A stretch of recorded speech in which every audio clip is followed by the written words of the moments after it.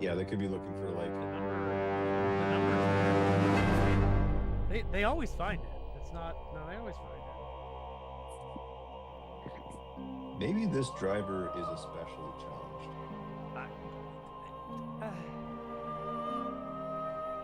In some way, shape, or form. Maybe he doesn't want to share the pizza.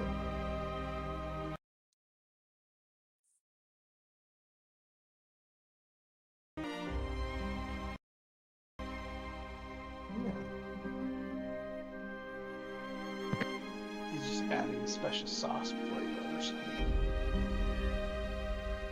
Yeah, just like mid 2000s movie.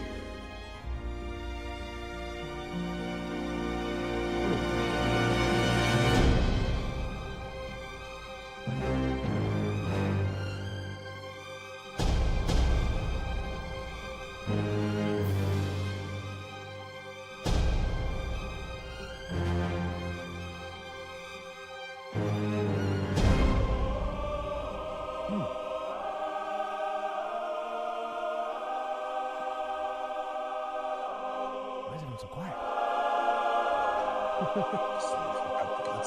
I did. You did. We're talking over the intro. We're talking over the intro music. It's great.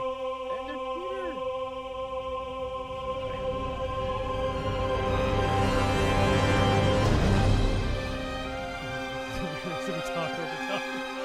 Anyway, it's like there's music playing as we're talking about nothing. I have pizza. Evening, Peter. What? I don't cinnamon bites.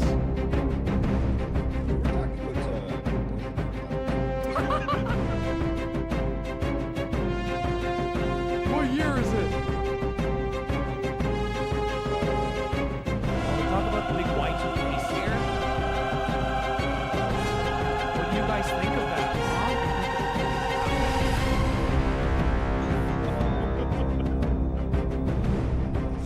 I don't know, man. I don't know, man. I bought 20 cases of water just in case. Have you ever had freeze-dried food? I did that.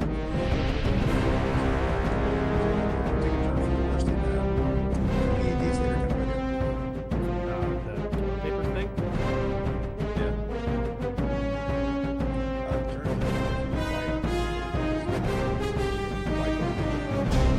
Flip that, buy a big old rubber, and then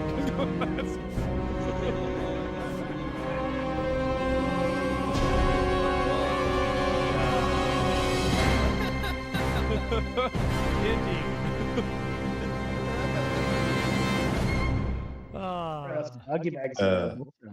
Yeah, exactly. Okay, for yeah, same thing. So for Spence and Peter, so open your D&D Beyond character sheets, and if you scroll slightly up in the Discord chat, your tokens, you can replace your image in your character sheet with your token image because Alex has a new toy and we might use it. Okay, sorry about that. I had a string of phone calls and things to deal with. You only missed talking about Y2K. And 9/11. You know, So wait, was it an inside job? Okay, Yeah. so D&D Beyond character sheet. Yeah. Okay, so you have your character sheet open, and you go over to, where is it? You click on your picture, Okay. and then over where it says, I think, beside change sheet appearance. There's okay, and then you'll see portrait. You click on the portrait, and then scroll down to all the way down to where there's a portrait drop down, and it'll show you like a whole bunch of pre-made images. Just above that, it say choose file. Choose file, and then Where's pop that? in the here I'll Oh wait, upload portrait. yeah, right under upload portrait. Choose file. Okay. And then I did browse. Yep. And if you save the token that I put in the call chat, Oh, then wait. there's a Calva picture. I have alternate Calva pictures. I'm not sure which one you want to use, but How do I save that? if you right click on it, Save image. save image. Yeah.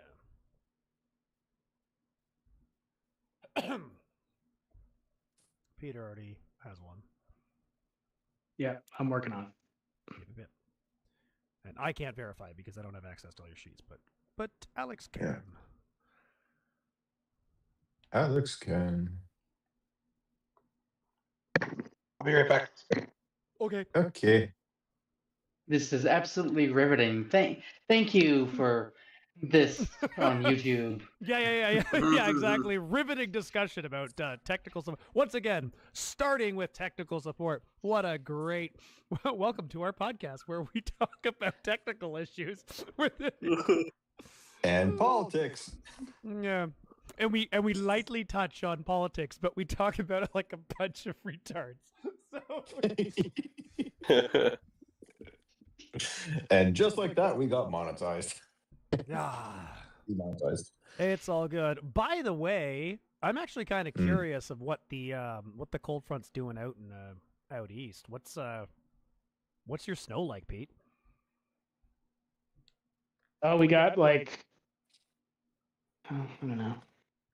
We got a good foot of snow in the last dumping, and we probably had,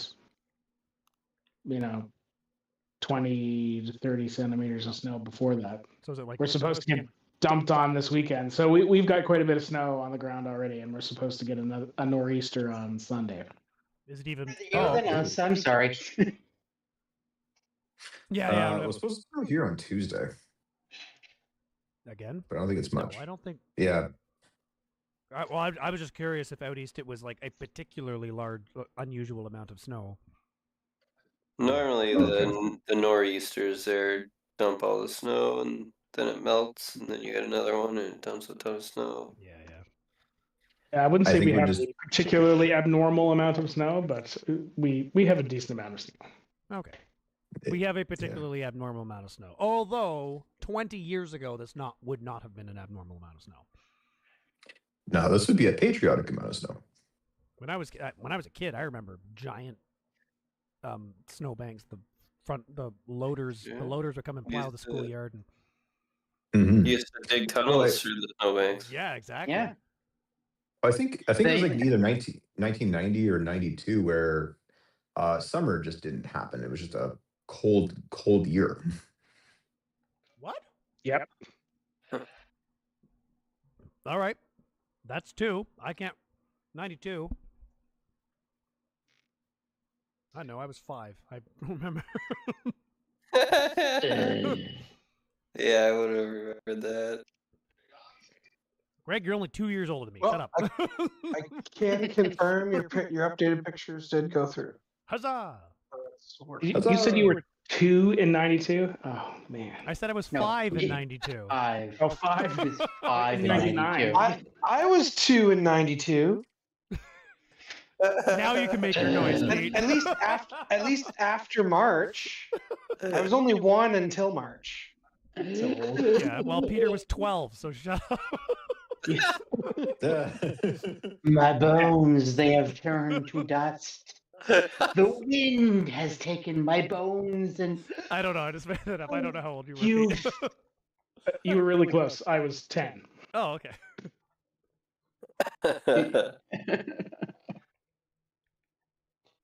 Ah. For all of get you it, out there I'm in YouTube old. world, you can do the math. Yeah.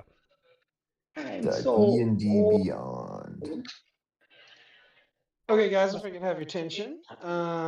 So we're going to be adding a new tool that should make my life dramatically easier without changing your guys' actual effort Excitement. whatsoever.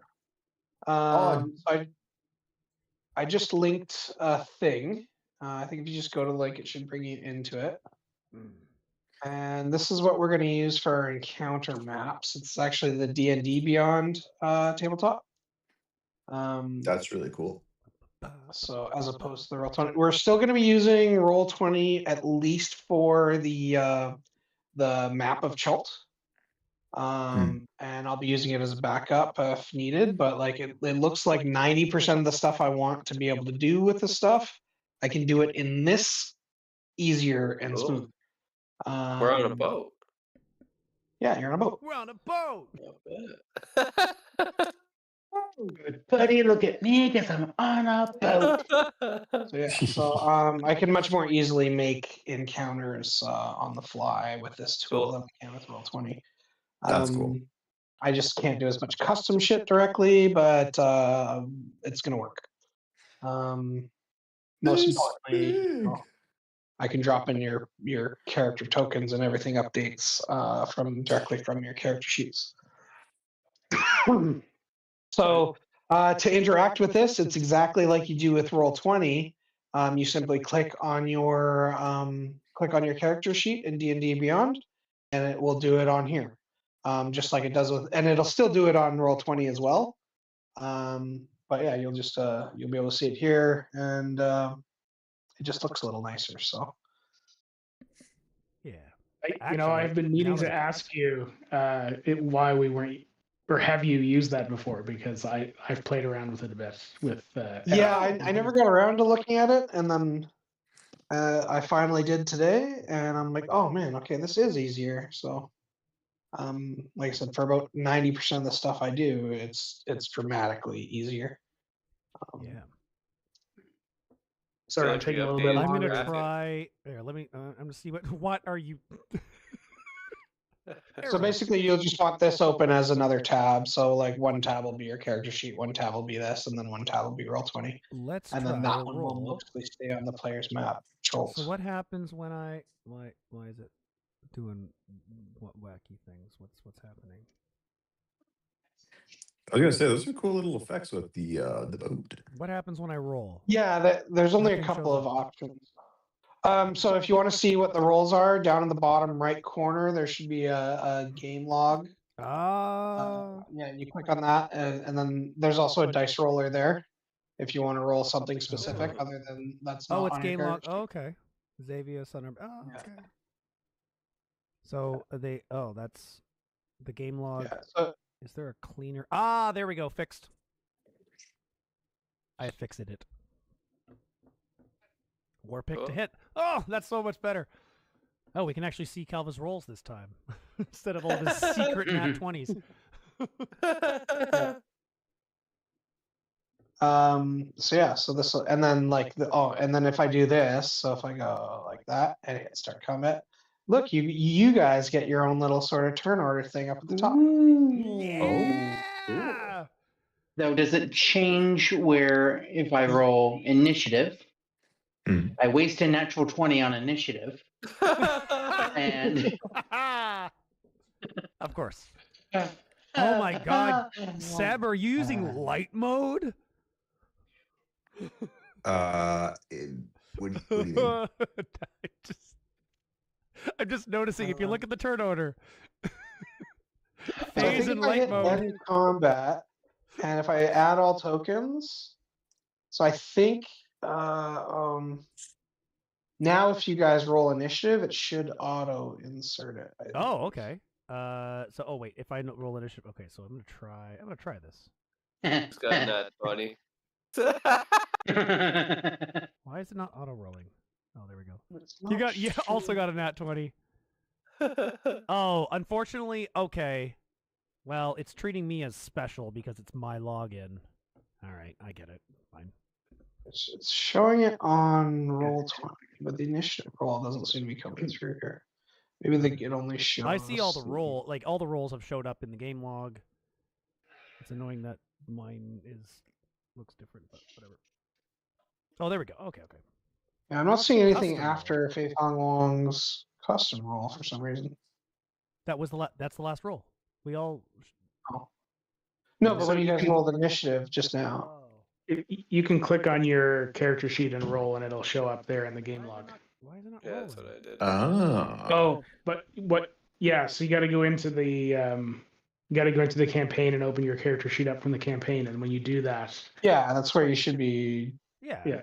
doing any of your clicking. and then when you roll on your character sheet, it'll show up in Roll20 this and rolled. Yes, and in both. Yeah, I see that. Yeah, it's showing up in the game log. There it is.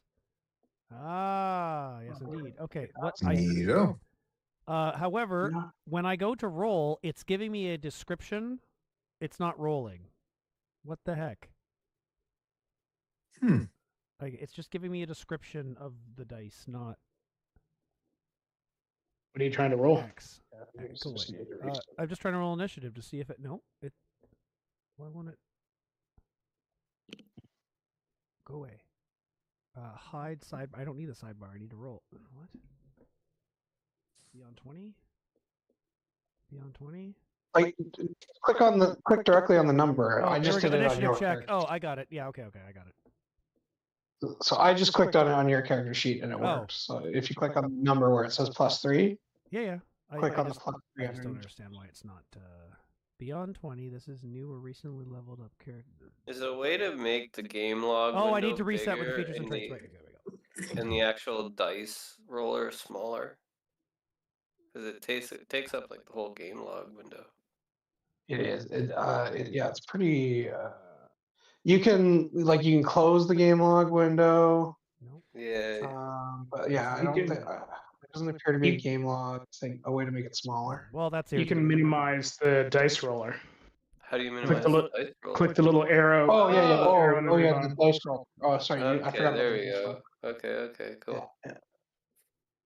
Perfect. That's weird. It's not. It works on the other computer, so I'll just use it on this one.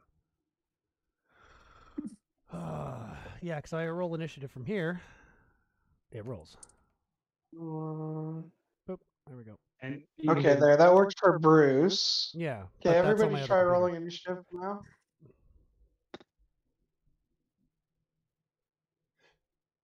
You want us to roll initiative again? Yeah. And it worked for Xavius. It worked for Xavius, worked for Calva, worked for Bruce. Worked I for award Grimnir. Alex a DM inspiration for saying Xavius's name right the first time. Yay! Xavius. Remembered Xavius. I've been practicing this afternoon. I can't. I was reading about. I was reading about stuff that had to do with a number of things, and so Xavius came up a few times. And then I asked Greg some questions about Xavius, and I'm like, "Why is this true for Xavius, but this is also true for Xavius?" And then It's like that awkward thing that you do in like a mixer when you're trying to learn someone's name. Hi there, Bob. It's nice to meet you, Bob. Thank you for coming. Yeah, Bob. that's exactly what I've been trying to do. You know what I like about you, Bob? Bob, your name is really simple. No, hi, Bob. Oh, and Spencer and I ran into a really nice Bob today too. Yeah. He died though, unfortunately. Faye, can you roll an initiative God. check again, please? Well, all Yeah, three of trying to us get died. And then no. 2 random people came to save us, and they res both me and Alex, but no one made it to Bob, so he perished. Oh shit. It was too bad. There's Baldur's Gate. Anybody- Fong Wong. So we looted his body and took all his gear. Faye Fong Wong. Seb, roll your initiative. I Again, you did. did. Yeah, you did. 3 minutes ago, Oh. you did. Yeah, you did That's a 3 new minutes one. ago, but give Yeah, me a he's new doing one. it. I can do it. I can do it again. I can do it again here. We're missing. No. Okay, it came through this time. Okay, that's all I was asking. Now will it I was auto making order? sure It's the stuff- auto order. Oh, Will it? So it auto. So okay. So when you guys roll initiative in this way, after I hit the add tokens to the thing, it automatically puts your number in, and then when I hit start combat, it automatically puts you in the right Huzzah! order, and it shows you on your side the thing at the top. It shows you the order, right? And then when I hit next, Okay, it cool. highlights the next picture in the top. So if you see it, you can always tell whose turn it is. If your face is highlighted by this chevron thing, that means it's your turn. It's like Divinity. That's pretty cool. I like it. Yeah, it's basically exactly like the way. Oh, that's so much better. Now I won't accidentally take my turn on somebody else's turn. All right. Okay. We're on a boat so with we're not animated comment water. on- The water is very wet. Although it's not animating for me right now. Oh, because I have the game log open. Wait, no. Okay, before I do a slight retcon flashback, does somebody want to refresh the group above table? Basically, what our common interest with the Fire Fists, Well, the just Flaming Fists, were in getting on this boat and going out this way? can I just, as a yes and, I would like to propose that at the beginning of each session we do a above table knowledge dump for everyone's benefit. So, yes, we have the recap, but if we could all kind of put like share our notes basically at the beginning, like above table notes of like, here's what the party knows so far, here's where we're going. That way we don't lose track of like what's important and we don't forget crucial plot points. Yeah. Is that okay with everybody? Yeah, above table discussions and planning for sessions on your guys' part was always allowed. So no, I know. I just wanted to confirm to make sure that we remember to do it, because that way we don't spend an entire session looking for a mall for Thistle. Ouch. Okay, thanks. Cool. Yep, cool. Feel the love. Yep. Okay, so anyway, your actual question. So this is before recap or after? Is the before recap, just so we can actually like plan for you guys to plan what your goals are for the session. And okay, so correct me if I'm wrong. I believe we're on this boat. We finished last session the end of day 7, so there was, I guess, one more day of pulling into port or something. But we've been on this boat and we're pulling into Shilku Bay because that's where Hugh suggested we go to start our trek. Yeah, just a slight correction on that. We, at the end of the last session, we did a basically 2-day skip and arrived in Shilku Bay. Okay. I'm going to retcon that. I figured that was much. Which during that, the only thing that was stated that happened is that Faye had a manly seaman party. So phrasing. That is what you requested happened during those 2 days. Nobody else. Because Faye wanted to be a hardy seaman, and it didn't work too well. Anyway. Okay, what else do people need to know? What do we need to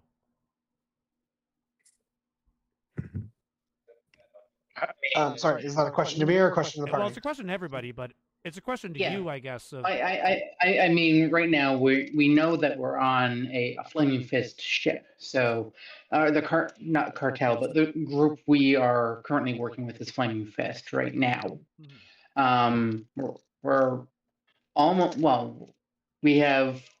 we're almost at Shilku Bay. You said that you're retconning those last 2 days, so that's... Well, we are at Shilku Bay, but we're just rewinding because some extra stuff happened before we got there.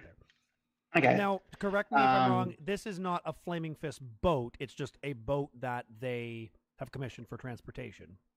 Like, the captain of this boat isn't Flaming Fist, right, Alex? Yes and no. Okay. Yeah, it's so it is a boat that is working for the Flaming Fist to transport Flaming Fist for Flaming Fist stuff, and whether or not it is owned by the Flaming Fist is kind of irrelevant. My assumption was that the crew of the boat is not necessarily Flaming Fist themselves, but okay. No, they're just. I would imagine they would likely just charter the ship to do the things that they wanted to do. Yeah. So. Pay sailors to go do sail things. Yeah. And now I'm drawing a blank. What was our goal when we get to Shilku Bay? Was it immediately we get there and we're going into jungle?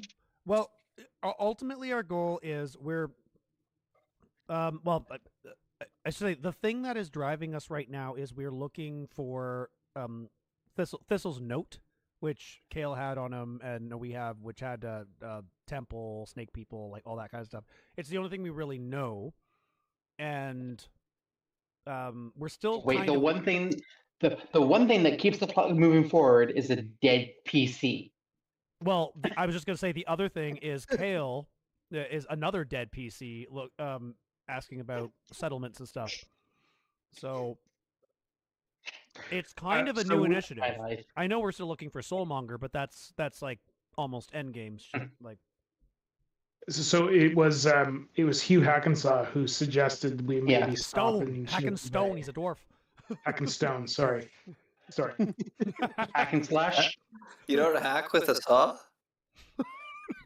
Rock and stone. You hacks the huzzah. Anyway, it was Hugh. Yeah, Sorry, Pete. It was Go ahead. yeah. No. It's Any fine. buzzsaw. Stop it. You're gonna Yeah. confuse us more. So he was the one who suggested that we stop here, and we are aware that there is I believe that we are aware that there is rumors of a lost city somewhere in the jungle that, might be a place to look, but we have no idea where it is, and nobody really knows where it is. Yeah, Calva and Bruce are the only ones who would know firsthand sort of that story. Well, yeah. Yeah. Yeah, Alex, you'll have to correct me if I'm wrong, but I'm pretty sure at some point in time, I could go back through my notes, but I'm pretty sure at some point in time, one of the NPCs mentioned that through some questioning, but it was just sort of like a rumor. It might have even Sorry, been mention- Hackenstone. Yeah, I think that was one of the princes. About a lost city in the jungle somewhere, but nobody knew where it was, and that might be a place to look for the Soulmonger. Yeah. I don't remember exactly where you would have heard that, but I believe there was a rumor of a lost city that you would have heard of. But you didn't have a location on it. Kale you did didn't some know investigating exactly on what it, the, and he like, kind of found that the rumor was well known, but nothing could be confirmed. Yeah. Because of his excellent journaling, you now have all of his notes. Okay.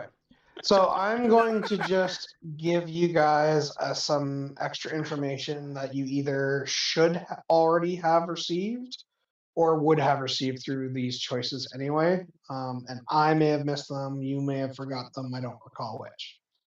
Anyway, so important things are Liara Porter.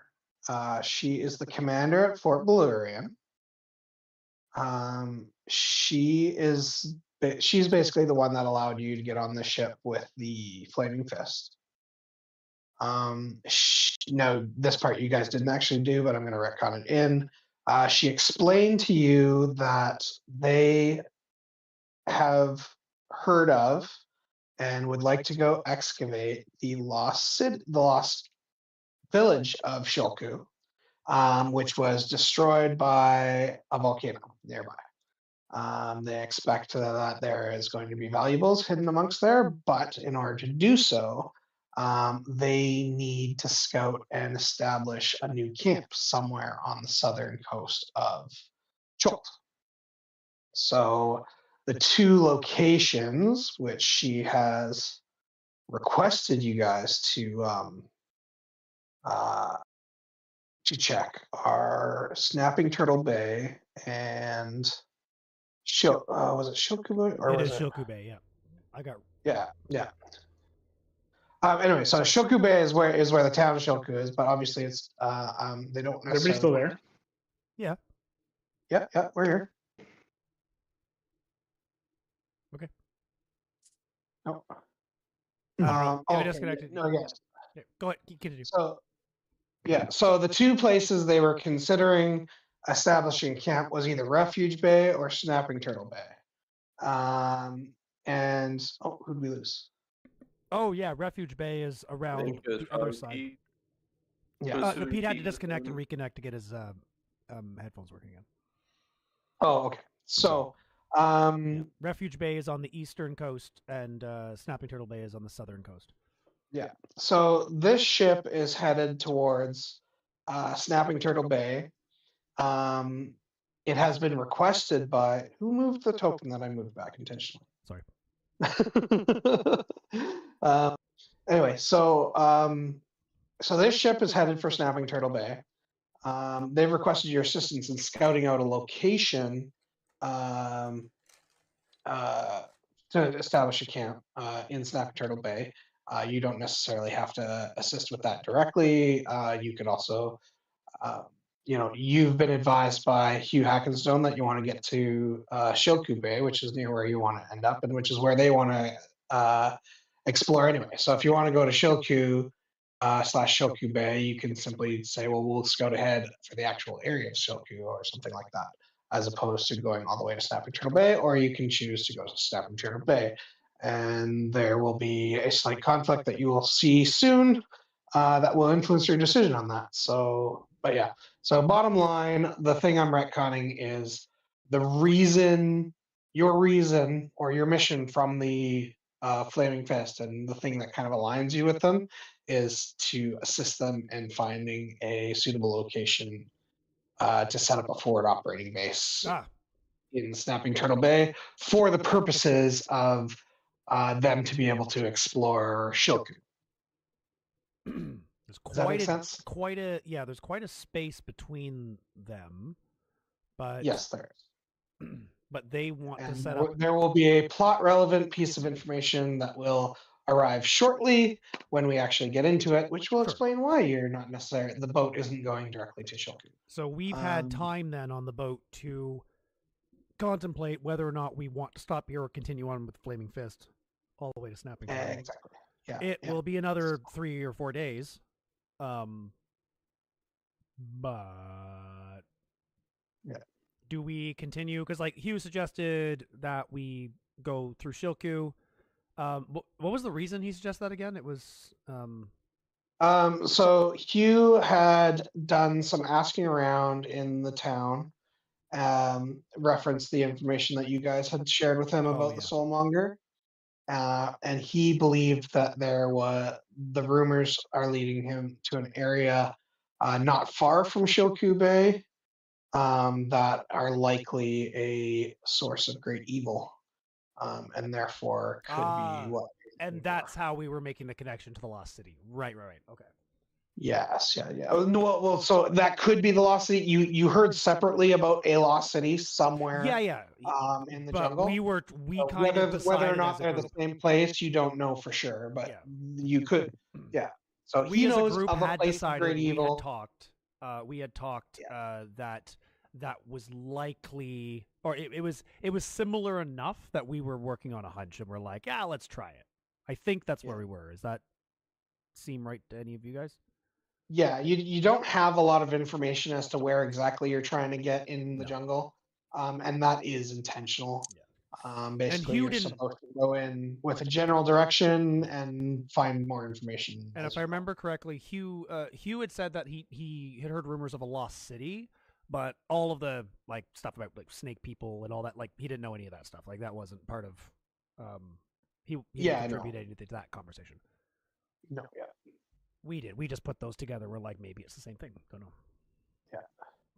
But I'm trying to remember if that was this group, if that was something, if there's a discussion we had at Wakanga's, or if that was a discussion that the previous, like the other group had. Like that was a might have been something that discussion. Might have been something that like you were listening, like looking for rumors in a tavern or something like that. Yeah. I don't know if it's there was. I know. Does Xavius remember that conversation? I wasn't there for that. There you go. Well, that was literally my question. Was Xavius there for that conversation? Because if that's not true, if that's not the case, then it was a Kale conversation, and the only ones. You're talking about the story of the rumor of the Lost City? Well, that was Thistle, yes. But I'm talking about when we convened with Hugh over it and kind of like brought it up. I literally just released this episode yesterday, and I don't remember what Hugh said. I'm pretty sure that I'm pretty sure that was a conversation with the previous party, because it was when we first met him and were explaining what we were looking to do. And then when we went our separate ways, he was going to ask around. Okay. So, I guess the question remains, unless anybody has some, do we continue with Hugh's suggestion, or do we lean into the Flaming Fist? let's So, not answer that question just yet. Okay. Let's put a pin in that, and let's go on with the recap, and then we'll come back to that because I have a thing for you that will basically be Okay. which path do you want to take? just before you do that, Alex, sorry, my audio cut out just after you told us about the commander giving us this as an option to scout out Snapping Turtle Bay. Yep. Was there a consequence or Don't know yet. a offer of payment or anything like that would suggest that? Did you give any information on that, or Your reward for agreeing to assist with this was transportation to the southern end of the island. Cool. It's how we got the boat in the first place. Yeah. Yeah, got it. All right. Good enough. And there one more thing. Oh, I'm looking for specific wording. I just need to find it. She also provided you with. Let me find the actual. No, that's not the one. And then we will summon the scribe.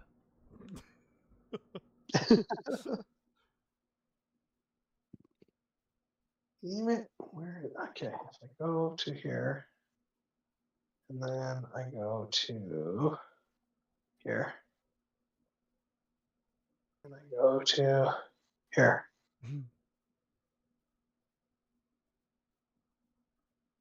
Okay, here I show.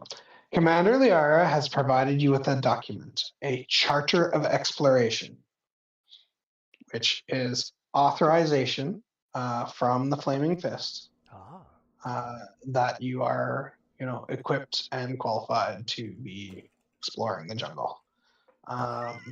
Right, because they have groups that are like strong arming people in the jungle, right? So you have an order from Commander Liara, basically telling any Flaming Fist members that you are authorized to be in the jungle under her orders. So yes, Charter of Exploration was the wording I was looking for. Okay.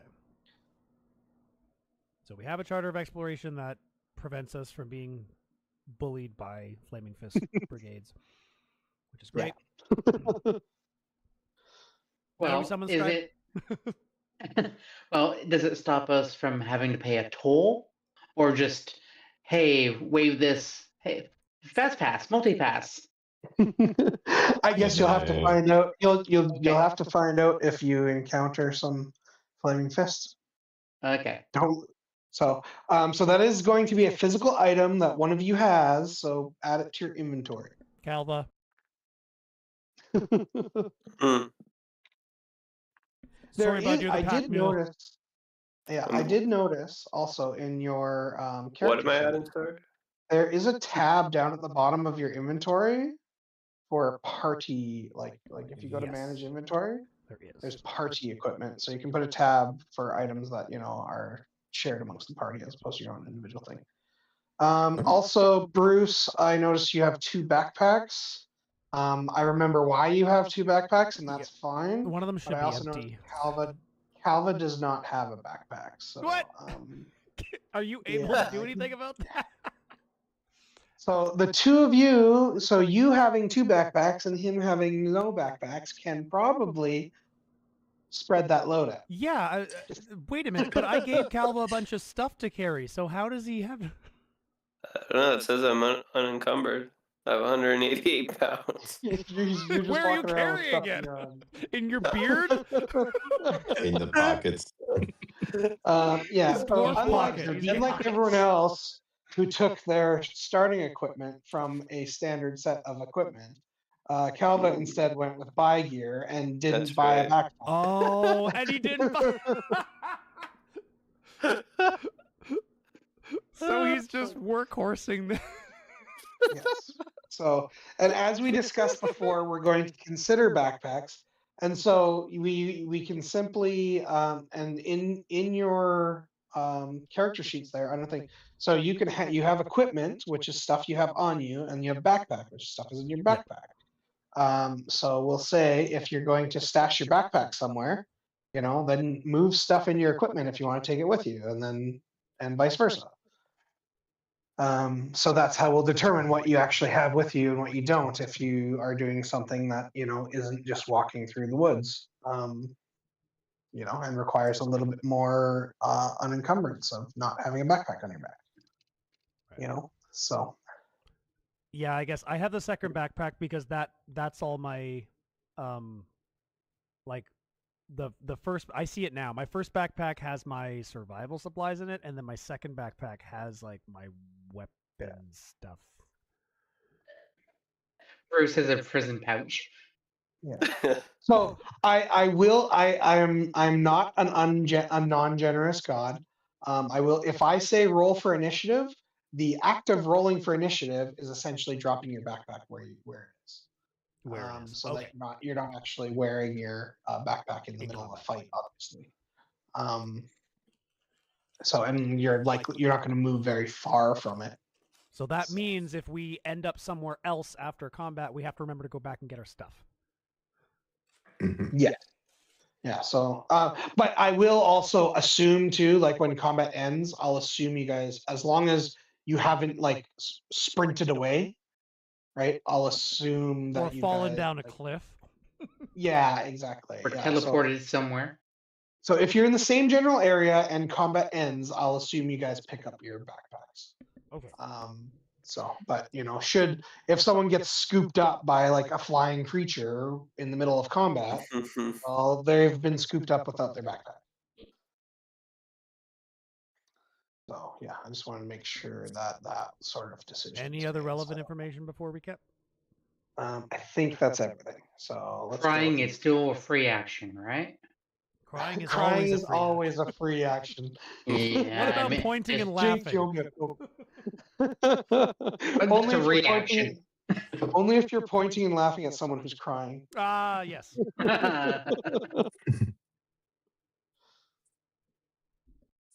So, okay. So yeah, let's go ahead with the recap.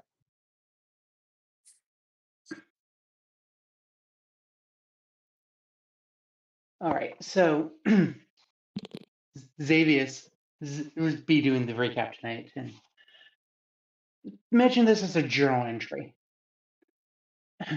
To my knowing mistress, a joyous day filled with song. I have joined a party who seeks the mysteries of the death curse. They have charted passage to Turtle Bay from the Flaming Fist, and it's an 8-day journey. My new friends seem to be an amazing bunch, with Bruce, who has the ability to summon a small dragon named Bongo. I avail myself to be as helpful as one can be.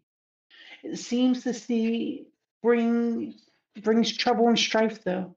A creature named Aramog demands toll for passage. Calva offers a charm, and I offer my tome, knowing by your light it would return. After time passes, Faye and Bruce fish, and the ocean blesses us with such an ancient and strange creature that immediately rips the nets which Faye mends. Bruce states he is on watch as I see shadows in the water. Day 4. To attempt to ingratiate myself with the crew and their ailments, I attempt to gain access to the crew manifest, but I'm denied. I attempt to parley with the ship's cook, where I sat in a dark corner and waited for them to acknowledge me. Many hours, I get a name of Jorgensen who needs assistance. During Grimnir's watch, I visit this person. Day 5. A song of sorrow on the crew, as Jorgensen was lost according to them. To relieve their stress, I offered lemons to the crew for health and remembrance. Faye attempts to help the crew, but they keep referring to him as a fish without hooks for feet, and they just get annoyed. Using your gifts, I had a conversation with some goats and a rat named Steve. I coerced him to help me retrieve the ship's crew manifest. Bruce attempted to parley with the captain, but with no success. He attempted to rest, and he sent Bongo for watch. I aided his slumber that night. Day 6. As dawn broke, I used your gifts to make myself look like Zoltol the first mate. I asked for 2 green deckhands and lectured them at the stern of the ship. Later, the crew lamented their loss. Calva met Steve and was frightened of something so small and innocent. We visited the first mate to heal his gout. Grimnir interrogated the watch hands, but they saw what they saw. That's it. Day 7 and 8 also happened. Day 7 and 8 also happened, but we need... Day 7 and 8, something, you just see semen. Xavius takes the page out and pulls it to a candle. It burns into flame. Yeah.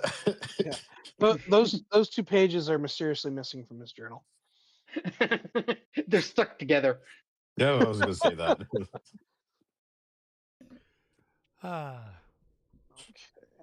Well, indeed. There are some other details which Xavius would not be aware of that might help. How were you there for the parts you weren't there for? Right, exactly.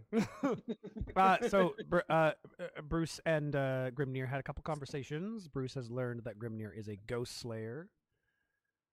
And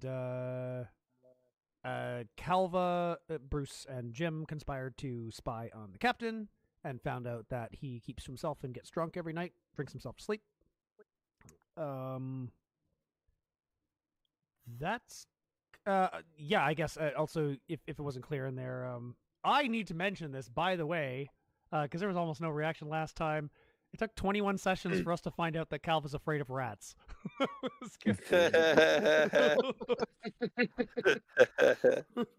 And to be fair, it kind of makes sense. I think we found that like in session 1 or 2 when we were going through the dungeon mines, and he's like, "What? We're chained? Are there any rats?" Oh, I think maybe he just said, "Yeah, there are rats down here," but it was really casual. Yeah. So I didn't know if it meant anything, but that's kind of it. Also, I had a Calva question. There's a couple things like. There's a specific note I have here on day 4. Like, Calva enjoys the sea.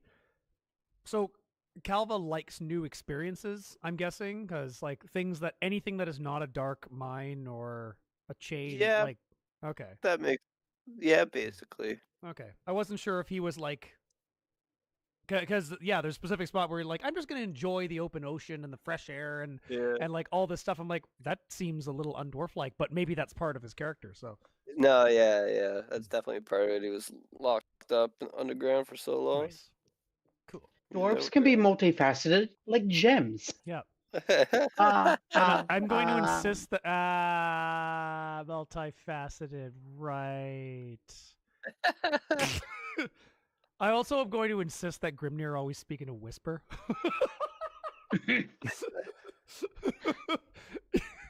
How edgelord could you possibly get? He wears a mask. Yes, I suppose it was why I got onto this trip with you.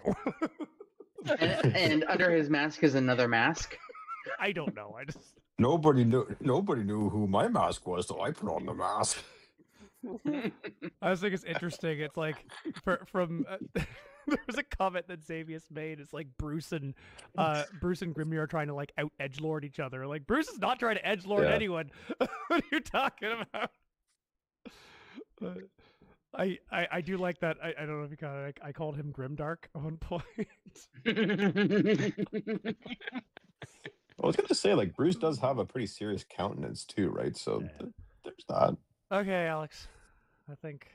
Okay, so are we ready to carry on? Carry on. So, okay, so we've decided it is. We left off at the night of day 7, right? Mm-hmm. And okay, so the morning. So now the morning of day 8. Now, as the sun is rising in the east, a stench of sulfur stings your noses. As you look to the east, you see a distant mountain range, and the sky is incredibly red. Above the mountains seems to be some columns of smoke that are incredibly large, and rising far, far into the sky. The captain of the ship gathers you and your party around, and he explains that it looks like our initial plan of dropping you off at the mouth of Shilku Bay is not going to work. It seems the rumors of volcanic activity around Shilku are very true, and were we to get any closer in the ship, we would be at great risk of fire. Considering our sails are made of hemp cloth and our hull is made of wood, fire and brimstone not so good for the ship. So we have two options. We can give you a lifeboat, and you can proceed to shore from here. Well, as we will be diverting to the south to stay away from the volcanoes and carrying on to Snapping Turtle Bay. Or you can stay with us and make camp with us in Snapping Turtle Bay. The choice is yours. We'll give you some supplies and a life boat if you choose to part ways with us here. Guys, we can get a boat. A lifeboat, Oh. just enough to get you to shore. It's not gonna be. We could continue to paddle it. It'd be so slow though. It'd be Oh, so you can insanely certainly slow. try. Yeah.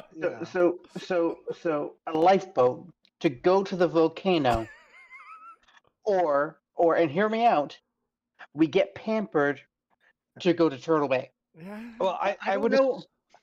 I would assume you guys would. Right now, I'm currently looking at the player's map in Roll20, by the way.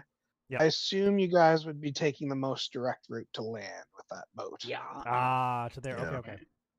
So So it's a bit of a it's a bit of a ways from Shilku, but You know what? It's just 3 extra days. What? Above table. Why don't we just go by the water and remove Stick with- any horrible obstacles? stick with the flaming fist. Yeah, stick A with the flaming fist. 3-hour tour. Could we ask the captain how long it would take by foot to get from Snapping Turtle Bay back to Shilku Bay? Count the tiles. 1, 2, 3, 4, 5, It's a 6, long 7, ways. 8, 9, so 10. you have the map. It's almost a month on foot. Yeah. So you haven't shown your map to the captain. So the map that he would have would be more coastal maps as opposed to the interior. So he, especially being a sea captain, he wouldn't know much about the interior of Chult. You guys have the more detailed map, and yeah, each hex is essentially a day's travel. You're gonna have a long travel through the across land, no matter where you go. Yeah. But Okay. Yeah, the advantage to I'm- Snapping Turtle Bay is you theoretically might have a a relatively safe base camp with the Flaming Fist. It sounds too good Yeah. to pass up, but that's Yeah. I'm good with staying on the ship for the extra days. sorry, Yeah, same Hugh. Brett, sorry, Hugh, Hugh's- but Hugh's vote is to take the lifeboat, Yeah. because he believes wanted to go to that Shilku, right? So Yeah, for where you guys want to get, he believe like without necessarily going directly, because the town of Shilku wasn't necessarily where you're trying to get to. It was just Shilku Bay was where he suggested making landfall, fair enough. and he said So- making landfall on this side of the bay is not much of a difference to what he had suggested. So Which this I- is my above table. This is not an in-canon conversation. This is my hand on my head. Okay. Really, what is stopping us from taking Hugh Hackenstoll's money and supplies, kicking his dwarf ass into the lifeboat, telling him to go fuck himself? Well, wait a Because minute. this He poor is a man has done survivalist. Come nothing. on. He's very proficient at surviving the jungle here. We can Great. Here's a lifeboat. Give me your money. Get lost. And sack it up, Buttercup, and I thought our we're plan- done with him. I thought our plan was to have him let us to help us survive for like maybe a week and then feed him to a dinosaur. I thought that was the plan. Huh? Uh-huh. If we get rid of him So now, he far- won't have had a chance to take us through the jungle at all. Yeah, I guess so far all I'm he's done is hoping- throw up on a boat, but so I'm hoping first encounter we have in a jungle, he drops his other arm. you really hate this guy. Okay. We paid for what?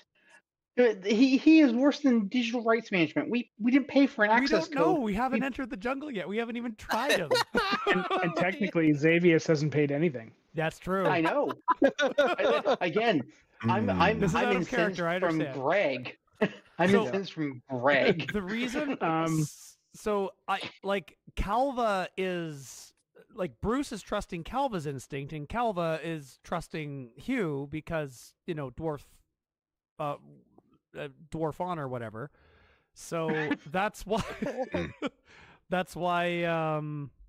Dwarf Bruce together was strong. inclined to bring him, and so he came along. I don't know. Yeah, okay. So above table, we don't know what he's useful for though. Like we needed a jungle guide. I guess if he's just a survivalist, then we have me. We have Bruce. If it's just a matter Well, of I surviving. think the idea was like he might know where to go too, right? Well, no, he doesn't know where to go. We had that. There was a whole discussion Yeah.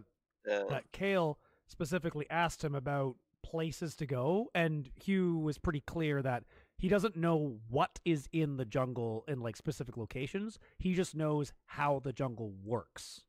Yeah. Oh, but you did have before you guys got on the boat with him though. And when he suggested going to Shilku, he like between that gap, right, when you guys were That's true. having He, the whole he did fiscal plan thing, a route. Yeah. right? He had found rumors of a more specific location that he was I trying to. feel like we should take the lifeboat. Oh, an apocalypse now up the river. Well, I would assume Calva would side with Hugh. But Bruce, I'm actually thinking would change his mind on this and suggest that we need the base camp. It's the base camp thing, right? Like with an army and supplies and a faction that we can trust. That would be Bruce's vote. Bigger armor diplomacy. That's Xavius's vote. So Grimnir. Bruce Faye. doesn't have any qualms about the fact that he's paid for a service that he's no longer getting the full advantage of because we're not going with the guide's suggestion. Not anymore. Okay, so Bruce's whole thing is like once he's paid, it's out of sight, out of mind. So Bruce is very, very annoyed. But yeah, actually, that's a good point. Would Bruce feel? Well, you can still lead you to this location. Yeah, we're not getting rid of starting Hugh. from Snapping Turtle Bay. We've paid him. Like Right? even if he It's like a disagrees with month. us, like he's still got to come with us. Yeah. But bottom line, Hugh's just saying like whether you take the lifeboat or you go to Snapping Turtle Bay, right? If you want to go to the location that he's suggesting, you know, then it's going to be a shorter walk if you take the lifeboat. Yeah. If you go all the way to Snapping Turtle Bay and you still want to go there, where he's found these rumors of, then it's just going to be So- it's going to be a longer. so there's walk. your answer. And So you would Bruce would theoretically not- have some support. Bruce is not suggesting that we leave Hugh behind. Like we're taking Hugh with us, but like Bruce's vote is for Snapping Turtle Bay. Has Hugh pointed out on the map where he's taking us? And if Hey, not, could probably- we ask him to point it out? He's probably got he's- a route. Yeah, Is there he a does. line? He knows it's north of Shilku Bay, and it's not very far north of Shilku Bay. He doesn't know like the exact Okay, so like, I will. exact. I'm gonna doodle. I'm gonna doodle on the map here. And just to clarify, each hex is 1 day travel, correct? Yes. Yes. Oops, that is a bad color. Sorry, each hex is 1 day travel by foot. On foot, yes. Yes. Okay. While Greg is drawing, or sorry, not Greg, I'm Oz drawing. is drawing. Yeah. Can I?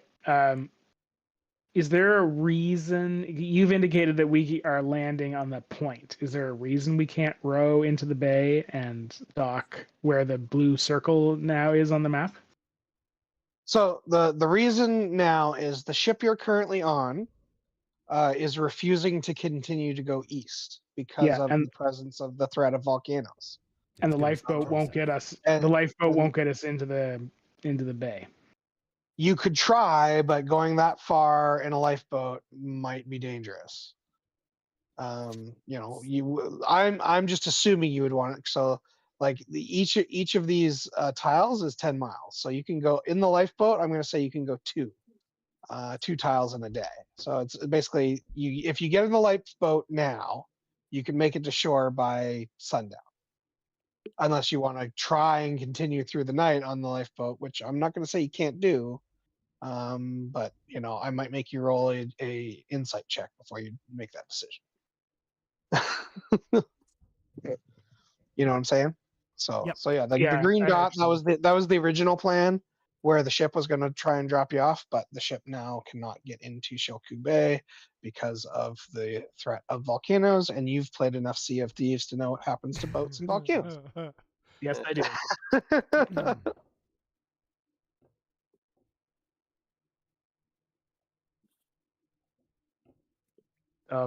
Oz, you want to stream some shenanigans? Stream some yeah. Whatever, shenanigans I'm on- live. And the blue circle is the general area that Hugh Hackenstone can Yes. point out on the map for you. But Yep. he's like, he needs to actually get there in person to actually find know the it, actual yeah. location. Yeah, that's the way I always understood, is that Hugh doesn't he doesn't know where specifically things are, but he's good at surviving out there. He knows what the jungle has in it. Sorry, He'll what probably be able to- shenanigans, Pete? What shenanigans you talk about? Oh, I'm talking about Sea of Thieves. Oh, I'm not familiar with it. Is it as an that's an Assassin's Creed game, or no? That's Black Flag. No. Never mind. Oh, I don't know. No, yeah, no. It's you would probably enjoy Okay, Sea of Thieves. some other Yeah. time we'll discuss. Check it out, and we'll discuss it. It's all Okay, right. okay. Yeah. Okay, Okay, yeah. anyway. Bruce's vote. I still think like, I mean, Oz kind of wants to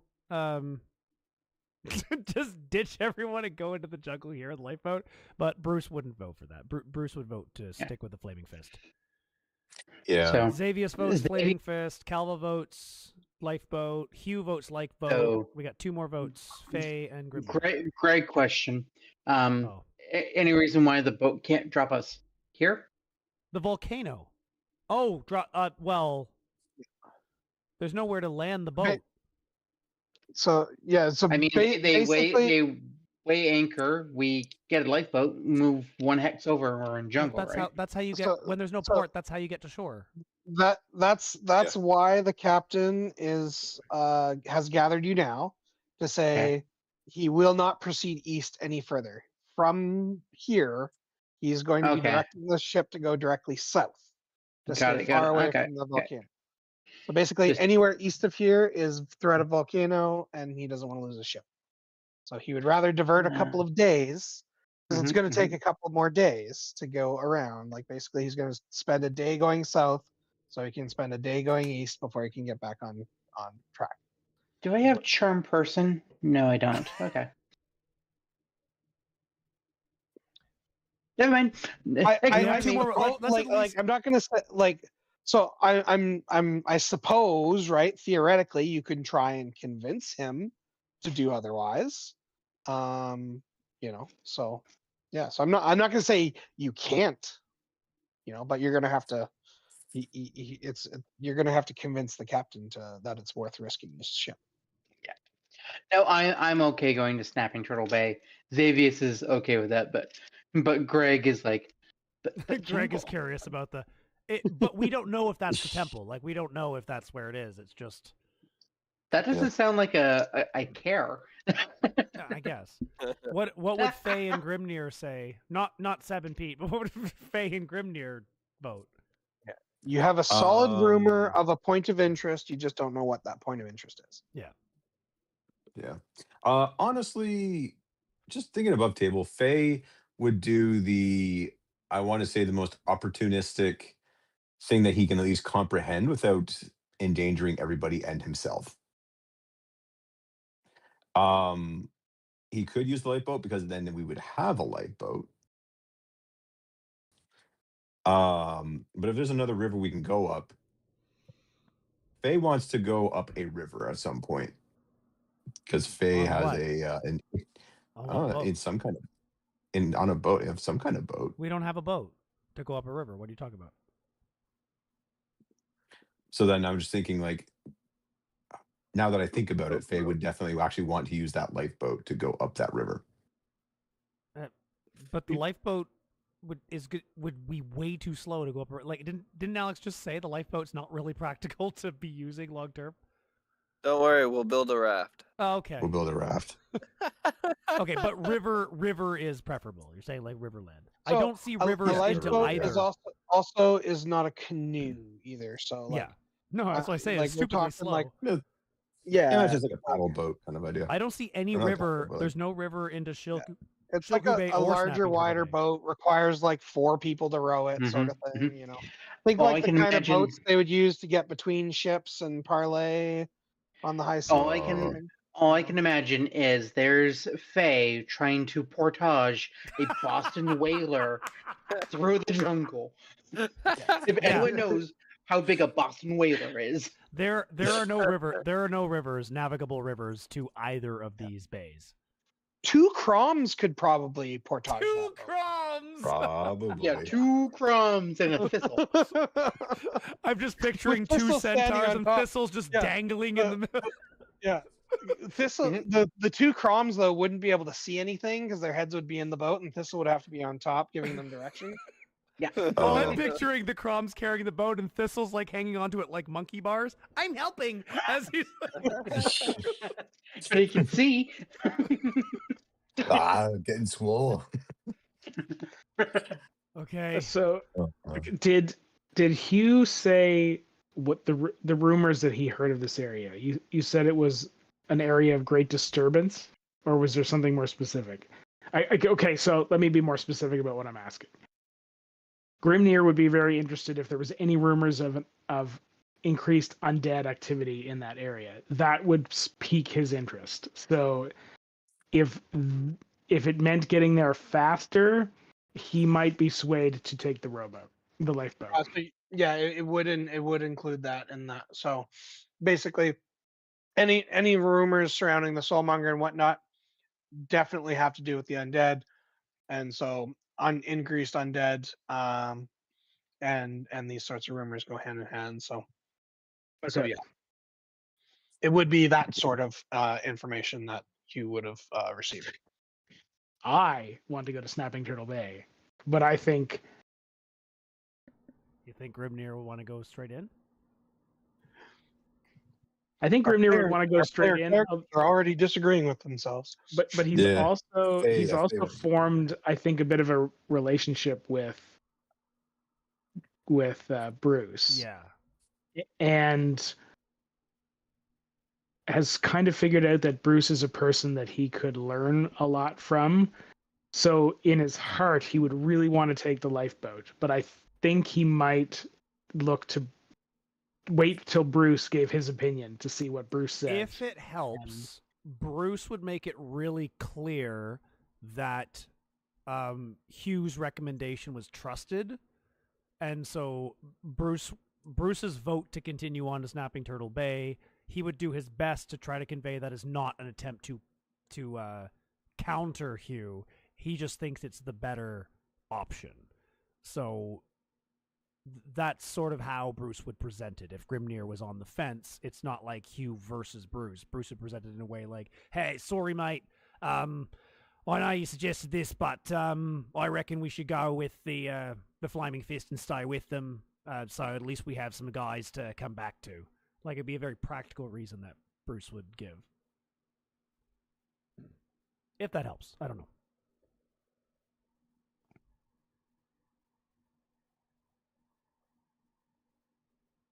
Nope, I lost wait.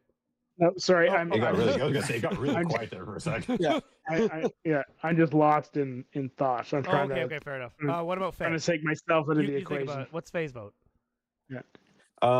Faye wants to keep a boat because he wants to reenact a scene from Apocalypse Now. So you want the raft just because Apocalypse Now? Yeah, Faye wants to be Captain Willard in the God apocalypse damn it. now. That's the only way. Grimnir, you're gonna end up being so we're gonna end up needing a tiebreaker on this, but if Grimnir okay. I'm sure, like, what the hell would Faye do? He figured one I of can't reenact I can't get Bongo's input. We could ask Jim's input if we need a tiebreaker. Okay. No, okay. I've thought this through. Okay. I've thought this through.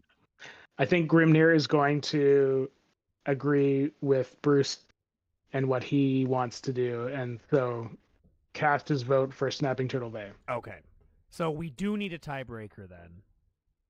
Okay. Or we as a group can just overrule Faye because it's stupid. It's not stupid. Apocalypse Now is stupid. It's one of Coppola's best films. What does Calva You're say? stupid for not What does liking Calva it. say? Because like technically Calva's vote would be what Hughes' vote is, but I don't know. Like, so really it is Calva, I guess. What is your? I never said the decision had to be democratic. No, I know. So I'll say if you guys really want to go to Snapping Turtle Bay, we'll go. I'll switch my vote. But I really do feel like having the smaller distance to our goal with the less days traveled is far less risk than walking from Snapping Turtle Bay all the way up here. You're going to have That's a very so good many point. more possible instances to get into trouble walking all the way out here than the distance from where we are to there. See, now And everyone the gets what they Flaming want. Fist ain't going to be with us to help us the whole way out here. I hear you, mate, but we got two of us. There's me and Hugh can both survive out there. I don't think the number of days. Plus, I got rations for days, mate. Yeah, me too. I don't mean to interrupt, and I mean I'll go with majority. Please don't put me in lifeboat by myself. But I read a book once, many books, about volcanoes and boats, and literally they never end well.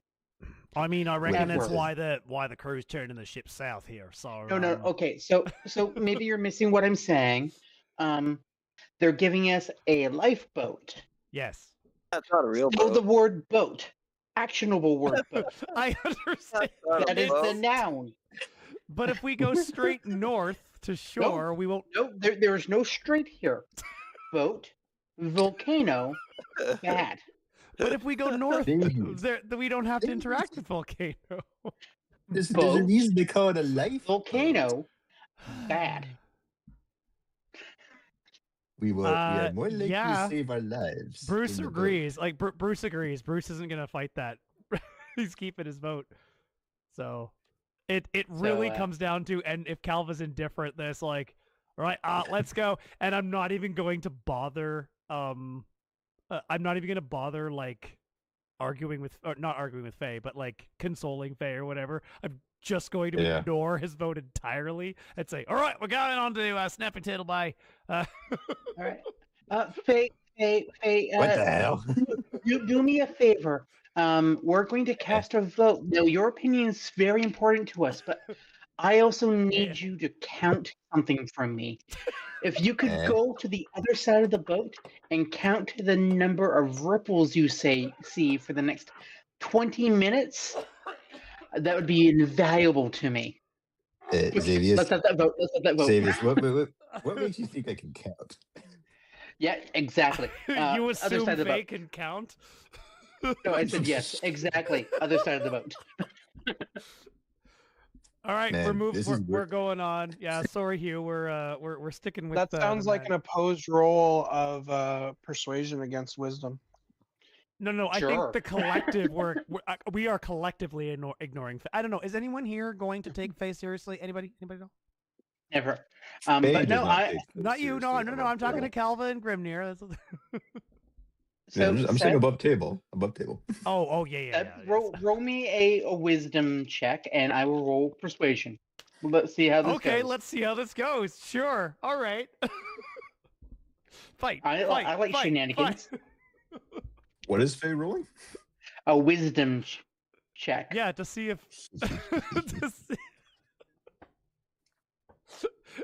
Interplayer politics, Okay. Alex. You don't even need to intervene. It's just. Oh, okay. 14. Ah! Faye is convinced. Did you know There we that the go. quiet, soft boy actually has a good point? Oh my I God, may you're or may like not have Silver the known his Hedgehog. persuasion was +5. Yeah. He's a warlock, dude. Of course. Yeah. All right. He's a warlock who's also a lying asshole. Of course, it's +5. I bet his deception's even higher. Anyway, No, Yeah, I don't have expertise in that you don't yet. not yet. I see the yet. All right, we're going to Snapping Turtle, but I think that's what we decided. Sorry, correct me if I'm wrong. Oh yeah, We're we going decided to 'cause Snapping Faye Turtle is- Bay. Yeah, Faye is Xavius has entranced. spoken. Okay, we are going to Snapping Turtle Bay. I just Yes, want to but- put this on the record that this kills Peter inside. 'Cause I What? know how long it takes. I know how long it takes to travel through the damn jungle. Yeah, Oh yeah, I yeah. know. Sorry, because you've done. I know. Yeah. We don't have to go back to Shilku. We can go anywhere. We can go anywhere. Maybe Shoku No, could no. come to us. Totally going 5 days eastern ship to One, travel two, 3 months month, back. a month back to Or Shilku, at month back. least, yeah. And- You're basically sailing 5 days in the wrong direction. Yeah. As far as Hugh is concerned. But we'll have men. yeah. But we won't have men. That's the thing. I know. We are going to dock. They're going to be interested in setting up a camp, We're and gonna we're go going to off the bugger road. off.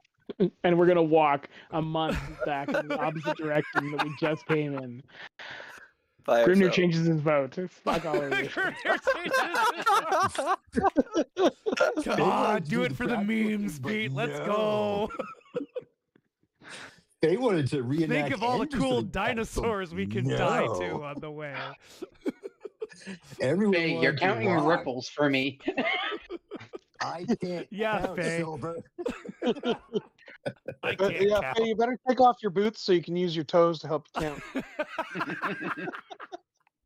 I can't I count hope, that you're not, either. I hope you're not missing any. All right, I'm flipping back to the boat. We've got another 4 or 5 days on this thing. Probably 5 because we got to go south for like a day.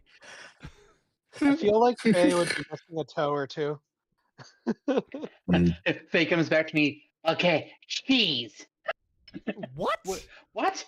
What? That's not even a number. Well, I can't count. Cheese isn't a number. I've been out of numbers, and so now I'm. Back in Jacksonville. So listen. If pi is a freaking number, then so is cheese. All right. My Pie is God, he's better got than a cheese. point. Okay, Alex, please wrangle this in.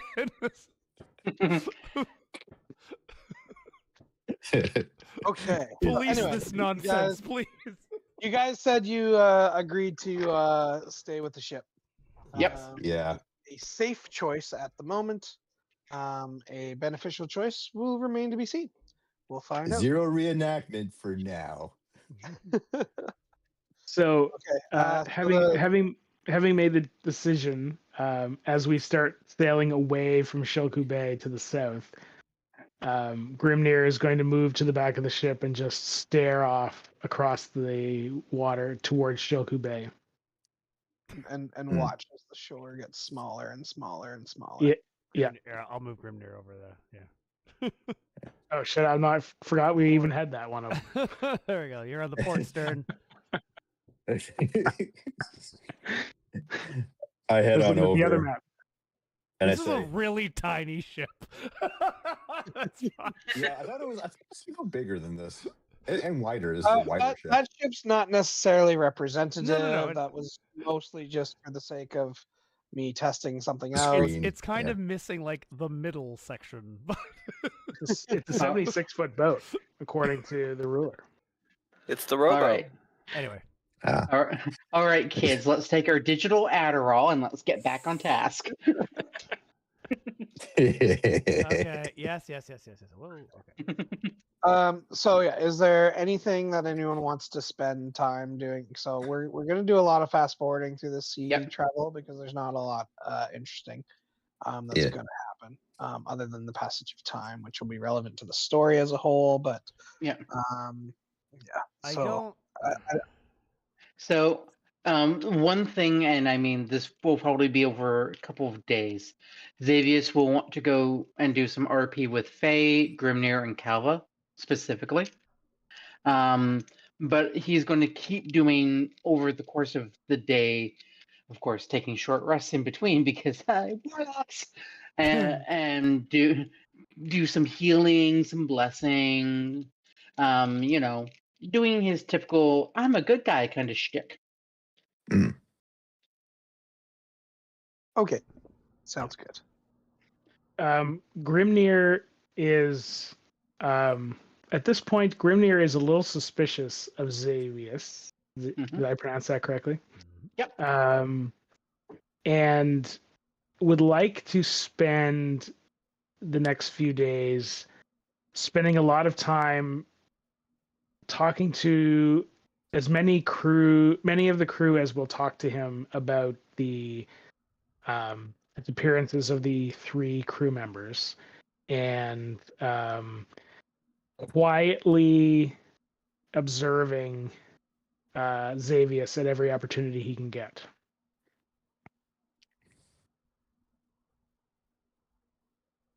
Okay. Again, we'll get to that when we RP that. Yeah. And I promise Calva no more rats. That's nice. Good. Bruce is I mean, this entire time Bruce is definitely set down any pretense of being in charge, because he's not keen on that right now. So I would probably spend the remainder of the time ingratiating myself to the captain, maybe just kind of falling into rank, the familiarity of the order of things. It's just the familiar.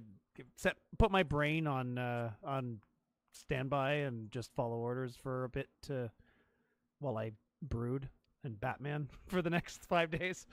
I'm Bruce Man. I'm Bruce Man. I stare at the sea. Now come on, do your proper Batman. Oh, that's right. Good day there, chums. No. We decided I am Kevin Conroy Batman. Yeah. Yeah, Kevin Conroy. Yeah. I Oh, stare. I you're think the I best took on Batman. throat cancer, Batman. Throat cancer. Okay, so as you continue to mingle amongst yourselves and the crew, and the ship continues to progress, on the morning of the 3rd day, you are jostled awake as something seems to have impacted the boat and caused a large shake. Uh-oh. Crikey. The boat hasn't come to an abrupt halt or anything like that, but something has struck the hull. I don't have any more lemons. Right, what the fuck What you was gonna that? do? That's God telling us we should have used a freaking lifeboat. Do we have a sense of which side of the ship that was on? It was on the ship seemed to list to the starboard side. So port side makes the most sense. Oh. That's wrong side. Yeah.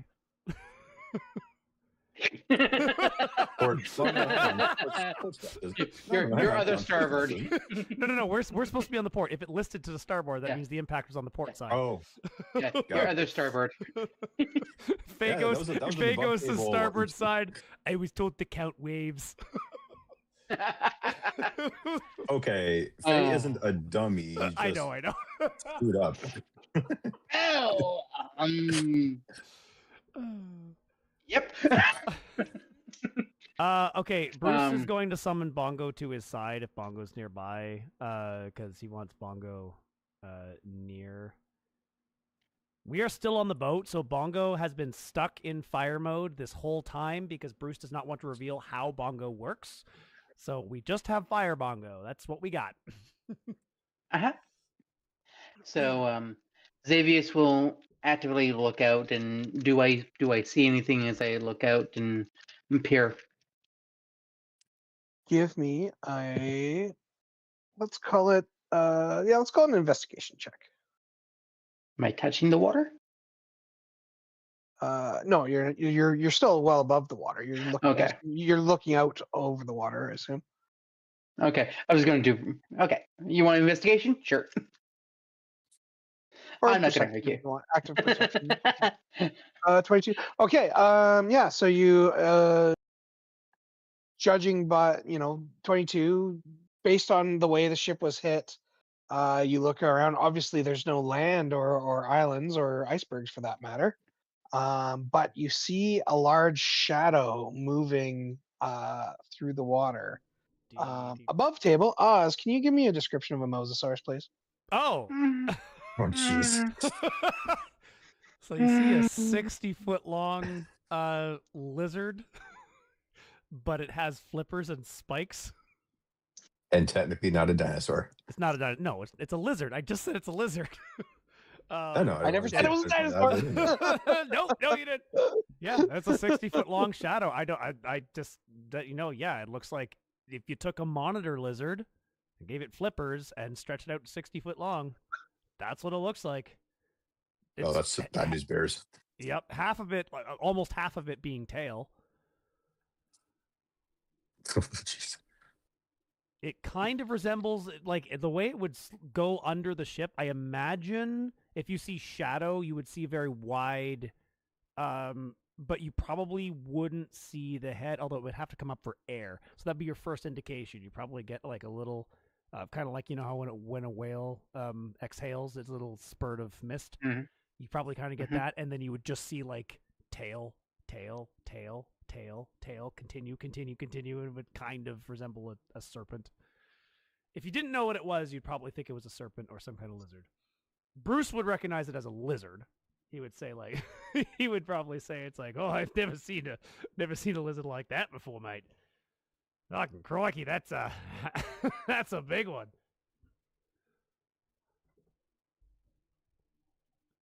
But Xavius was the first to see it. So yeah. So I would be like, what Xavius would see a sea serpent. Yeah, Xavius would be a sea serpent probably. Yeah, I would be saying water lizard thing. I do have to say, Alex, I thought you were going Leoplerodon with this, but Mosasaur is much better. Mosasaur is great. Okay. Leoplerodon was in the list of options. It was, but yes, Mosasaurus came up. It was a magical Leoplerodon. That's in there too. You don't want the magical Leoplerodon. Do not bring it. Don't ask. No, don't bring it. On our way to family. I'm not joking. I did the magical Leoplerodon. The stat block exists. Alex has it. Don't ask for that. Oh no. Anyway, does Faye see anything?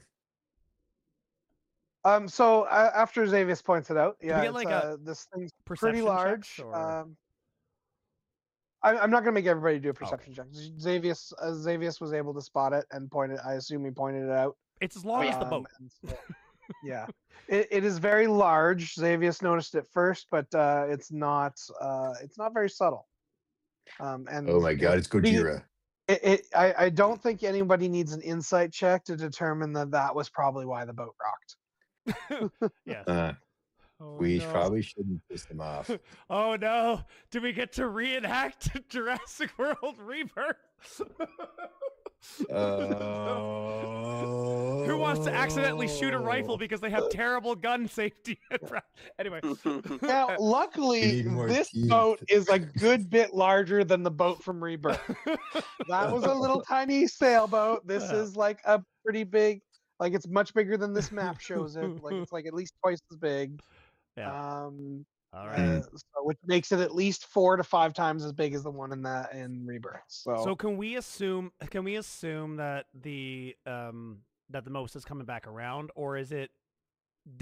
Does it seem like it hit the boat accidentally, or does it seem aggressive? That's not clear at this Okay. time. It's only enough time has passed, like for you guys to basically run up to the deck, take a look. So it's See been the like a shadow, see minute. the tail. Yeah. At this particular moment, it appears to be moving away from the boat. So, but I'm giving you guys an opportunity Well, to Bruce decide if did you his want whole to do thing anything about going. it before it does anything else. Bruce did his whole thing going, Crocky, that's a big lizard there. I wouldn't want to be swimming in this right now. Heck no. Okay, as you observe, the mosasaur does seem to turn across the bow of the ship. It's ahead of the ship by probably about 50, somewhere between 50 and 100 meters, and is now moving perpendicular to the ship. It's moving in about like it's about to cross paths with the ship, but not necessarily impact it again. You just I'm see sorry. Xavius like a little kid going, "Go away, shh, go away, shh." I'm just picturing the scene in Rebirth where the mosasaur keeps resetting its distance because it's closing the gap too fast, and every time the camera cuts, it has to reset its distance. Faye takes one of the daggers, puts it in his teeth, and is like, "All right, bitch, let's go." Oh no, Florida man's gonna Florida Bye, man. Faye. Bye, Not Faye. even Aussie man here was gonna jump in the drink, but sure, Florida man. Oh no, he's not jumping in the water. He's not jumping in the water. He just put a freaking dagger in his teeth, and he's Oh. like, "All right, let's." No, Xavius can goes do up. He's just Xavius trying to goes look up. more intimidating with Yeah. a dagger in his teeth.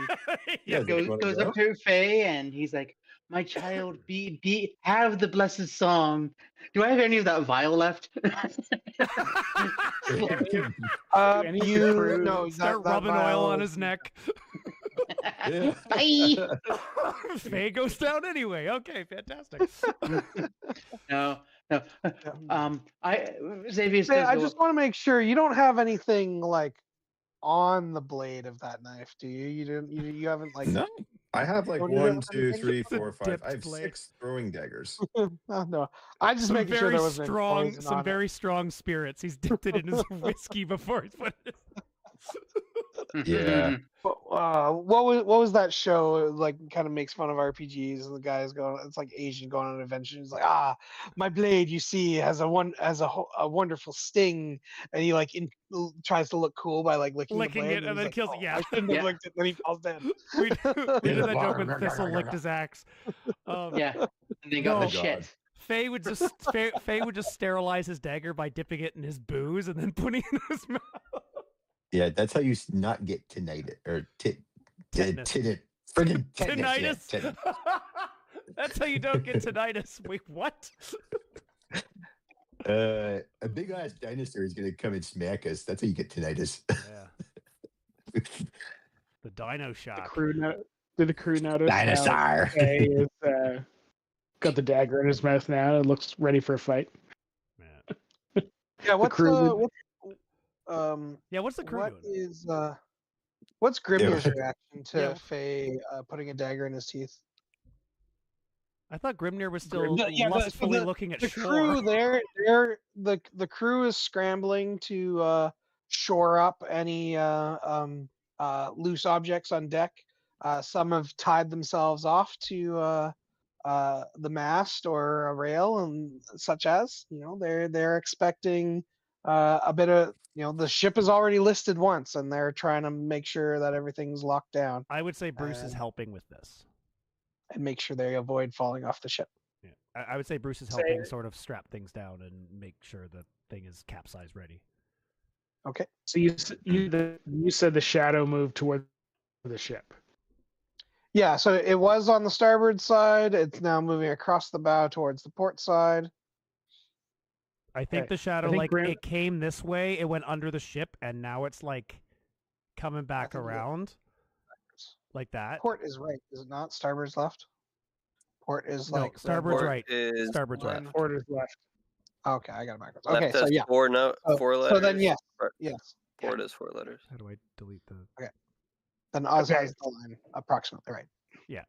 I can't delete the Okay. line now. How do I delete the line? It hasn't turned back towards the ship yet, but it's moving from It's moving in front of the ship from right to left. Can I get? Oh, I just have to raise it.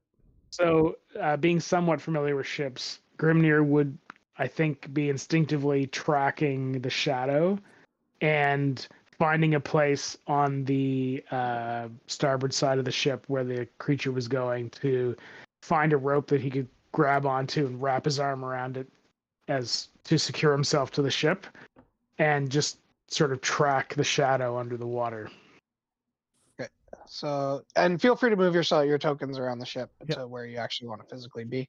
Well, Sam, And, Bruce is and- probably for this stuff. Yeah, and Grimnir's reaction to Faye sticking the dagger in his mouth has been kind of like he didn't really notice. Sorry, Faye. Rolls eyes. He was focused on the creature, not on everything else that was going on. Okay. Bruce is going as far to the bow as he can, because if this thing comes around and pushes it up like he just did, you're gonna want to be at the front. But he doesn't say anything. Faye is sizing this thing up with the Bruce grappling just hook in wants his to say hand he's ready. king of the world. Faye is sizing up the dinosaur under the water. Yeah. Come on, you Faye probably big just sees a sitting gator. giant alligator. Yeah, I was just gonna say. Yeah. I did call it a It lizard. turns- Okay. turning into 50 After a pairs of few boots. more moments, the shadow turns sharply towards the ship. It's approaching from the starboard's left, right? No, No, starboard's starboard's right. right. Starboard's right. Port. Okay, it's approaching from the port bow at about a 45-degree angle. The helmsman cries out, "Brace for impact!" What do you want to do? Brace for impact. I brace for impact. Yeah. I am Brace going for to. Brace for impact and hold that mast. Yeah. I will duck down low, holding on to the rope that I've wrapped around my arm, and press myself against the side of the ship. I should be right next to a stanchion, so I would be able to hold right onto it. Bruce is going Okay. right up pretty much to where it's coming in. And because it's coming in port bow, you said, right? So that's where Yep. Bruce is going right up next to where it's going to come. Yep. And hold on. Hold on to the side. How big is the Mosa token? Ah, yay! Look at my scientifically accurate mosasaur. It's Color It's this in. beautiful. Okay, It's And a then big red I ball. give it a fin. And another fin. Do mosasaurs have scales? Yeah, they're lizards. Or Yeah. do they When I Yeah. said it's a monitor, it's literally a monitor lizard. Like Okay. No, but like, do they have scales or skin? it's skin. But- Yeah, like Skin, yeah. Oh, Yeah. okay. like okay. like I said, like you'd see it on a monitor lizard. Like they do have scales, but it's they're, not they're like not kosher. In order for a fish to be kosher, it has to have fins and scales. So no, they are not And- kosher. Mosasaurs No, are not kosher. No. They're not Um, kosher. Uncloven Okay. hooves. Telling me Somehow trout they- aren't kosher? Trout are not kosher. Crazy. yeah, neither if, is lobster. if Lobster's trout not don't kosher. have scales, they're not kosher. Yeah. However, So there's don't kosher feed them salt. to I bet you can make a lot of things kosher with Did you kosher just salt. start a Jew fight in chat? Is that what you're If you add garlic to things, that makes a lot of things kosher, actually. You don't Nope. get the sea lion. There Definitely are a lot of sea lion. prerequisites for things that's good for kosher. Anyway, we could start out get a whole debate on that. But Yeah. anyway, I Yeah, learned yeah, a lot yeah. of it recently. I watched a few episodes of things, and I learned a lot more about kosher than I knew before. But that's not relevant to this anyway. So where'd the sea lion token come from? Were you able to just add a token yourself? No, I didn't. That- You That just was me. oh It was you me. added sea lion. Oh, okay. I didn't What realize is you guys had the ability of scaly adding sea lion? tokens. Oh, I can move everyone's token. Yeah. No, we can't. Just refrain. Come on, don't get the powers Oh taken my away. god, there's tokens. So yeah. Anyway, so the mosasaur strikes the starboard bow of the ship, Port bow. ducking at port bow of the ship, The ship lifts strongly and lifts slightly. Everybody give me an athletics save. Grimnir, yours will be at advantage because you tied yourself off. You Wait. said athletics? Yeah. Nat 20. Nice. And that will be the last one of the chapter. Man. Oh, wait. Oh. Oh, I got an at 20 as well. No, you got a 9. I Oh, What? sorry. No, I got an at 20. Okay. I rolled an advantage. Oh, advantage. Okay, I would say like where Hey, is? yeah. Why do I see 9? Wong got 8. Xavius got 16. Bruce got 24, which is nat 20. Calva got 11. Okay, so and Grimnir got. I've only seen Grimnir once. Yeah, I'm I only got a seeing 20, the 9 I got as a well. 9. I got a 9 and a 21. Hang on, where is it?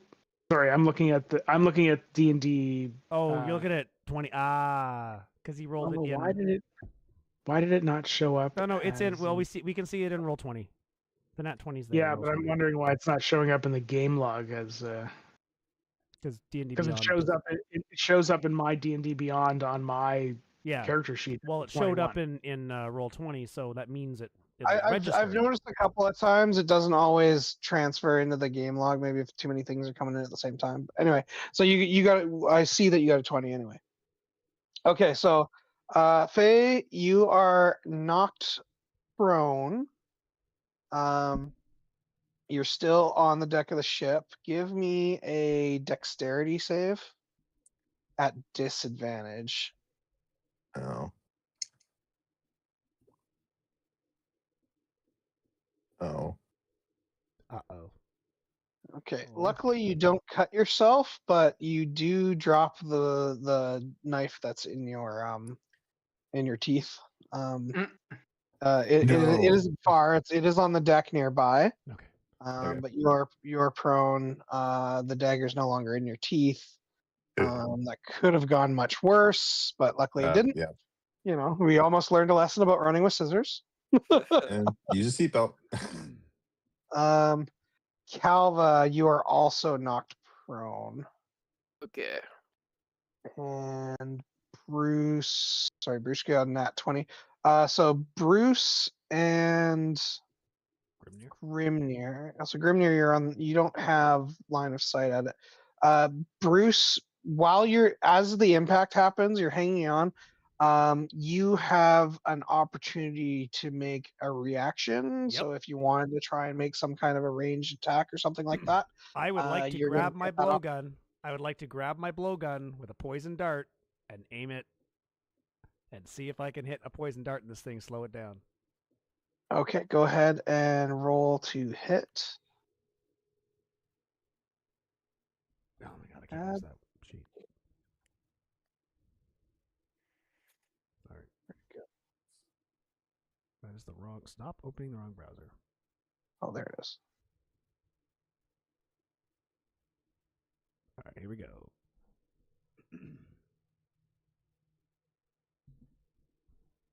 Another nat 20. Damn. Yeah, you managed to stick into the thing. You don't notice any reaction to it necessarily, but yeah, also roll your damage too. Yeah, but the poison should take effect. And the Vex thing, which gives us all advantage on to hit if we need to. Okay, so yeah. So 4 damage, and then how much? What's the poison do? Oh shit. Didn't register the poison, did it?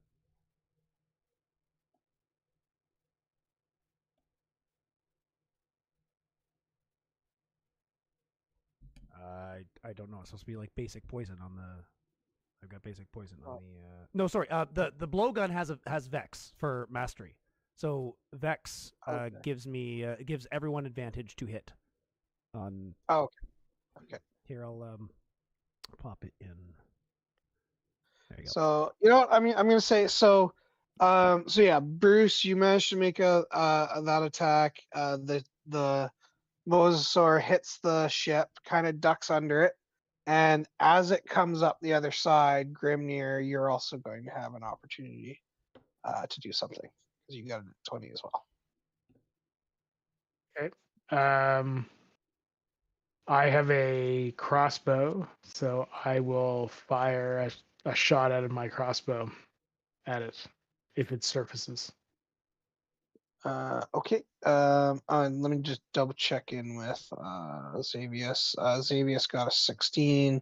He was able to just hang on, but he's not going to be able to take any action at this time. Okay, yes, go ahead and roll the hit.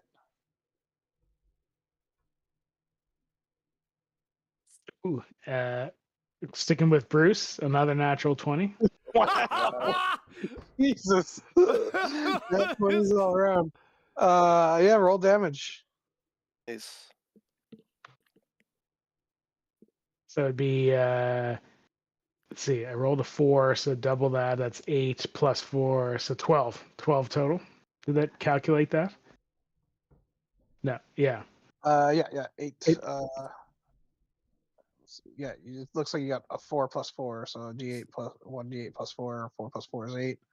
Yeah, but Yeah. because it's a crit, it would be 12 because it would be 4. Oh, yeah, plus that's 4. Yeah. Yeah. So 8 plus 4 is 12 because it's crit. Yeah. Oh, cool. mine was also a crit. Mine would also be a crit, and I roll it just so you know the poison. So I roll another D4, so he would take 8. So 8 piercing damage, 4 poison damage is what I did. Right. The captain bursts onto the deck and calls out. He says, "All hands, hold fast. Hold your fire. Don't anger it. It will probably leave." Okay, I will. I'll stow my crossbow and turn around and yell at Calva and Faye, who are lying on the deck, to hey, grab hold of something quick. I use my rope to tie myself to the mast. I thought you already did that. I did not. No. Okay. I had my grappling hook in my hand. Yeah. Faye is now tied to the ship. Yeah. It would have made sense if Faye would have thrown his grappling hook at the. It would have been, it would have been well within Faye's character. You gonna water ski? I don't know, but it would have been within his character. It would have been a very Shadow of the Colossus kind of moment. Yeah. Bruce would have put the so I'm complying as well. He's like, I did the one shot. I'm not taking any more. So my blowgun's put away. So, at first, the mosasaur seems to be circling back to make another strike. But as it turns, it turns more towards the stern and seems to swim off. Right. The things settle down. The captain orders the crew to do a damage assessment on the ship, and various members of the crew move around the ship, inspecting for leaks and other such sailory things that they do when bad things happen to make sure the ship isn't sinking. Now Bruce will react. Oh, what the bloody fuck was that thing? Yeah, big. It was big, and that thing was as big as a Xavius- boat, mate. I reckon that thing could have taken the rudder right off. The captain explains that encounters with these things are very rare. There's only been a few dangerous encounters with manned ships. People tend to stay away from areas that are inhabited by them. But, Only one person has died in the last 30,000. I'm doing a terrible job of trying to quote the dad from. Hey, Only I knew you were. I was gonna say only one person has died in the last 30,000 missions. Yeah. I knew you were Yeah, trying to do it. I'm like, it's a great reference. It's not dangerous at all. Only one person has died. Yeah, exactly. So yeah. But yeah, is there anything you guys want to do as immediate after actions or what?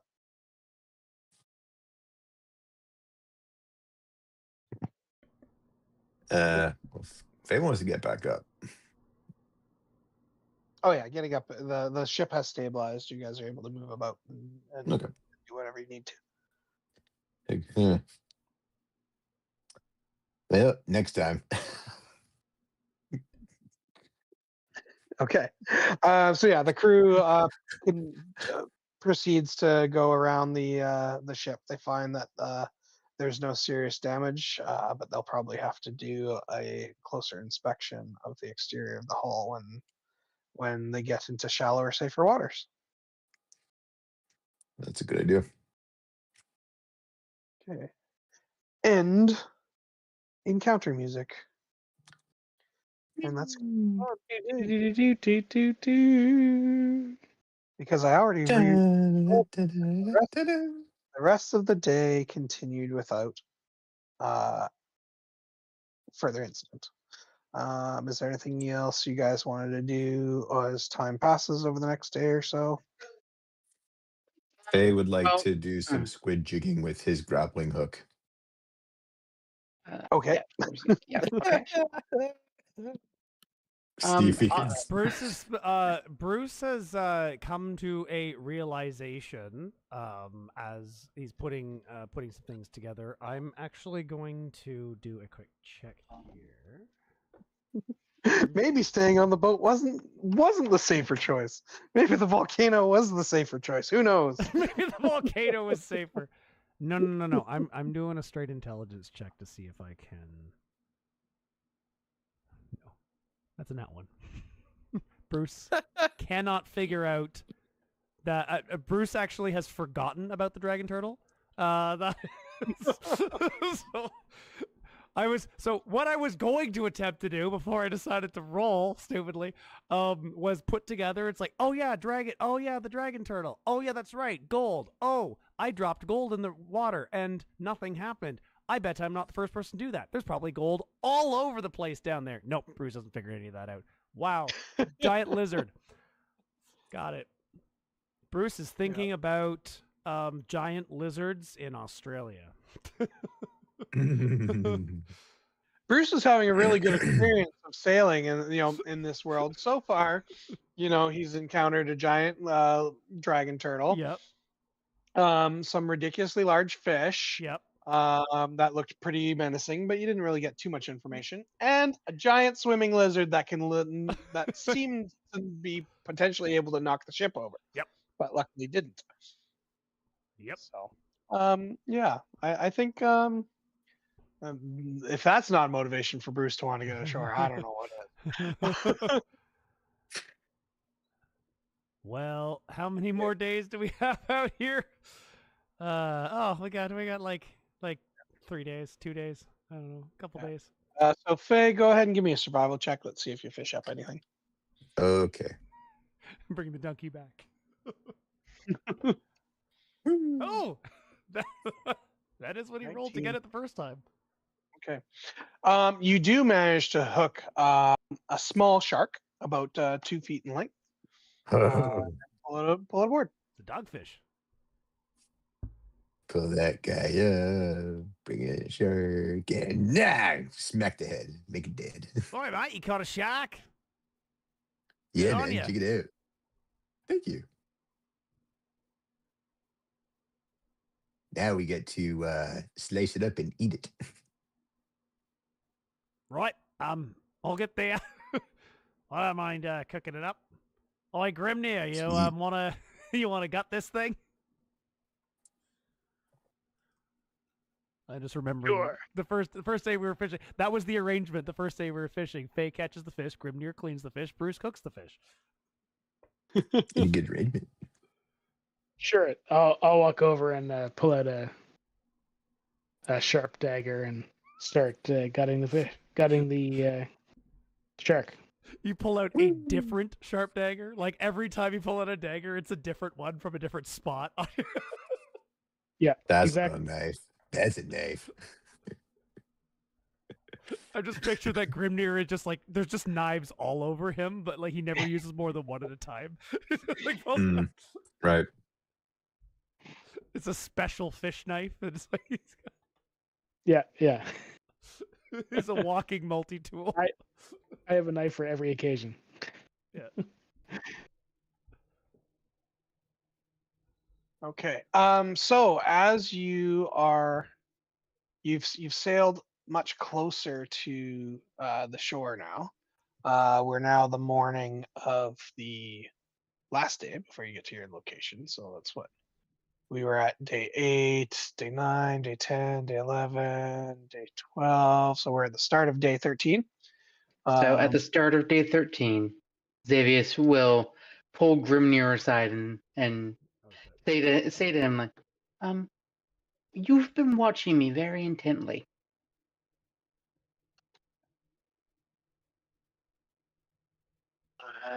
By the way, I'm missing. I don't know exactly what you mean.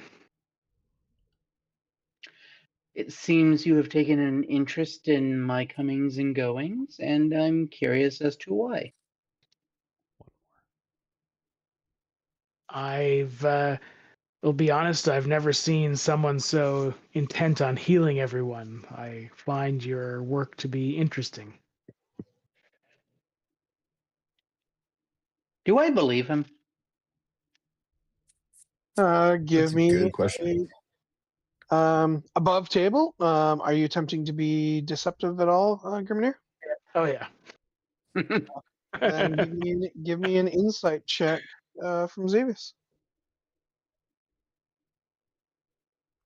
No, fuck it. It danced on the 20.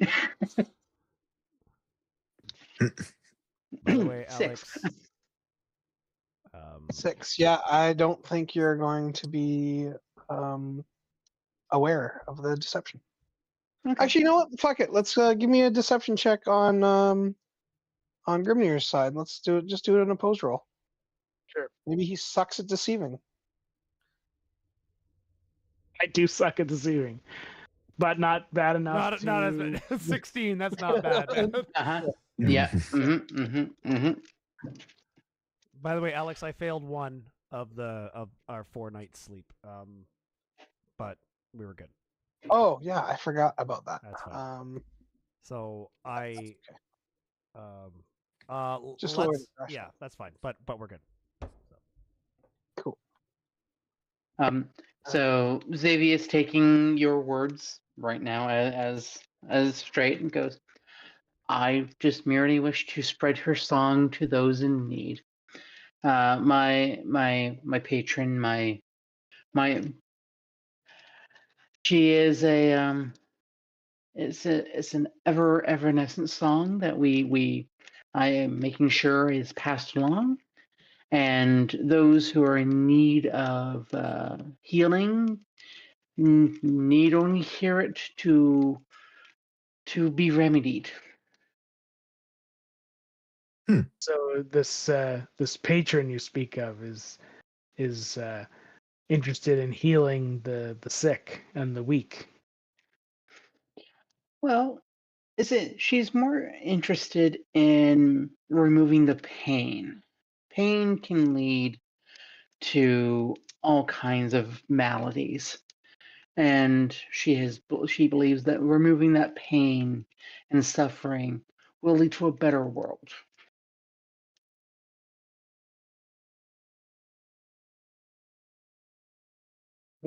What exactly do you mean by removing the pain?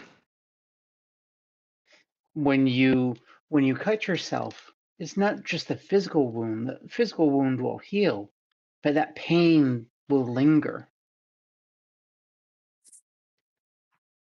She seeks to remove that pain from that wound. And how does she remove a pain that persists? That is why I am here. I am her hands, I am her ears, I am her eyes.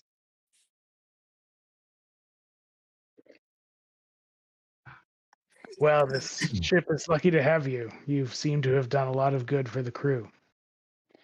Oh, I hope to do more good for our traveling companions and yourself included in the future. I mean, you seem do you show like any above table? I know we're a blood hunter. Do you show any like scars or any cuts, scratches, long overhealed wounds? He's just a kid, isn't he?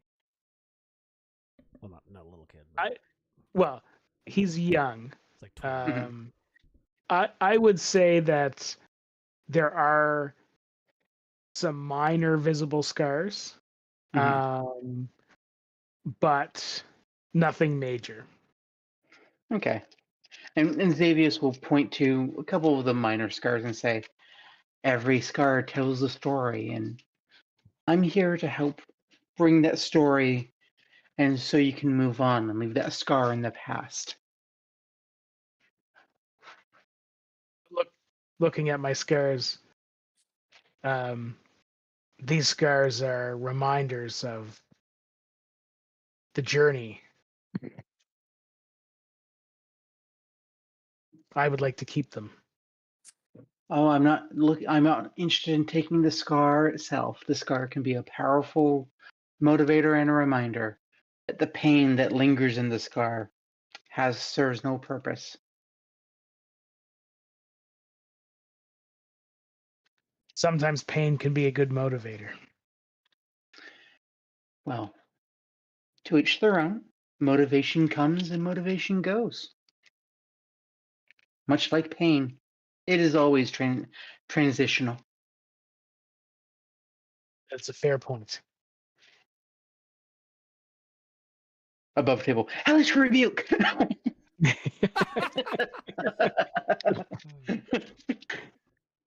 Above table, I stab you. And we haven't even gotten into the jungle. We've already got party infighting.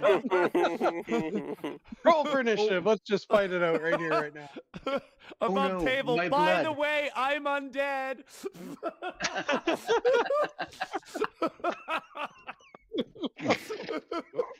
Oh, All right. yeah. Oh no, my blood, my only weakness. Calva, as the ship sails along, it gets a little closer to a small island off the coast of Chult. You see there seems to be a rather large circular object. It looks like a boulder, but it definitely seems out of place on the beach of this island here. Um, You can barely make it out as it's it's still like a couple miles away, but it's large enough that you can tell it's there, but you can't quite make out what it is. I'm gonna send Jim over, or is it too far? Good old Jim. It's gonna take some time for Jim's got to fly a couple miles, but it's gonna Yeah, I'll it's gonna send take him Jim a there. little while to get there, but he can get there. Yep. And he can catch up with you at some point somehow. Did you say each You of can these always- hexes? Oh, sorry. You said each of these hexes is 15 miles across? 10 miles. 10 miles. Oh, okay. We're a little bit closer than it's A showing little on the bit, hex. Yeah, Yeah. yeah. So, Yeah. no, 5 miles. This is probably 2 or 3 miles, maybe. Okay. That's why you can't quite see that above table. That's why you can't quite see this creature. That's quite large. That isn't actually a creature. Mhm. Okay, so the boat's going to carry on, Adding- leaving. Adding Archelon to the list. Yeah. So, Jim is able to get close enough as the boat sails away and makes some distance away from Jim. Jim is able to see that it is a very large snapping turtle sunning itself on the beach. Its shell is approximately 12 feet across Yes, that's in why diameter. call it snapping Big turtle. turtle. Day. Sorry, did you say this was the next day? I'm just trying to keep track of the days. Day 13, right? So this is still early This is morning still- of day 15 on the water, which I think that makes us. What were Did you we? say How many 15? days? Okay. 11 when we left. I remember that from last session. So it was day 11 when we left. While Jim's there, I want him to Day 33. fly around the area that he's in and do some recon on what he sees and stuff. Okay. Bongo can't fly. Bongo can't So it is fly. still quite a bit of distance, right? So Jim can probably fly at about I think it's like 4 miles an hour. So Jim being able to fly, he can probably go about, so let's see, so normally it would take a party a day to get across it. So I'd say Jim can probably go at 2 or 3 tiles in a day. See what is his fly speed? Or I'd say he could like explore 1 tile a day and look for basically try and gain information from that tile. Yeah, cool. that sounds good. So in the meantime, you would just want him, he's just going to spend the day checking out that island. Yeah. Okay.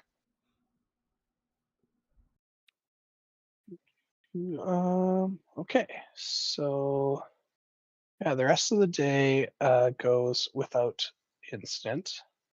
As the sun's going down, the ship makes its way into the bay. The captain orders the crew to drop anchor, and the plan is for the ship to spend the night anchored in the middle of the bay, and in the morning they will move towards the shore here and start to establish a camp.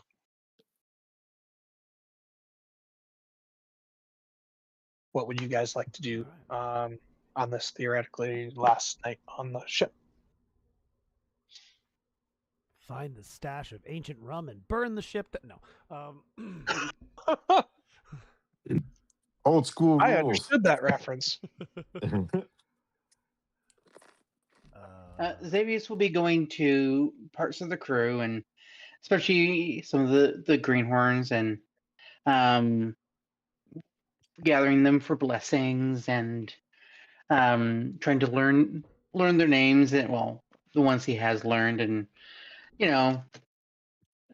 peace be with you, and that, and hey, have the knowing mistress, blah blah blah blah blah, just basic good guy stuff. Faye is going to ask crew members for some paper and a pen. Give me a persuasion check at disadvantage because they still think you're a slacker who doesn't work hard. I mean, they're not wrong. You said persuasion? Yeah. That's not one of my. Oh. 14. Okay.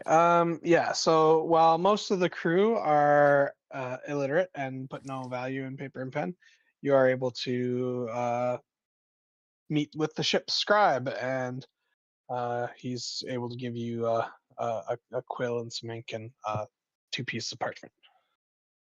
I said, thank you, sir. Thus begins the tale of Huckleberry Finn.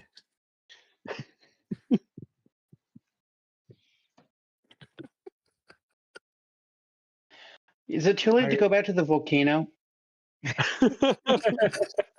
Well, you can walk there and then maybe throw Faye in.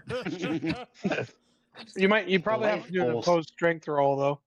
Yeah, sacrifice me to your heathen god. Hey, there's Bud Light down there. Jump in. I clearly look like a Coors fan.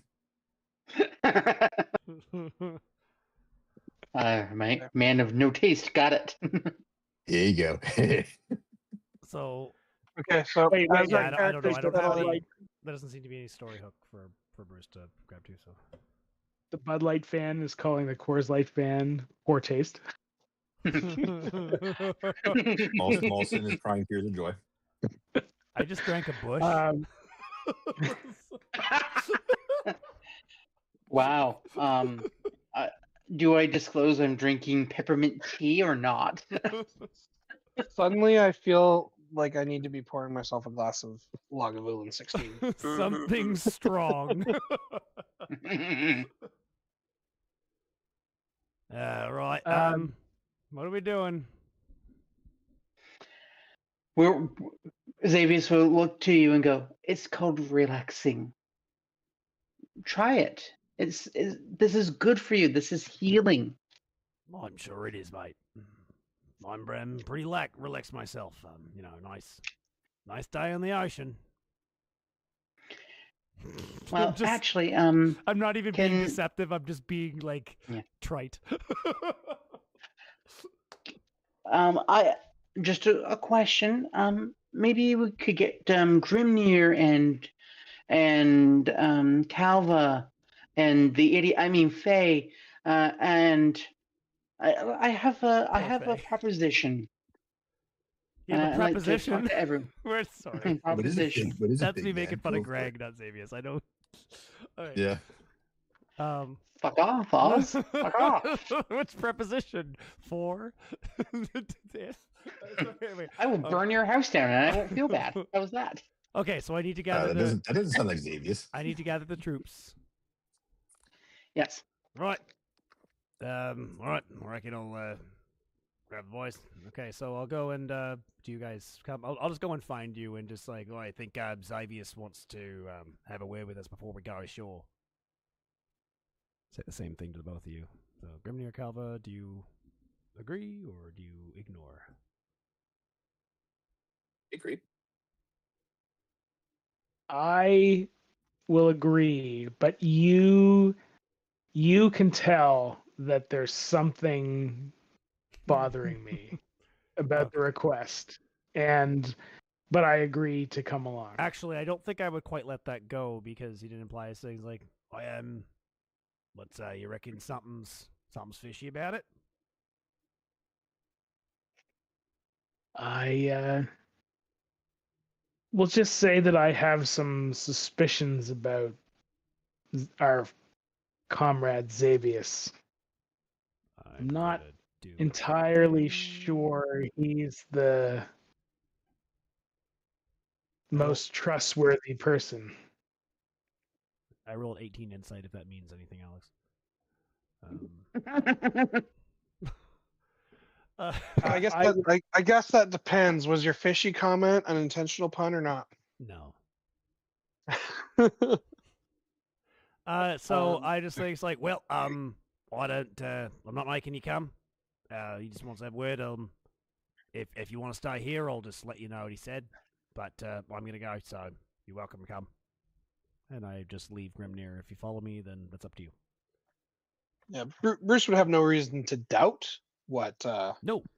Grimnir says, as that he has suspicions. Yeah. Bruce doesn't say it dismissively. He sort of says it respectfully in a way that, like, yep, I respect your decision. You can choose. I will follow. Grimnir does follow Bruce. Okay. But just before we get to whatever Xavius is planning, I would have spent any free time that I had quietly trying to gather whatever information I could about the disappearance of the 3 crew members. If there's anything I learn, great. If not, that's cool. I just wanted to throw that in there.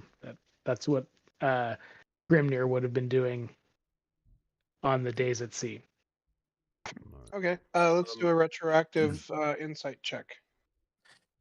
Just straight insight. Investigation, not insight.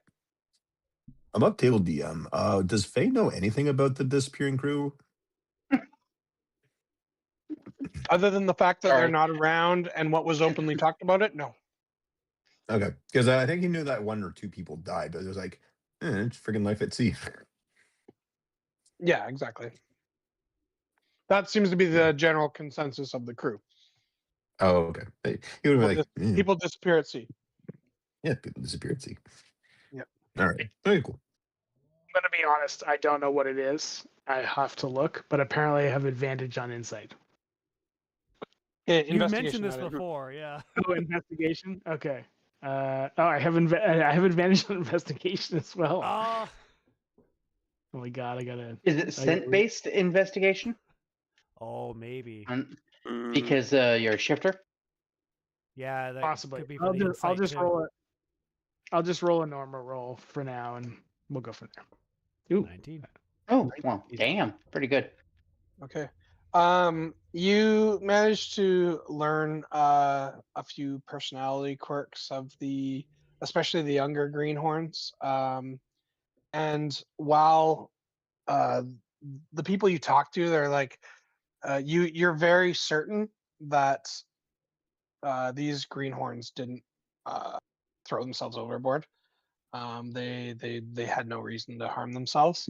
However, it does still seem plausible that an odd wave or a slight list at night could result in a slip, and they could have fallen off accidentally. So you basically your suspicions are neither confirmed nor denied. But yeah, it's definitely within the realm of plausibility that they simply fell off accidentally. Okay.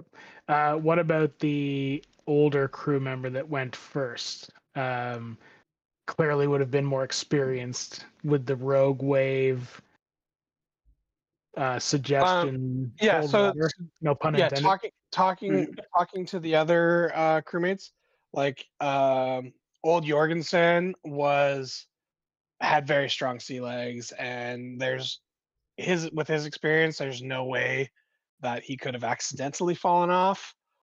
But it's also very likely that he chose a sailor's death over the death of scurvy. Yeah. Because he failed to listen to Cookie for many, many weeks, and it is very likely he stubbornly killed himself. As far as everyone's concerned, and in fact, his death seems significantly less suspicious to everybody than that of the Greenhorns. Okay.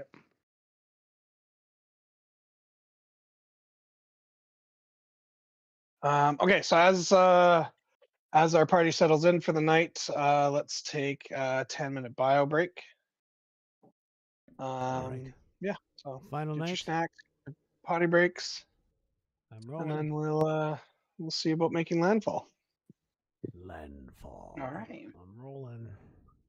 Sorry, Alex, just before we take a break, I just want to do a day check. So we're now anchored. We were, after 15 days at sea, we were on day 33. Are we still on day 15 at sea? Okay, so you said we left at didn't we say we left at day 11 was when we set sail? Day 11 was when we initially. Yeah, day 11 was when we got set sail. According Okay. to Peter, the last session anyway. And then we were initially expecting 8 days to get to Shilku Bay. What I gotta ask though, was that day 11 from Baldur's Gate, or was that day 11 from Port Nan's, meeting? I think that was arriving in Port Nan. So okay, so from Cinder Sylvain. Yeah, Okay. yeah, that's basically what we're considering day 0. Yeah. Is arriving in Port Nan 0 is day 0. Everything before that was day negative, T minus. Okay.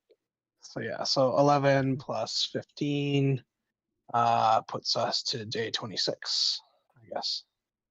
So where'd you get 33 from? I must have done the math wrong. Okay.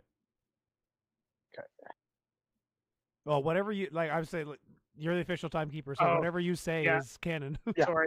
Sorry, I did. Yeah, feel free to prove me wrong if you have additional notes. No, sorry, I did do the math wrong. Yeah. So, yeah, 26 is good. Yeah.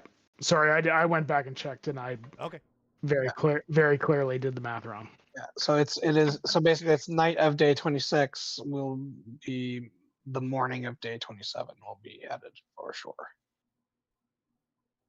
Okay. Okie dokie. So yeah, let's take a break before we start day 27.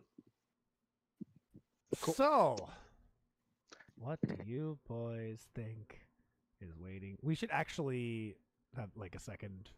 It's like a second above table discussion. It's like, all right, what is actually the plan of action for going in? Are we just gonna go in? Just wander on in, I guess. Well, having now traveled the long distance away from where Hugh suggested we go. I think that our goal, having no other goal really in the jungle other than to, search for clues, is to Yeah. follow Hugh's recommendation and start heading west. West? Yeah, back towards the location that he had identified. Yeah, it's kind of the only lead we got. And Well, and actually, we, given the knowledge that we have, we could use this as an opportunity to scout a route to Shilku Bay for the Flaming Fists. Just a thought. That's fair. That's a good idea. Hugh would probably remind us. There's another thing too, is we only have him for another 10 days, or 10 or 11 days. That's all we paid. He can hang. He can hang with us, or he can walk back through the jungle by himself. Yeah, fair How long enough. he's been paid for? You may be able to come up with some other means of payment, or Or we just let the contract expire. some and like, other all right. means of payment. No, we just Yeah. let the contract expire. It's like, all right, well, I guess this is where we part ways. So see it. Failure to pay him may, impact, his attitude towards the party, though. So Okay. Bruce Here's does my not pet seem concerned Allosaurus. at all. No, not Bruce. Yeah, basically. Bruce The- isn't concerned about well, What? Well, just one more day. One more day. Hey, can you go out and rustle up some grub? And dinosaur. It just say like you find an angry Allosaurus and just like, oh, I think there was something over there. You gotta go check. What's the favorite fruit of Ristoracco? Who cares? Your favorite? What's the favorite food of a Styraco? Canadian brushland. Nah, no. Wait, what? That's where Styracosaurus from. Oh, I guess it's Okay, American. for the record, everybody, I'm giving Leica her dentist stick now because she is being very insistent, and it is actually 9:30. The time so has come for her to get her the time has actually come for her to get her dentist stick, and she's like literally going, "Hurrah," and So like you stomping guys, her feet. you out. guys missed it earlier. Apparently, Leica is taken to some manipulation tactics. Where if she gets Alex to give her dentist stick early enough, Alex will forget that he has given her her dentist stick, and then she will come and get it again later. She's banking on that ADHD. Like, That's amazing. my cleaners are teaching her bad habits. Oh, yeah, probably. Oh, so you haven't met Frankie yet, but No. we have a small Dasha hound now, Oh, yes. Dachshund, Dachshund, and yeah. he's 12 or 13 years old. Oh, He does not like winter. We're coming to see. He really doesn't like the snow, but he still has to go out and do his business. Right. During that oh, so snowstorm it's the we had heavy. on Your 1 foot tall dog just disappears. Yeah. Well, so Sadie runs out, and Sadie runs 3 laps, and then Frank will put like a paw out and paw back in, and kind of look at me, and I'm like, "You got to go out." And put his paw out, and he'll run. He ran, and he hit a patch and just gone. It's the meme of like the jumps and just disappears into the. Yeah. Oh my god. And he came back in, and So did he was enjoy so his mad. swim? And he did not enjoy his swim. Oh, he did not enjoy that. Chris now actually literally has to pick him up and walk him outside and plunk him in the yard.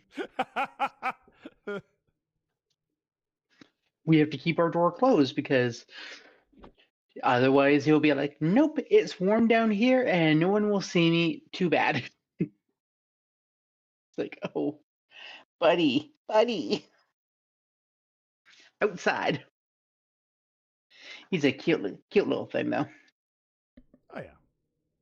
Well, dachshund. Well, especially if he's that old, dachshunds are pretty feeble when they get to that age. So Yeah. Well, he's He's basically a very loud cat. My aunt has one that she takes around with her everywhere. It is old. It's like 16. It's old. Blind. He's blind in one eye.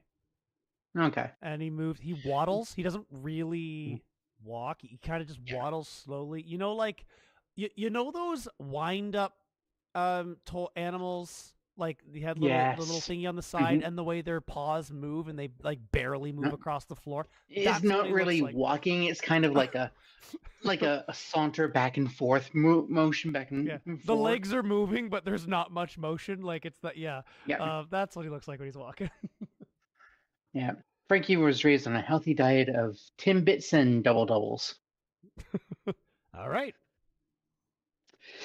Yep. I don't know how he lived to get that age, but all right. Yeah. So magically a Floridian. Yeah. Now, I just want to say this, Seb. I'm not making fun of you. I'm making fun of your character. Okay. Oh. Well, no. Yes. You don't need to tell me that. For Faye. Oh. Yeah. Like I said, we'll have Grimnir and Calva and the idiot join us. Yes. Just think of how we talked about Thistle for a year. Yeah. I think also too, like it may have caught Faye a little off guard because Xavius has been so mild natured unassuming, up to this point. yeah. Unassuming. It was like, Xavius being a little sharp is out of left field. Like, oh, interesting. Yeah, it's like interesting. His tune will change when we get into like close quarters combat and Faye just outspeeds the entire group. I was gonna say blitzes. And then flurry of blows. It literally looks like an anime where the character just like looks like it's teleporting around the battlefield. Mm-hmm. This isn't even my final form. I'm waiting for literally the surge? Takes a level in fighter. Waiting for the literal moment where Faye turns around and strikes the Akuma pose with the death kanji behind him. Like, I don't like that, Alex. What? I don't like that. That's the opposite of wet. Hang on, I'm not done yet. I know. We haven't added all the dinosaurs yet. I have. Okay, so I have categorized dinosaurs by biome as well. So I want to say I'm surprised, but I mean, like, you're not surprised. Yeah, I even have them categorized by sub-biome, Greg. Like, I have coastal, like, there's, if it's like coastal, Alex can go to the coastal biome section, and then it will specify if it's a temperate, tropical, or polar coastal. Yeah, Oz went into way more detail than I'm ever going to be able to. Than you're ever going to need. No, you will never need it. That's impressive. Every now and then I'm going to mix in, the odd actual, regular in-game written encounter. Yeah, of course.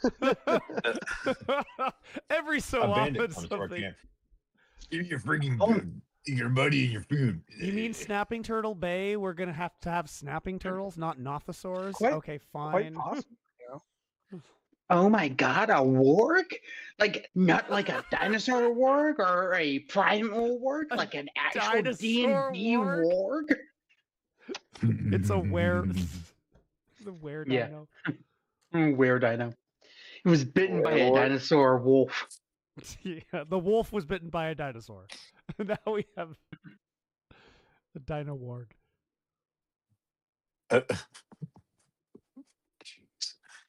That's so good. Oh my god. All we can think of now is a curse of lycanthropy the werewolf curse, because words are hard tonight. And but it's a dinosaur instead of a werewolf. So you turn into a triceratops when you shift.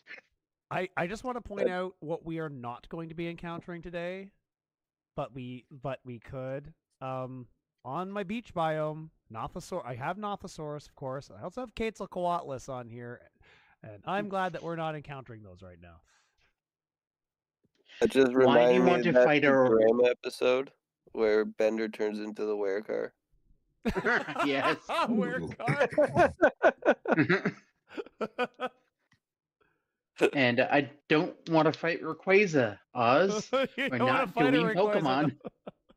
Yeah. Although we Aw, could find you a don't want to ginormous fight coconut you don't want to ram. fight a living fighter jet. That's not. Sorry, how did Rebirth No. put it? A carnivore the No. size of an F-16. Yeah. Now Alex really wants to challenge us. He will throw a Magikarp at us. Oh, Because wait. Magikarp is He will throw a level 9. terrifying. He will throw a level 19 Magikarp at us.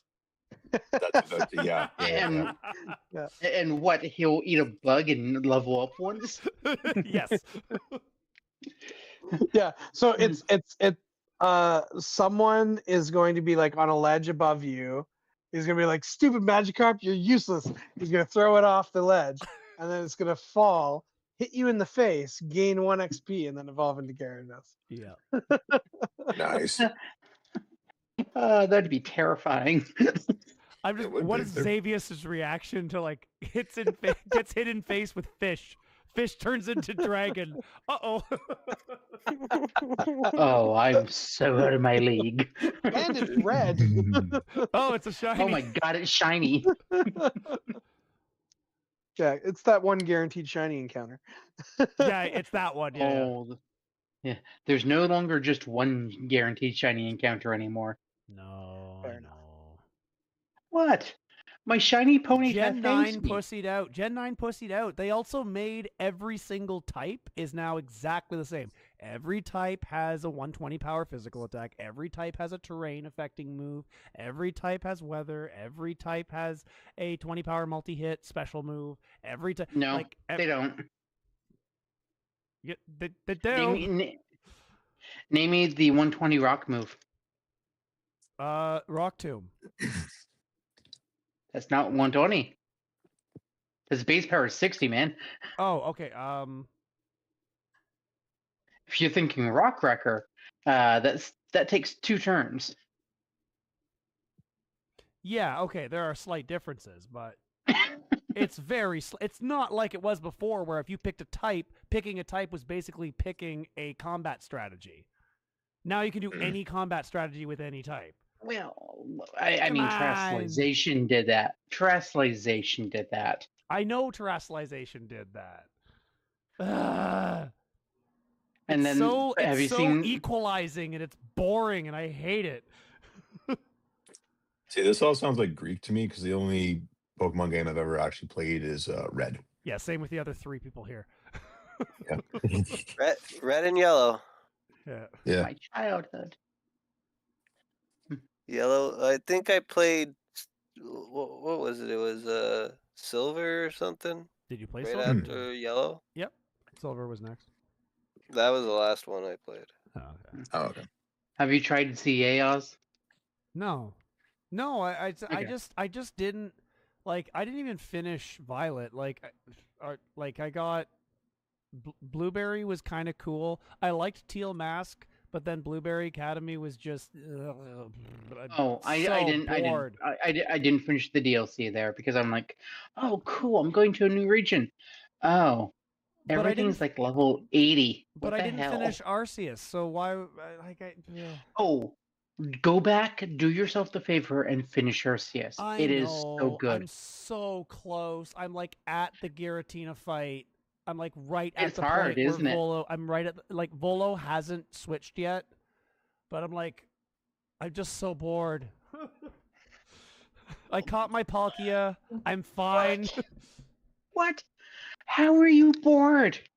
You're at the final fight. You're Oh, fighting you know why? Volo. You know what it is? Because because before I fight Volo, I want to finish my decks. And so I'm not really bored, I'm just completing my decks and I'm Lazy? almost Lazy? Cherubi. No, the problem is Cherubi, Greg. Fucking Cherubi. It only can be found in 2 trees, and you have to wait till they shake. And then if they shake, it might be a wormadam. And I'm so sick of finding bagworms when I'm looking for cherries. Anyway. Okay. Despite your extremely legitimate grievance.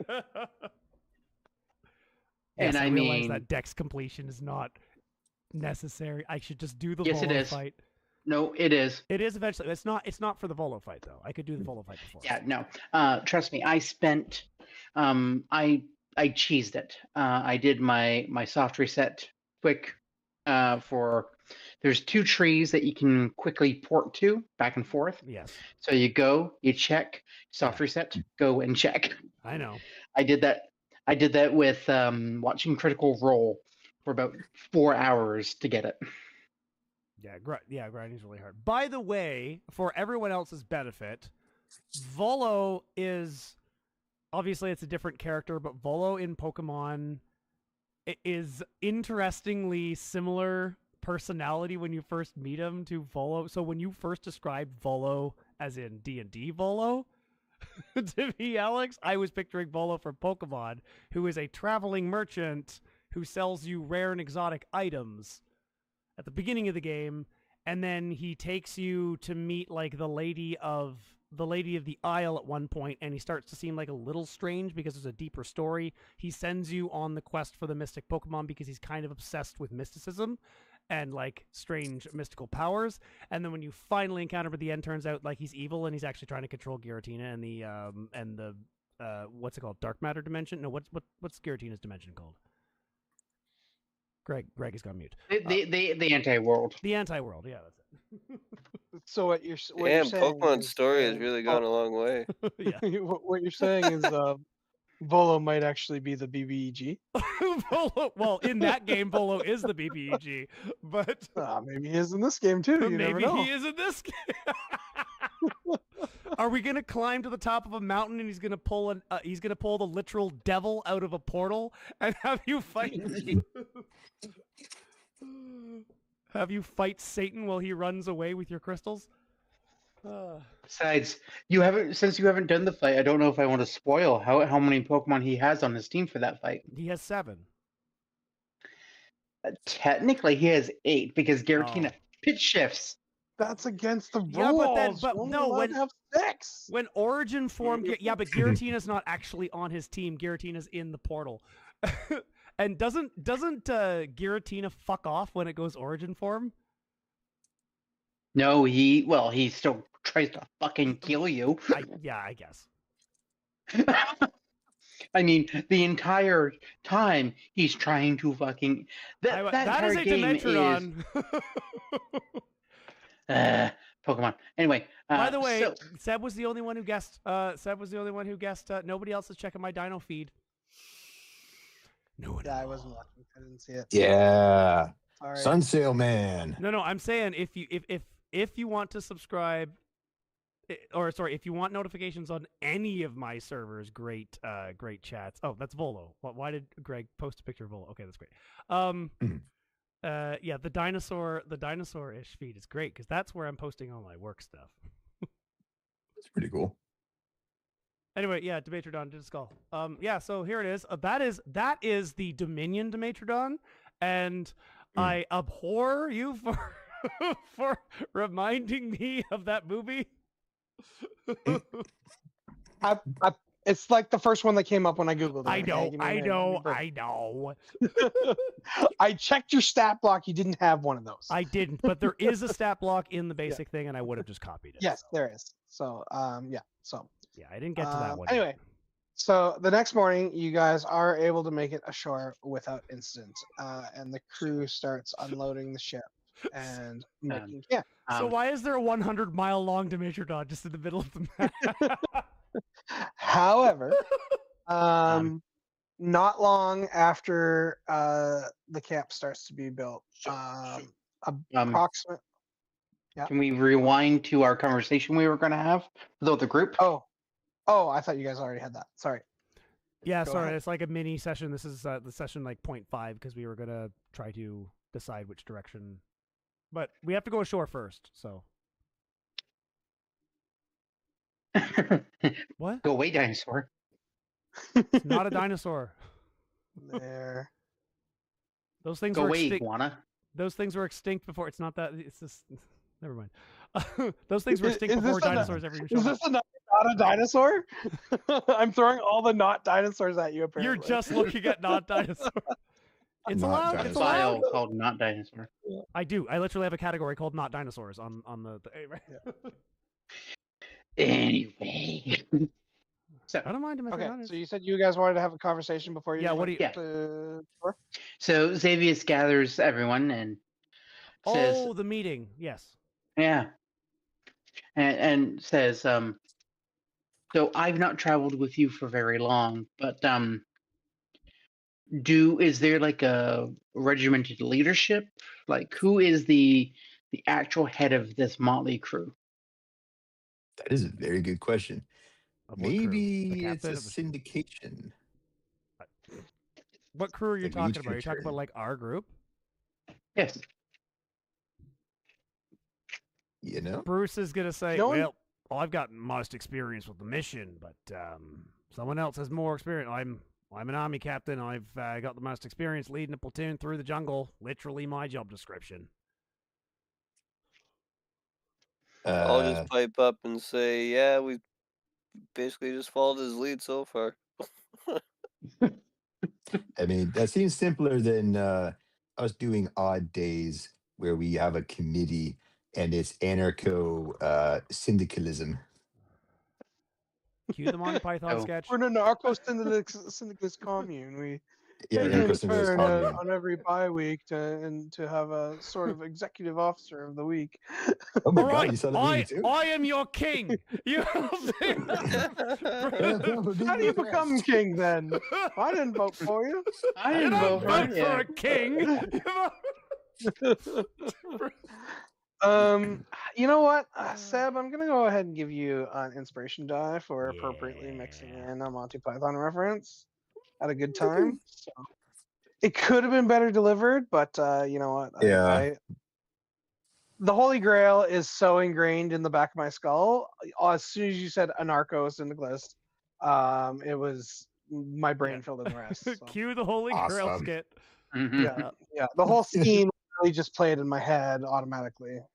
So All right. Awesome. Yeah, cool. I'm being oppressed. So the I'm being fast. So Xavius, it's like so Bruce is not claiming to be the leader. He's just saying he's most experienced and has been so far, and I guess Calva's backing it up. Mhm. Backing him up. So All right. Cool. The reason I ask is when we start getting into it, and I mean this looks to be a non-trivial adventure we're on. Points to the giant lizard from earlier today. It would be helpful for all of us to be able to rally behind one person. I've So done it before. one person who calls the shots. By the way, Hugh is with us as well. I'm pretty sure, right? Yeah. So, yes. but I'm looking at him as well. I'm like, you've mentioned that you've paid a dwarf to join you, but that could be Calva for all I know. Hugh sides with the people who gave him money. Yeah. Hugh speaks up. He says, "I'm not here to make the decisions. I'm here to just help you get to where you want to go. I'll point to I'll go wherever safe they direction, tell me to but, go. where we want to get to is wherever you're gonna pay me for." So Yeah. All right. Okay. I just wanted to make sure that we all knew that we there's one person who is calling the shots, and that we if we deviate from that, accidents can happen. Bruce just it interrupts and just like, right, so how it works is like, yes, you got your captain, and if I call the shots, that's right, I take the blame, and we go out there, you get one man making the decisions. That doesn't mean that you guys get to flop around and shut your eyes and ears. All right, I need all information coming to me at all times so I can make an informed decision about what to do next. And besides, I also expect you to use your brains because stuff we encounter out there, from what we've been hearing, is going to shift all over the place. There's dinos and undead and fucking killer plants. We don't know what's out there. So I'll do my fair dinkum best to try to keep us on the straight and narrow, but I'm going to expect all of you to keep your heads up, all right? There, Ned. All right. I think we can do that, but this will also take trust. And I kind of shoot a look back to Grimnir, making sure that all of us have trust. Did you puppy dog eyes him? No, it is like a scowly look. Yeah. Grimnir's like kind of behind me a little bit, right? Because you followed me to the huddle. Yeah. Yeah. So, Grimnir just so you're gives looking at Bruce, you just look past Bruce, right at Grimnir. Yeah. Like the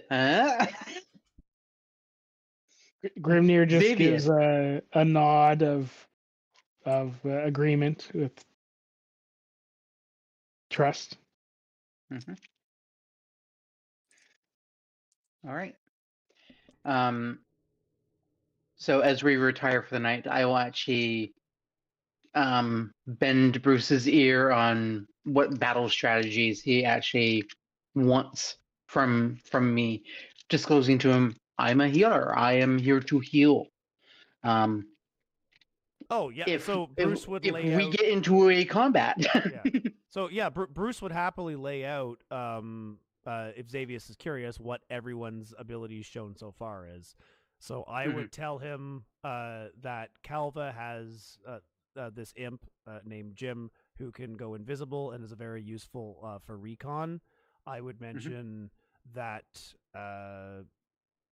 Faye has shown particularly good like survival skills, and he has shown that he can mend. He can do some rope work, and he can mend things, which might be helpful if we need a second pair of hands. And the only thing I know about Grimnir is that he's a really good thief. But that's about it, because the only thing I've really seen him in action is when he was pickpocketing up at the Hall of Gold. But wait, you caught him. What makes him a good thief? Because I'm better.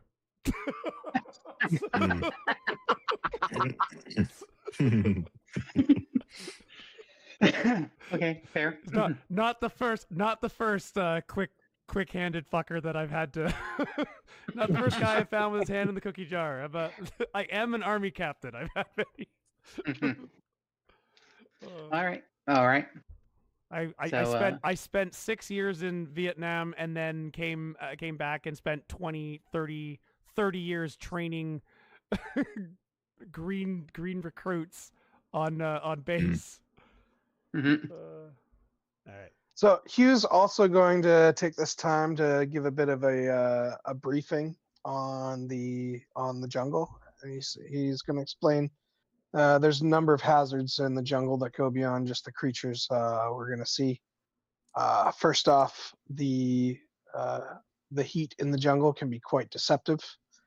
So hydration is going to be really important, and we're going to need about 2 gallons of water each for each day in the jungle. Unfortunately, in the jungle, sources of clean water are few and far between. And if we don't either magically purify or at least boil our water, we'd be running risk of some serious illness. And trust me, dying of dysentery is not the way you want to go in jungle. Does anyone have purified food and drink? Anyone at all? No? Oh, okay. I have a bunch of booze. That's enough purity that we need. No, it's a spell. It's called Purify Food and Drink. Oh, okay. I did happen to look through a number of your, through everyone's inventory. I noticed at least one of you has a pot. However, your water skins seem to be kind of limited in volume. He also explains we're going to need about 2 pounds of rations per person per day. I have so many fed. rations. And we have a big old shark. And Didn't we eat the then shark? and Yeah. Right. So we ate the shark Okay. on the boat. he also explains that insects in the jungle carry a lot of diseases. But I do believe your former companion had acquired some ointment for that, so that should keep us safe as long as we apply it every day. Hint, hint, nudge, nudge. Xavius will say, I haven't. I have yet to earn the power to remove poisons and disease. I can heal wounds, but I cannot cure ailments like that yet. So I do have the spell Lesser Restoration, but it's it's limited. it does cure the poisoned condition, but it doesn't cure like poisoning. Right. all right, It also doesn't so cure petrification, just as an example. Yeah. So I'm going to leave it to you guys to keep track of what you have in your inventory for food and water. Yep. I did notice you guys seem to be rather short on sources of drinking water, but there will potentially be a means of acquiring some supplies from the camp once it's set up. My bushcrafting just- skills. I would hope to appeal to the DM that my bushcrafting, provided I have like an hour, I could will like rig up a still of some sort if we set camp. I could probably make one out of leaves and stuff. Yeah, there's definitely means of being like simply taking time to boil water at camp in the evening is perfectly fine. Yeah. You can replenish your drinking water supplies. However, you might want to consider the sizes of the containers you have. A 4-quart or a 4-pint water skin isn't going to get you through a day. So that's only 1 gallon, and you said we need 2, so it's 8 pints to a gallon. Oh, okay, so it's half gallon. Yeah. Okay.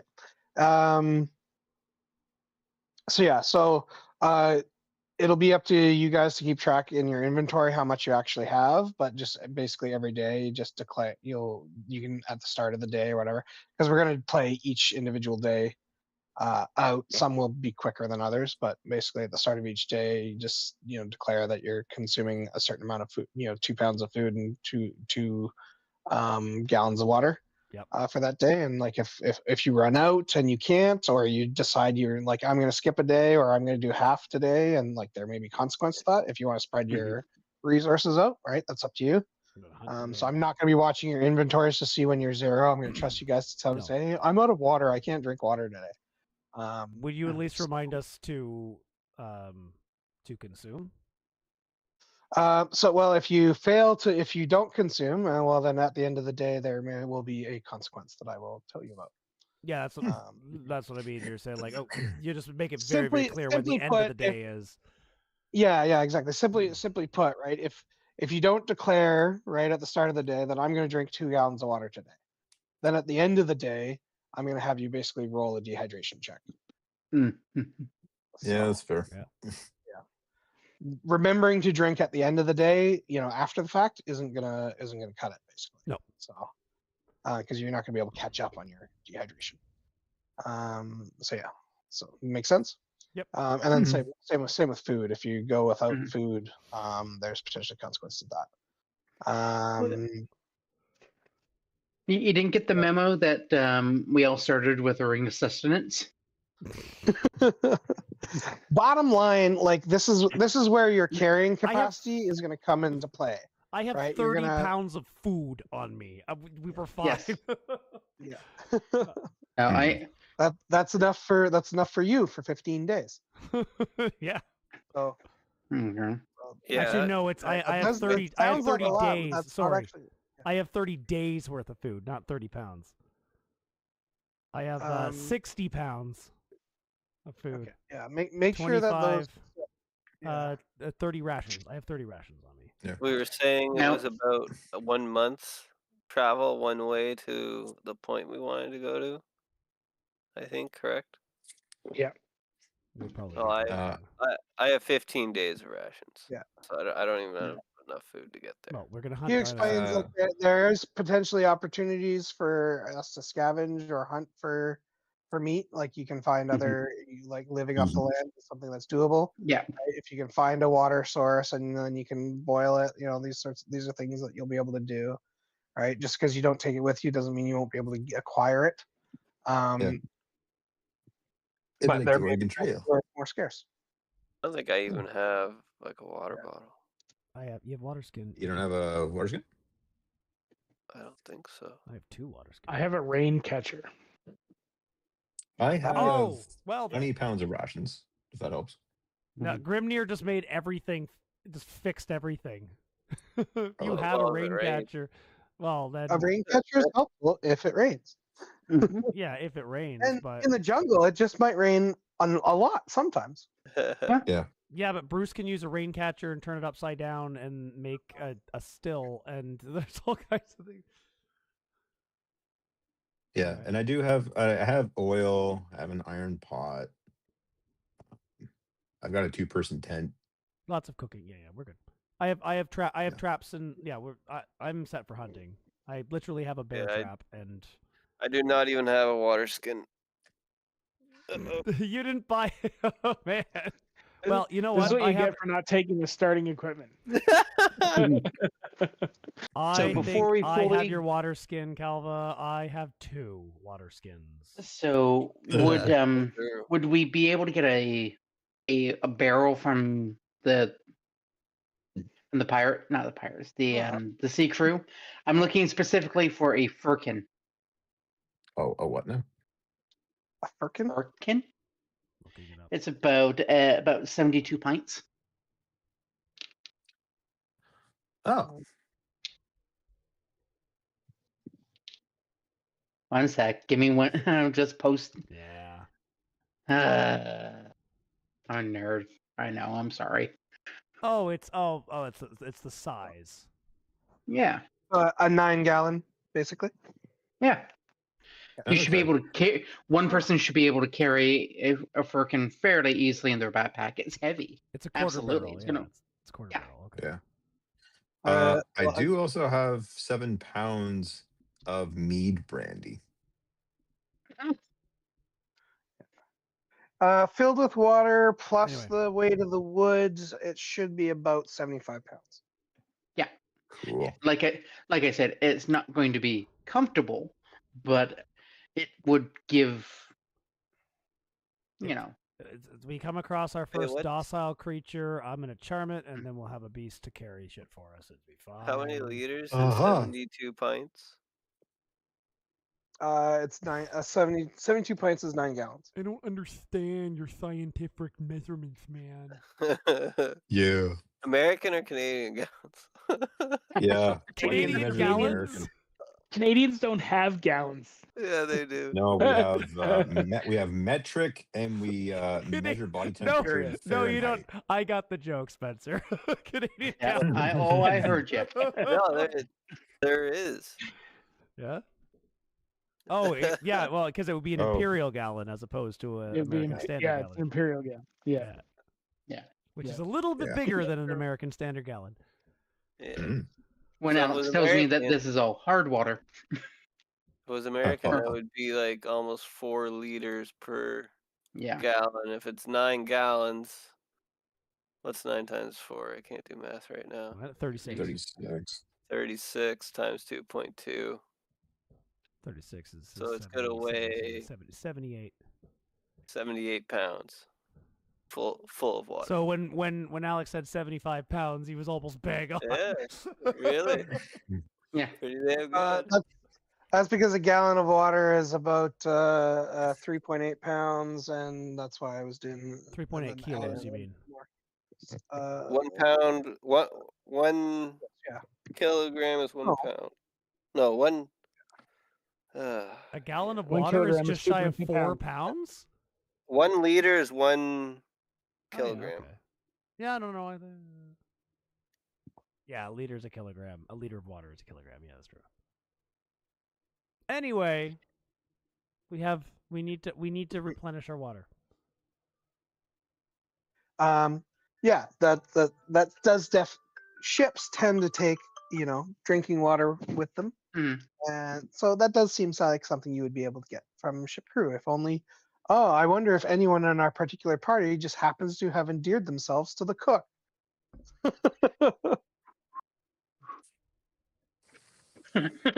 I spent my time endearing myself to the captain, not the cook. So, you went and flirted with Cookie. That's fine. So- I'm just picturing her like, hey, who's my favorite little My favorite boy. My favorite little boy is But this back is from something I'm sure you can sort out with the crew once the captain and stuff. Meanwhile, the captain has asked you to establish a perimeter while the crew unloads and unpacks and starts to set up camp. It's going to take the majority of the day to do that. As you are doing your overwatch, after about an hour or so, now we get to the picture. A group of this dinosaur, not a dinosaur. Dimetrodon? Dimetrodon. Dimetrodon. Dimension, yeah. Dimetrodon. Waddles over. There. There's. Token there. Nope. Oh, what did I do? I don't see any dimes. Relax, the dinosaur's still What? there. It's I- on. I see No, the that's the wrong map. It's on roll 20. Oh, The there is a picture- Dimension. The picture of it is on the Yes. world map. That is But a on our wonderful encounter map- Hollywood depiction of a Dimetrodon. Yep. Yeah. So for the sake of this encounter, distance What scale will is use? doubled. So this it's Oh, they're it's, 10-foot so- squares. yeah, they're 10-foot squares, not 5-foot squares. And let's go to Okay, so it's still going to be. reveal. Boop, boop. Oh no. The whole. That's a lot of group Dimetrodons. Oh my. Yes. It's a whole. Oh my goodness! It's a whole group of them. Ah! A herd of Dimetrodon has That is a- wandered They're onto sunning- the beach. They're sunning themselves at the beach. Is it a herd or is it a 100 gaggle or is it a?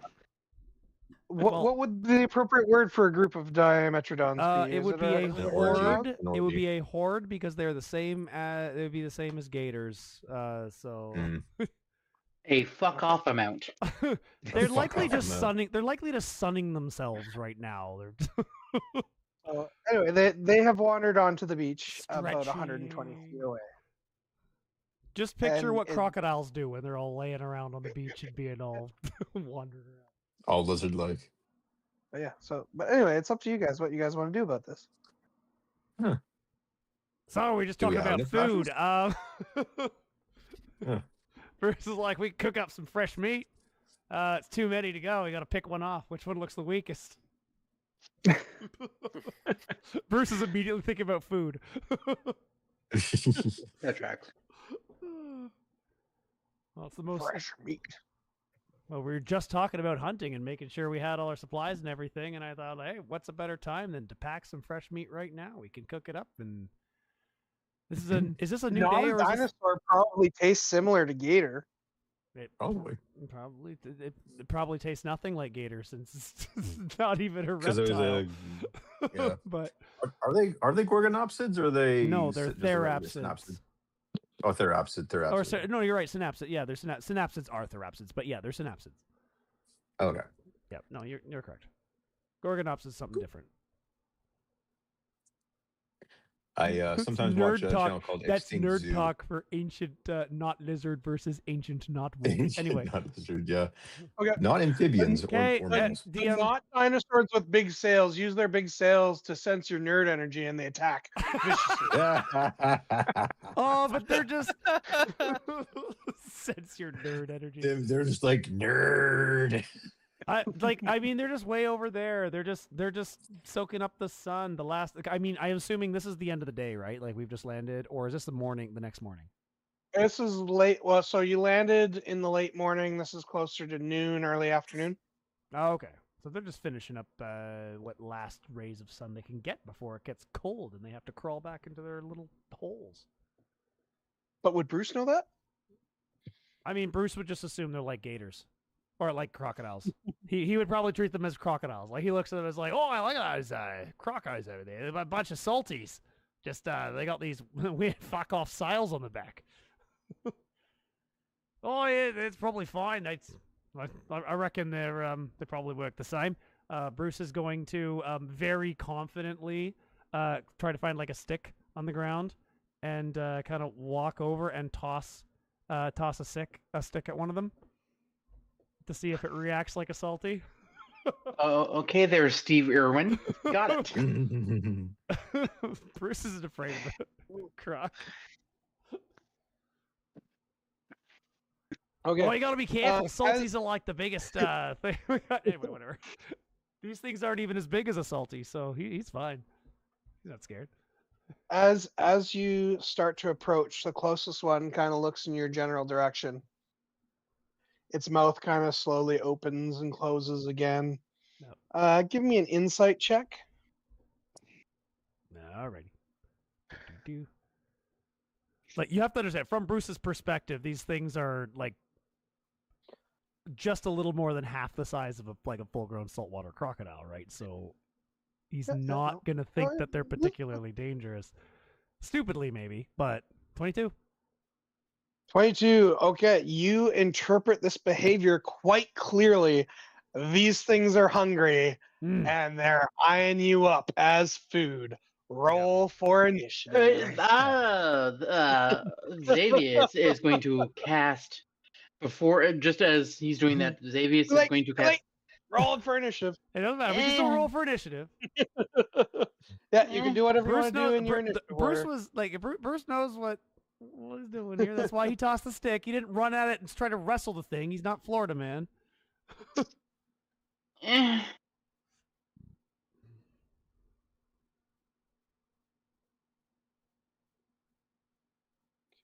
gonna double check. Make sure. All right. What the heck does it say on Peter's thingy? Oh, whatever. Huh? Nothing. What? There's a weird notice in roll 20 under your roll.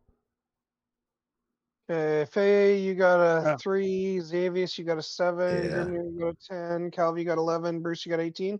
Yep. Right. Correct Yeah. there. Cool. And I get a nice little auto initiative button. Yes, for... you do. Oh, it rolled them all. It rolled them all the same. I wanted it to roll them individually.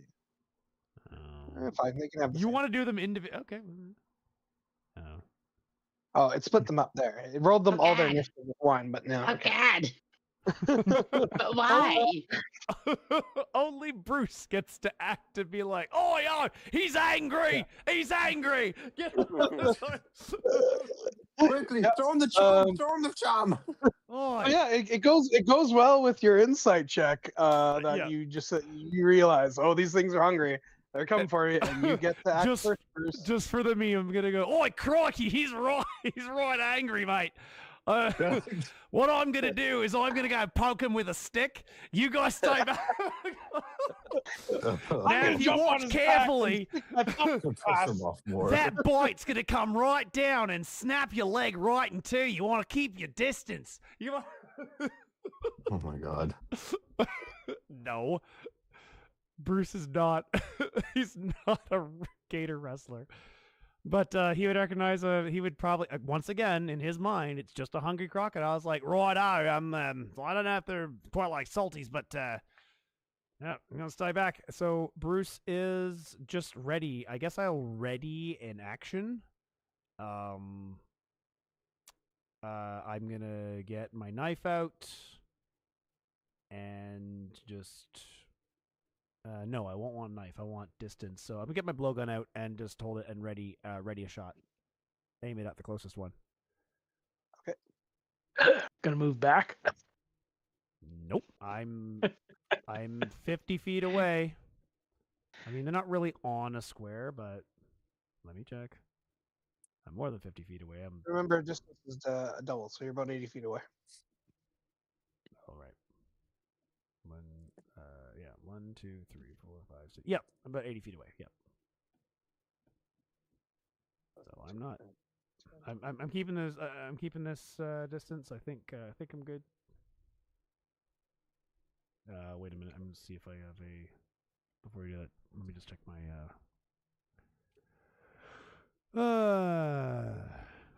I'm not doing that here. Not with a bunch of them. If it gets down to 1, maybe I'll try animal friendship.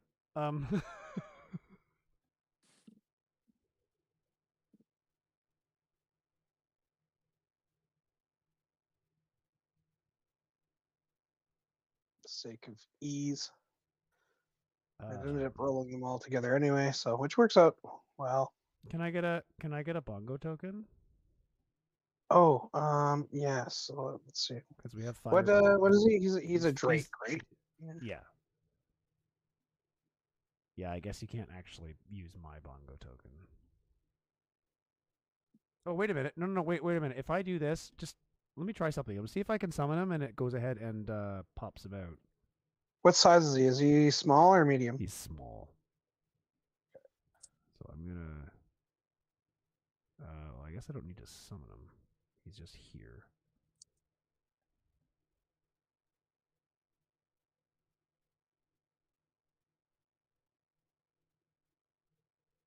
Well, the only Drake token that comes up as small is this. Oh, I don't have that one. Oh, we're gonna use this one, even though it's not my bongo token. Yeah. So I don't know how to do that, but okay. Labeled here as an ambush Drake, but obviously that's not what it is. Although Bongo. I think I can. Oh, I have access to the thingies as well. Anyway, okay.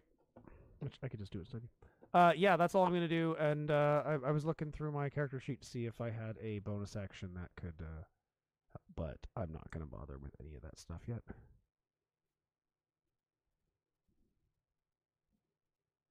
Anyway, they're all running towards you. Obviously they don't have any ranged attacks, so that one's gonna be simple. They waddle on over. There. So I actually went one too far. There we go. Calva. So Bruce has angered some lizard thingies. What are you gonna do about that? All right. Well, I'm gonna try this little trick again. Maybe it'll work this time. They're about 110 feet away from you. I'm gonna cast Spike Growth. Okay. It has 150-foot range. Okay, and where are you gonna cast it? Can I draw? How do I ping? What's the radius on it? 20 feet. Let's see. I'm gonna put it center right where that dot is. 20-foot radius or 20-foot diameter? 20 foot.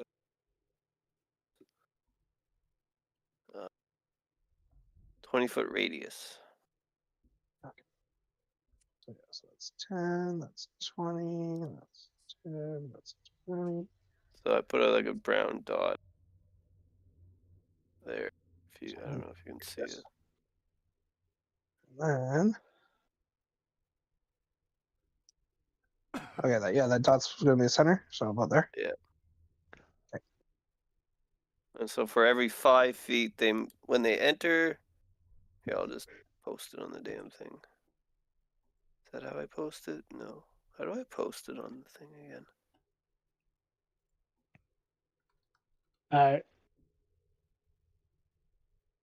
If you how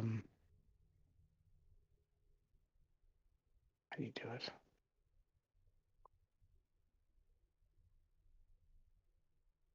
If you click on it and it comes up on the sidebar of your character sheet, there should be a display and VTT button at the very top right. Oh, there is not. For some reason. Oh, I know why I don't have the plugin right now. What's it called? What's it called? Spike Growth. Let's see, I'm gonna pull it up on your Growth. spells. Spike growth. Okay. I just posted it on Roll20. Okay. Oh, somebody else did too. Yeah, I did. I found it and hit it on this character sheet. Okay, yeah. so let's see. 20-foot sphere, 20-foot radius, center on a point within range. Yep. Creature moves into or within the area, takes 2d4 piercing damage for every 5 feet it travels. These things are particularly dumb, so that just might be super effective. Let's find out. And once again, Spencer with some OP strategies. Yep. Well, it didn't work out well last time, but maybe it'll work okay. out well this time. These things are definitely dumber than guards with a door. Okay, there, I got it working now. Okay. So is that it for your turn? Yep. Okay. That brings us to Grimnir. What are you gonna do? I am going to move up a little bit closer to Bruce. Now, my movement is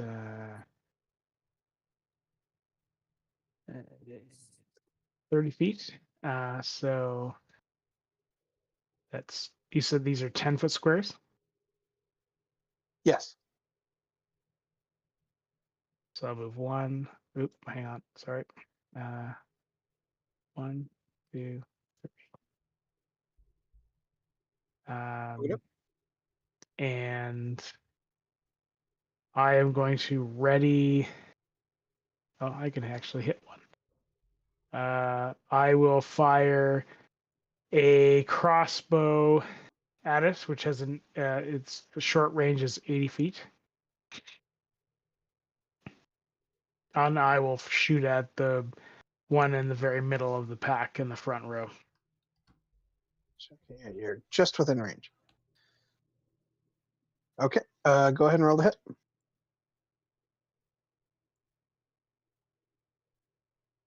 24 Nice. to hit.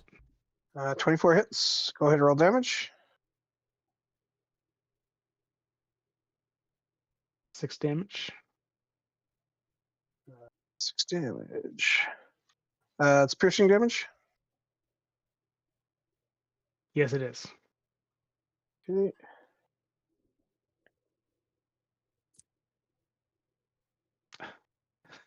Probably immune to piercing, slashing, and bludgeoning damage. Yeah, it's a weird Dimetrodon.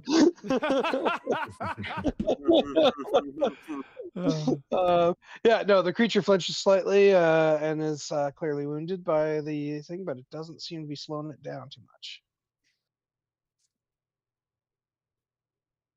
Anything else? No.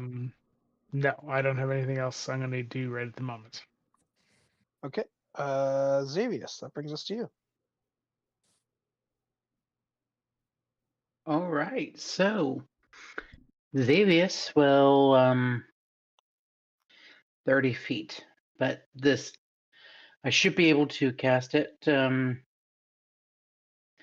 I will move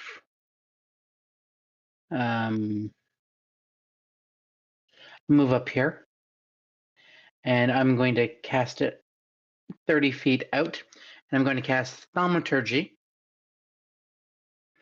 What I'm doing is I'm making specifically create a instantaneous sound that originates from the point, the rumble of thunder, and basically I'm trying to make an intimidation check to get these things to fuck off. Okay. Will this work? If it does, yay. If it doesn't, okay, well. Pretty sure that's the spell I used when all the rats came out of the walls in our last.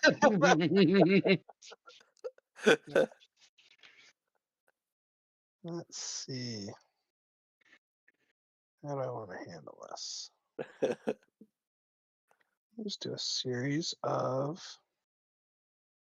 let's call them wisdom saves.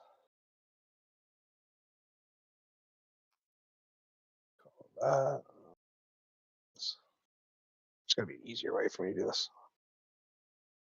Stand by 1. I know. I'll just use the dice roller. I'll just roll a bunch of d20s. Dice roller. 20. 1, 2, 3, 4, 5, 6. There's 9 of them. Hmm. I will roll 9 d20s. Well, they rolled a 64. Okay, I'm going to say 3 of them are frightened and hesitate on their next turn. Okay. So, But they don't run. yeah, no, they don't flee, but 3 of them are going to hesitate. Okay. And stay in place next turn. Yeah, that'll be what it. That is my decision. Anything else? Nope. That's it for my turn. Cool. Fong Wong, All right. are you gonna fuck that gator? Yeah. Let's see. Let's see how long the distance is. 4 feet, 15 So, feet, yeah, I'm gonna show you 25 feet. how to tell if there's gators in the water here in Louisiana. So you go down to the water and you touch the water like this, and you see feel that water. If it's wet, yeah, there's gator there in that water. Is it? My mama said there's a gator in the water. You're gonna bite your nuts off. Bloody hell, he's crazier than me. Okay, I'm gonna go over. One sec. Over here, That's an awful lot. and Are you able to move that far? I think I got 5, Each 10, square is 10. 15, 20, 25, 30. Each I square have a is distance 10. of Each square is 40. 10, not 5. Oh, it's 10. I'm sorry. 10, 20, 30, 40. One sec. 10, 20, 30, 40. Yeah, that might be better. Hang on, I gotta look and see what distance can you go? Oh, okay. Oh, 60. 10, 20, 30. Fuck. Okay, yeah. Yeah, that's all I can do. Okay. You could dash. Yeah, if you want to move. As a bonus action? No, No, as dash, your dash main is an main action. action. Yeah, so instead of your action, you can move twice your move speed. Oh, yeah. I'll dash. Great. Thank you, Ray. So twice. I So that'd be mean, 80. if you want to spend a key point, which you have so many, and I'm shaking my head, you don't. Of those, you could Step of the Wind, I believe. So Step of the Wind would let you. Come on, load, damn it. Step of the I'm Wind, looking. you spend 1 key point to Oh, yeah. disengage or dash as a bonus action. Yeah. I could. Monks, See. they can move real far. Damn it. Yeah, screw it. Let's see. Let's do that. Let's be like Bruce did. Let's be like water. So you're going That's to Step of the exactly how I Wind? built Willard. I built Willard to be able to move across the world, Yes. punch something, and then move back across the world out of danger. No. Not punch. Dongjim something. Yeah, dunk him. That red thing there, is that You do not want to step in that red thing. I don't want Yeah. to step in that red thing. Okay. Yeah, No. That red thing is. Spencer's spell area effect. Oh, okay. You don't want to move into that. You will be very you'll become very spiky the wrong way. If you want to have Yeah, I more don't than wanna do 7 that. holes in your body, Yeah, I don't want to do that. 10. Okay. I can go another 10, 20, 30, 40.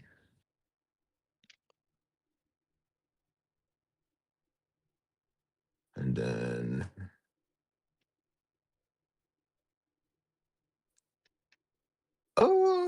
Oh no, because they're 10. Each of those boxes are Mhm. 10. Shit. Okay. Oh, There's also a ruler tool you can use, but you still got to double it. yeah. Huh. Huh. I Maybe feel like that Wong may. not long enough. Yeah, I think I've wonged enough. Yeah. Good prep though. That brings us to Bruce. Crocky, they're coming right for you. Right at me. Well, It's going right for us. not since there's these stone spikes. See, now I've seen these stone spikes before. I know what's going on. Let's give me a second here. How do I imagine Bruce is a little bit smarter than a large, not a Than a dinosaur Dimetrodon, yeah. with a brain the size of a walnut. The Metrodon's pretty smart for a Permian predator. It's an apex predator for its time. Okay.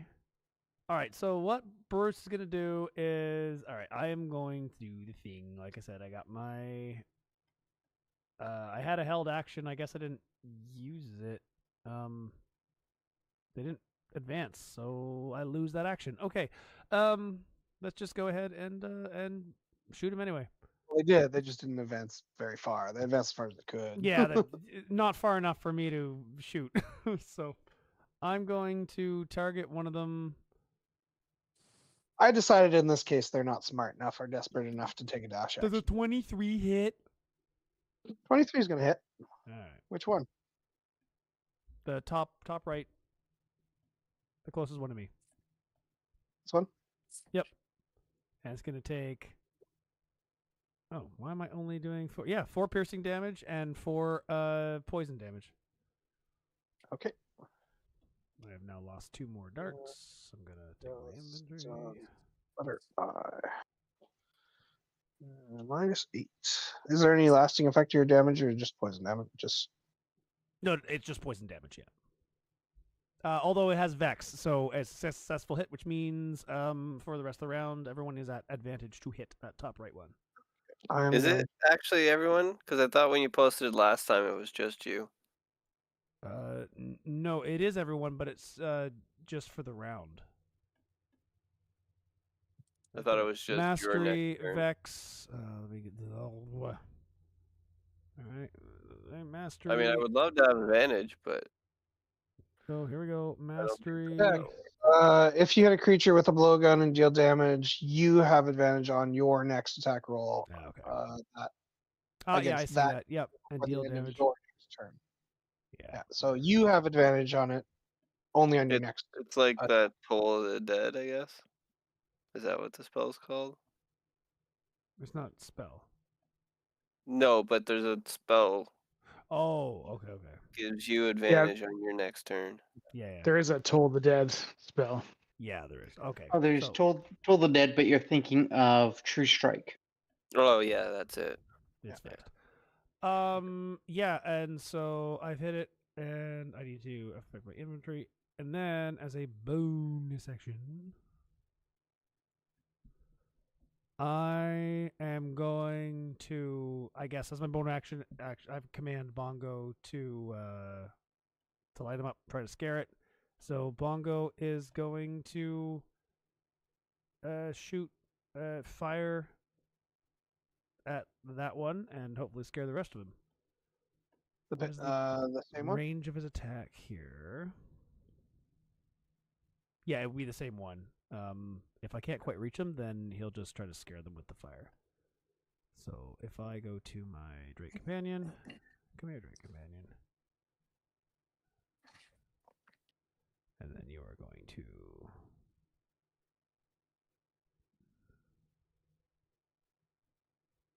Why can't I do anything? Where are you?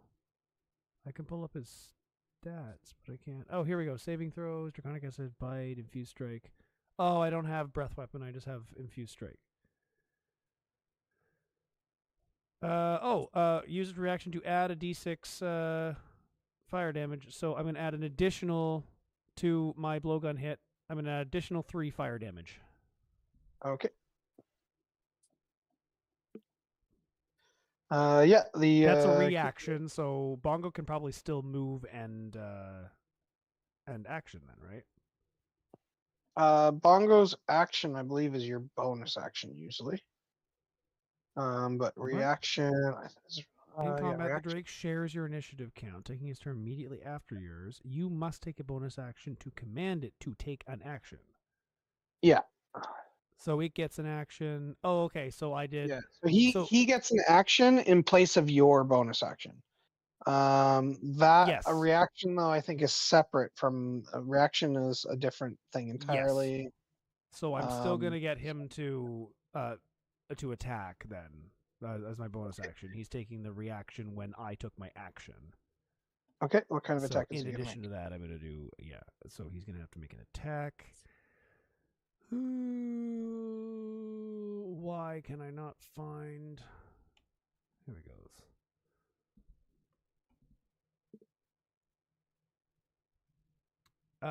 So it's just going to. I guess he's just gonna run around. How far can he go? What is his distance? Straight companion, 40 feet.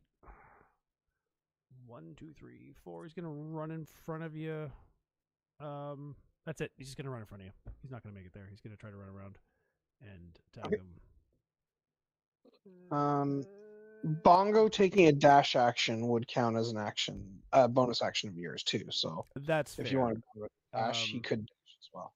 Yeah, so maybe Bongo will go to the one that I attack. He's just like be right on him with the dash. 1, 2, 3, 4. Actually,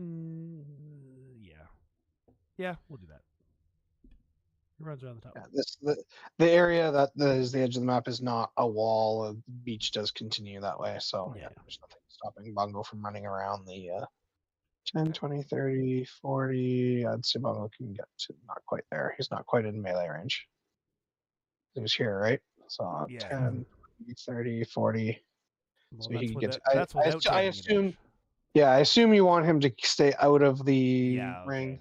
So he doesn't take the dash action. He just But- sticks. So if he doesn't take a dash action, he can get that far. If he does take a dash action, he can get in melee range, but obviously he can't attack. Right. Nope, he won't take a dash action, so he'll save it. Okay. Okay, I'm done. Okay, that leaves okay, so now we're on to our things. So these 3 guys in the back, they're gonna hesitate based on the thaumaturgy. So I'm gonna give them just let's call it a blue marker for hesitation. This guy,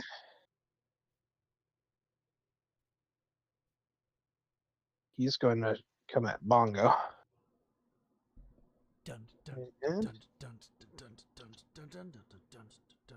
Actually, he's going to attempt to bite Bongo. No! Is 17 hit? 17 does hit. Okay. Bongo takes 6 piercing damage. Alright.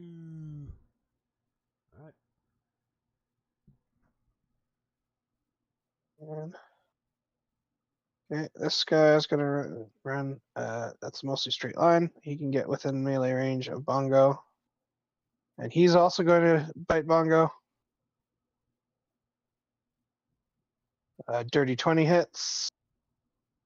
Bongo takes another 10 piercing damage. 16 total. Alright. Okay. This guy is going to attempt to go this way, so he's going to take 1 plus 5 plus 5. So 1 for entering, 1 for 5, 2 for 10, 3 for 15, 4 for 20, Okay, he's dead. 5 for 25. 5 times how much damage, Spencer? I think it's 2d4 per. Yeah, 2d4 per. Okay. So it was 5 times, so 10d4. Okay, so you're gonna take 10 d4 piercing damage, which is a fuck ton of piercing damage. But he's not very smart, so he would not catch up. He's not a dinosaur. He's a pea brain. Not Where's my dice? Roll dice. I want 10 d4s. And I mean, also his movement is halved, right? Is his No. movement? I don't think it's I don't think it's difficult terrain. I think it just takes. The transformation. This area becomes difficult terrain for the duration. Oh yeah, okay. So he might not even be able to move that far. So he can normally only move. Move speed 30. So he can only actually move 15 feet. So 5. 1 for going in.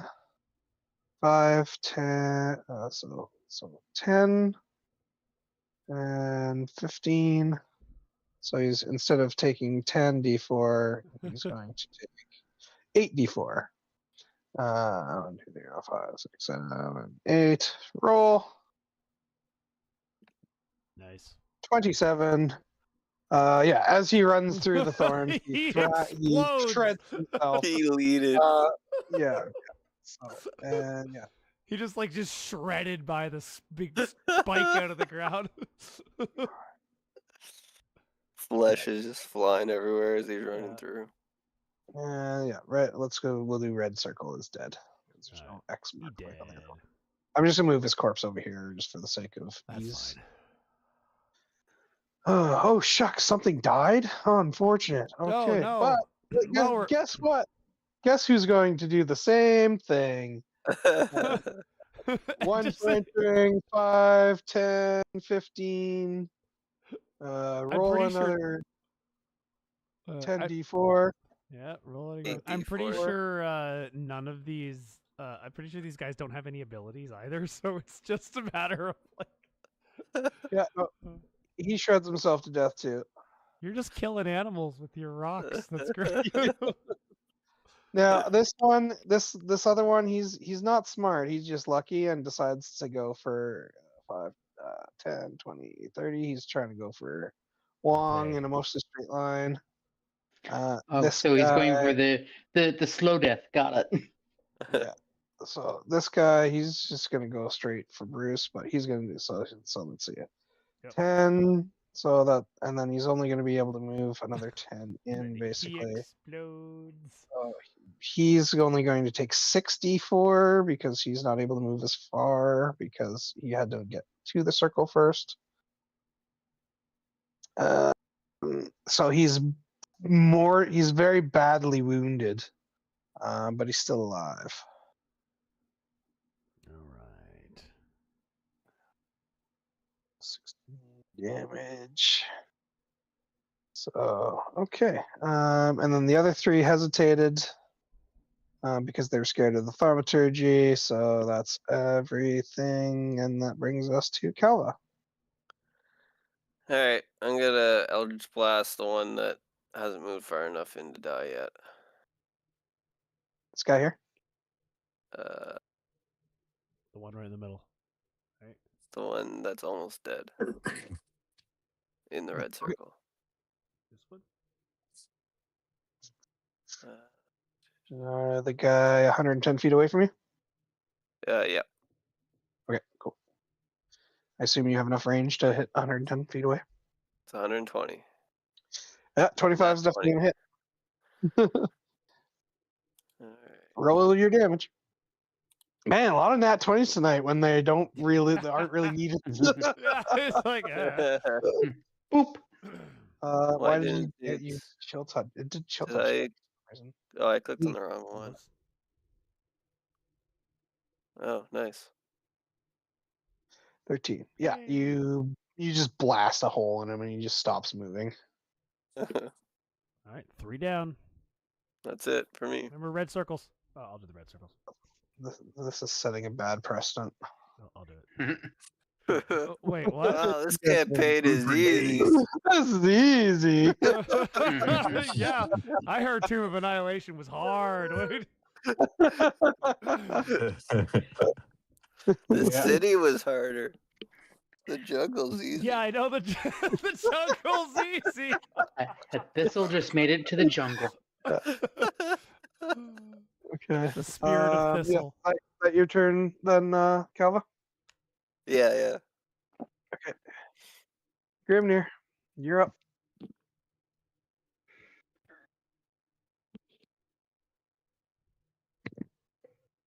Grimnir. Grimnir. Come out and play.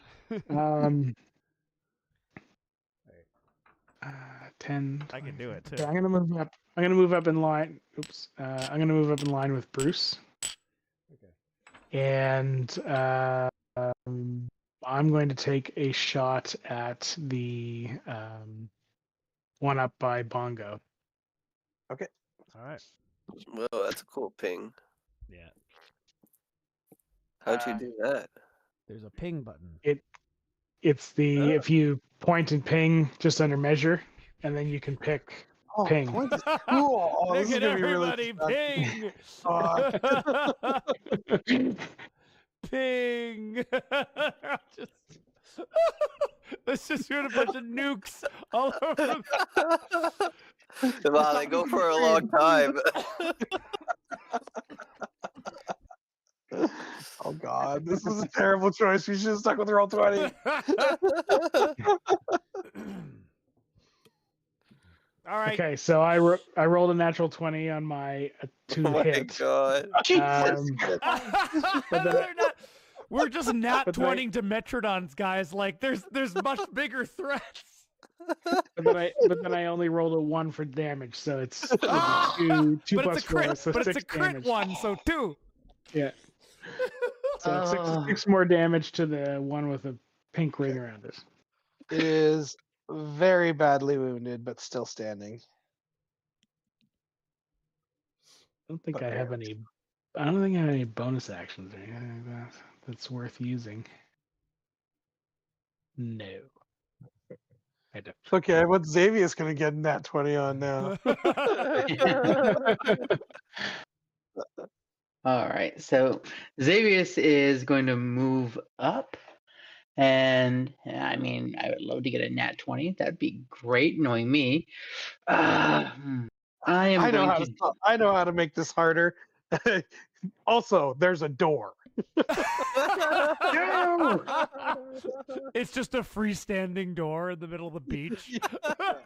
No, it's just a piece of flotsam that's washed up on the beach. Right? It's not Everyone attached to a back on crane the or boat. It's anything. not We're even going standing home. up. It's It's just a laying door. on. Yeah, just a door laying on this beach. Back up. Yeah. Time to go home. We've been beat. Yeah, we've been beaten. So The driftwood I'm door going- has. driftwood door. I'm going to throw a firebolt at that guy there.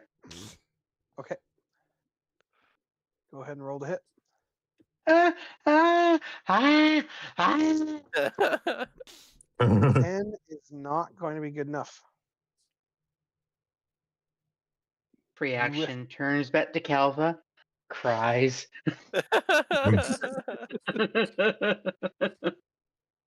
Oh, I didn't hit next, so I didn't highlight you. Okay, anything else, Davis? Nope. I'm helping, guys. Way to not get with the program and not get a nat 20. I know. Okay, Faye, let's see the nat 20 to punch this Dimetrodon in the face. In the face! Right in the face! Cold shot. Cold shot. Yeah, you're the ugliest looking gator ever. Looks like Take it you out. need a flurry of blows. Right, you gotta hit it But first. you got to roll. Yeah. Yeah, you actually have to Yeah. punch. You can't use flurry blows until after you've had a successful hit. That's true.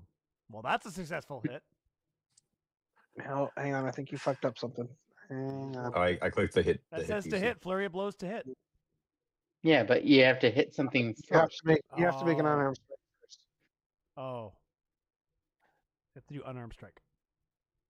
This flurry of blows is. No, that unarmed is a bonus. Nope. No, Hang flurry on. blows Yeah, is the go on bonus. Character sheet. That's what it says in my reactions. It's a Reactions? yeah, or at least that's what I think it says. But Yeah, you I can't. can. You can't initiate a I reaction. can make for... an unarmed. I can make an unarmed strike as a bonus action. But read flurry of blows. Actions. Time strike. Put flurry of blows up in the thing. File. Dooby-doo. Let's see it. That works as you can do an unarmed Here- strike, and then you Flurry can of do blows. another one as a bonus action. So you get 2 hits. Expend one focus point. Okay, yeah, no, it just says you can expend 1 focus point to make 2 unarmed strikes as a bonus action. So yeah, okay, yeah, you don't have to make you don't have to take your action first because it doesn't say that. Okay, so we can just do flurry of No, blows. Immediately after you take the attack action, you spend 1 key point to make 2 unarmed strikes as a bonus action. Cool. Immediately after you take the attack action. So you have not taken the attack action yet. Yeah. So you have to do that first. That's why. Okay. So I have to do that for unarmed strike first. You have to do an Yeah, so attack you- action first, any attack, and then you can do. Yeah. So your first attack is just going to be a punch, so unarmed strike. Okay. You know what? I'm willing to bet. I bet on his character sheet. This is probably under the fucking new gay rules, and that other one is under the old rules, which Oh, I'm it's already default to the old rules, 'cause 2014. I'm pretty sure Fury of Blows requires you to make an attack action first. Yeah, Yeah, it does. yeah, it does. That's what Kale was doing. So Okay. Anyway, so my point is, first punch him, then you can punch him more. 13, 13 hits, I think, barely. I don't know. 13 does hit. Okay. Okay. So roll your damage for the regular unarmed strike.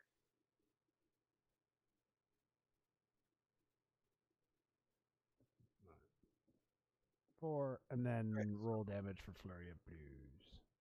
Well, then you do bop bop. So you do 2 more hits. Yeah. If you're spending that key point. Yeah. I Oh, will. okay, so you just roll damage 2 more times.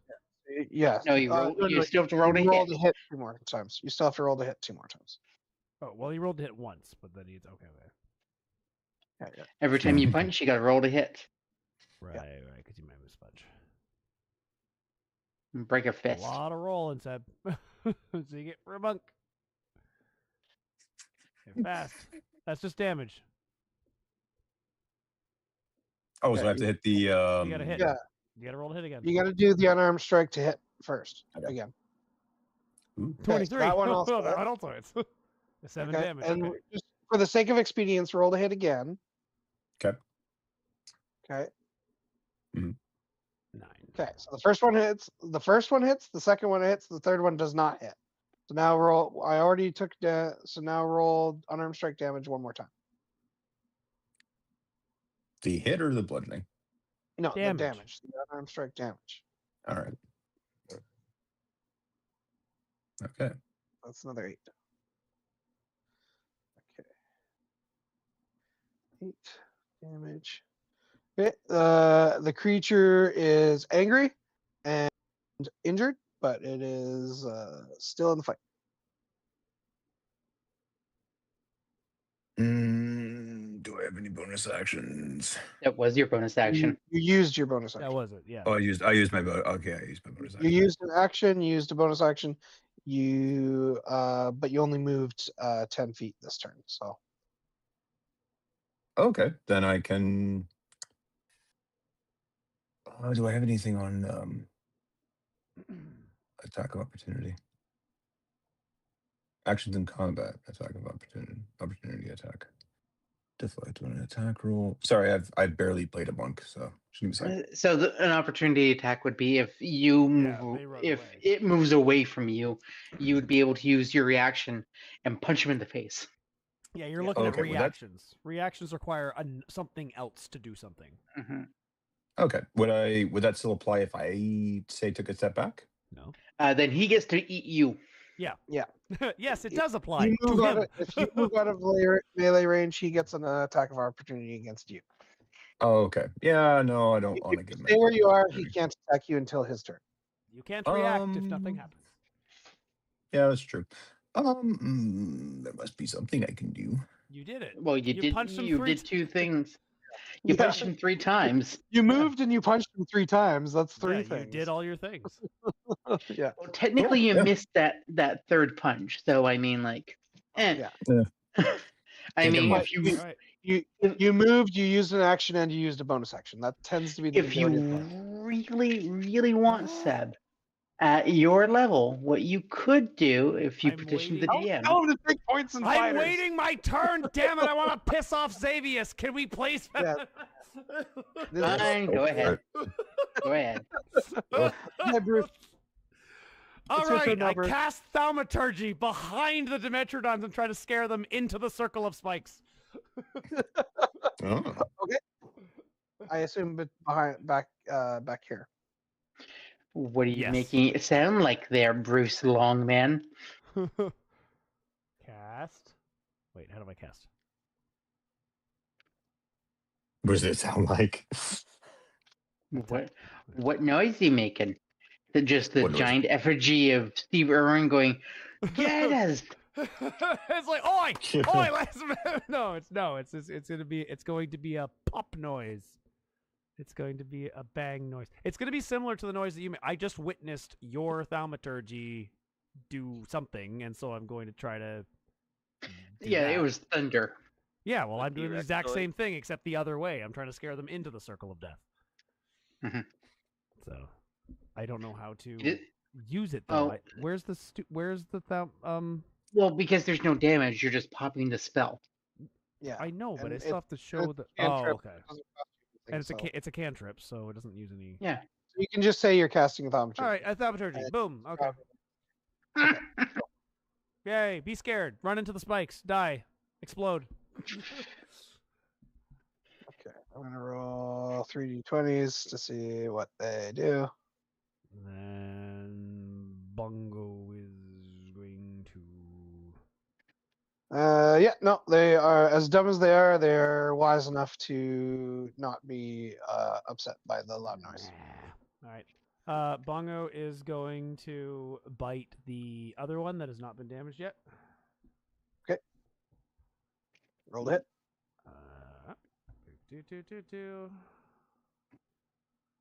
I need to have a separate sheet for Bongo. My goodness, it's annoying to get this up every day. Okay. Okay. Where's his roll to hit? That's saving throw. Bite. Attack. +3. Yay. 19. 19 hits. Roll damage. 5. 5 damage. Okay. Why do we have no additional elemental damage? Okay. Tell me. I don't know. I'm reading it. I was like, it says +0 elemental damage. I'm like, wait, what? Why 0? All right. Let me see. I'll take a look at your character sheet. No, it's She should be yeah. doing something. yeah. It says hit 1d6 +2 +0 poison damage. In this case, it's fire, not poison, but still, like.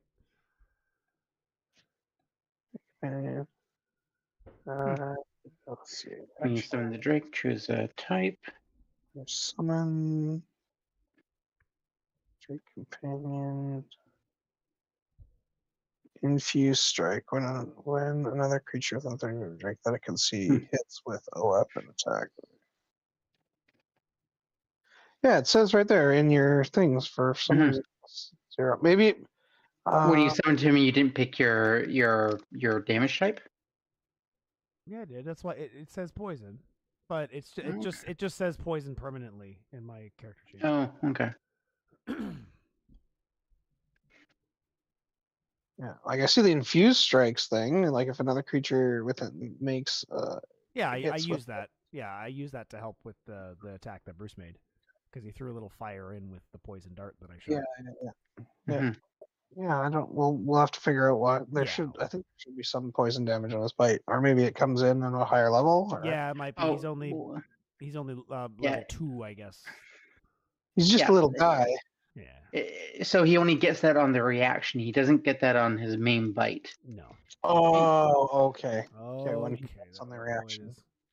I knew. Okay. Because his reaction is the infused strike, but his main action is the bite, Yeah. which is just Oh. melee weapon attack. Just melee. Yep. Okay, cool. Okay. I'll buy Alright, that for a that's dollar. it. Bongo and Bruce are Alright. both done. I did my action. Yep. Bongo's done. Yep. Alright. We're done. No movement. I don't need to move. These guys are no longer startled. Actually, Bruce is gonna move. I'm gonna move a little closer to. Oh, wait, what am I doing? This I guy's think I am 10, gonna move a little closer to Bongo. 30, or no, he can only do 5, so he's going to take 2d6. Your thing, it's concentration for like up to 10 minutes or something like that, right, Spencer? Yeah, it should be. We're nowhere near 10 minutes yet, so. Uh, But 3 rounds. Yeah, It's 10 been. minutes. Yeah. It's been 18 seconds. he's going to take 2d6 because he moved into and moved 5 feet. It's D4. Oh, is it d4? Yeah. Good to explode. I rolled the same amount. I did. Yes. Okay. So he's gonna take 4 piercing damage. Okay.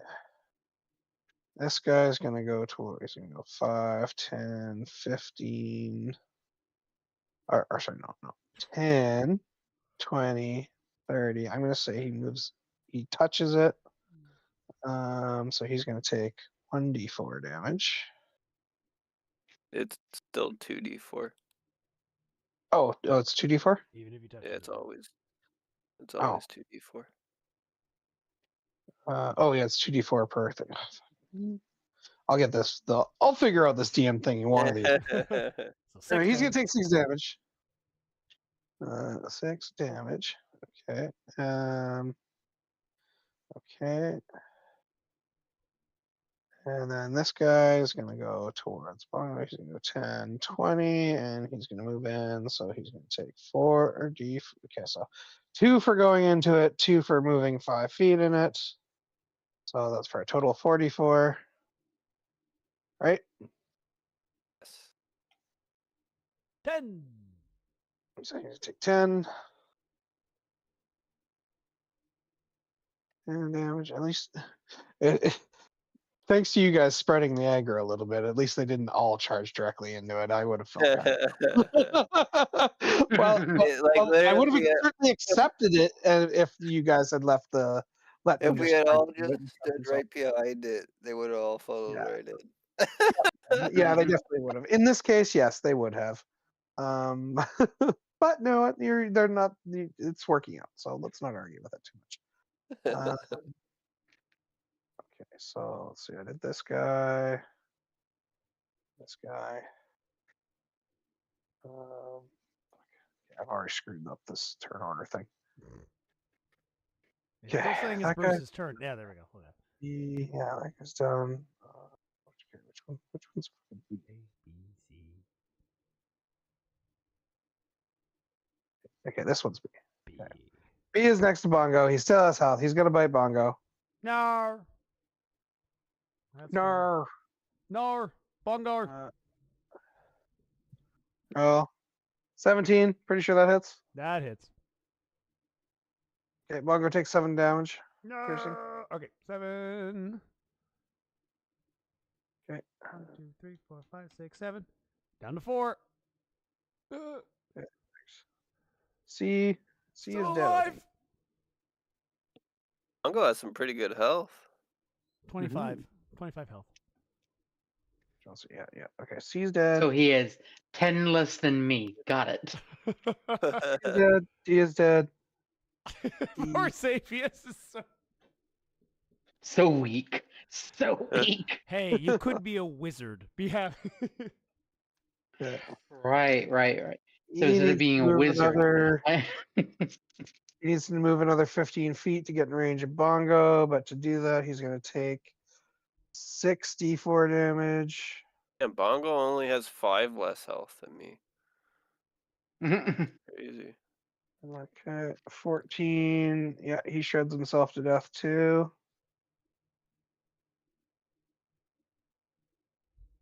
animation keeps stopping on my screen? I don't understand. Oh, maybe it's time to go buy a new RAM and GPU. That will only No. cost you $8,000. Okay, this guy, he's right next to Bongo. He's going to try and bite Bongo. Weird. Stat block. Bite. 7. He fails. Yep, definitely fails. F is dead. G is this guy? Nope, that's B. G. Oh, G is the one that was just getting punched. He's going to try and bite Fei Fong Wong. Cool. He's going to get up in your face and bite you. But you. Nat 20. He has bit your face. Yeah. I don't know how he's bit your you are face. going His head to is take, no more than a foot off the ground. But 16 plus 2 is 18 piercing damage. Jesus. Wow. Damn. the guy got a big bite, man. See those Oh, that heads? gator bit me. Florida man got bit by a gator? You don't say. Something bit You me. don't say. Teeth are the teeth are big. Okay. Still do This some guy, damage. this guy's moving in. He's gonna have to move a little far. He's gonna have to move slightly through. So I'm gonna say he's gonna take 2d4. Yep. Because he's not quite in it. But now he's out of it, so he's just gonna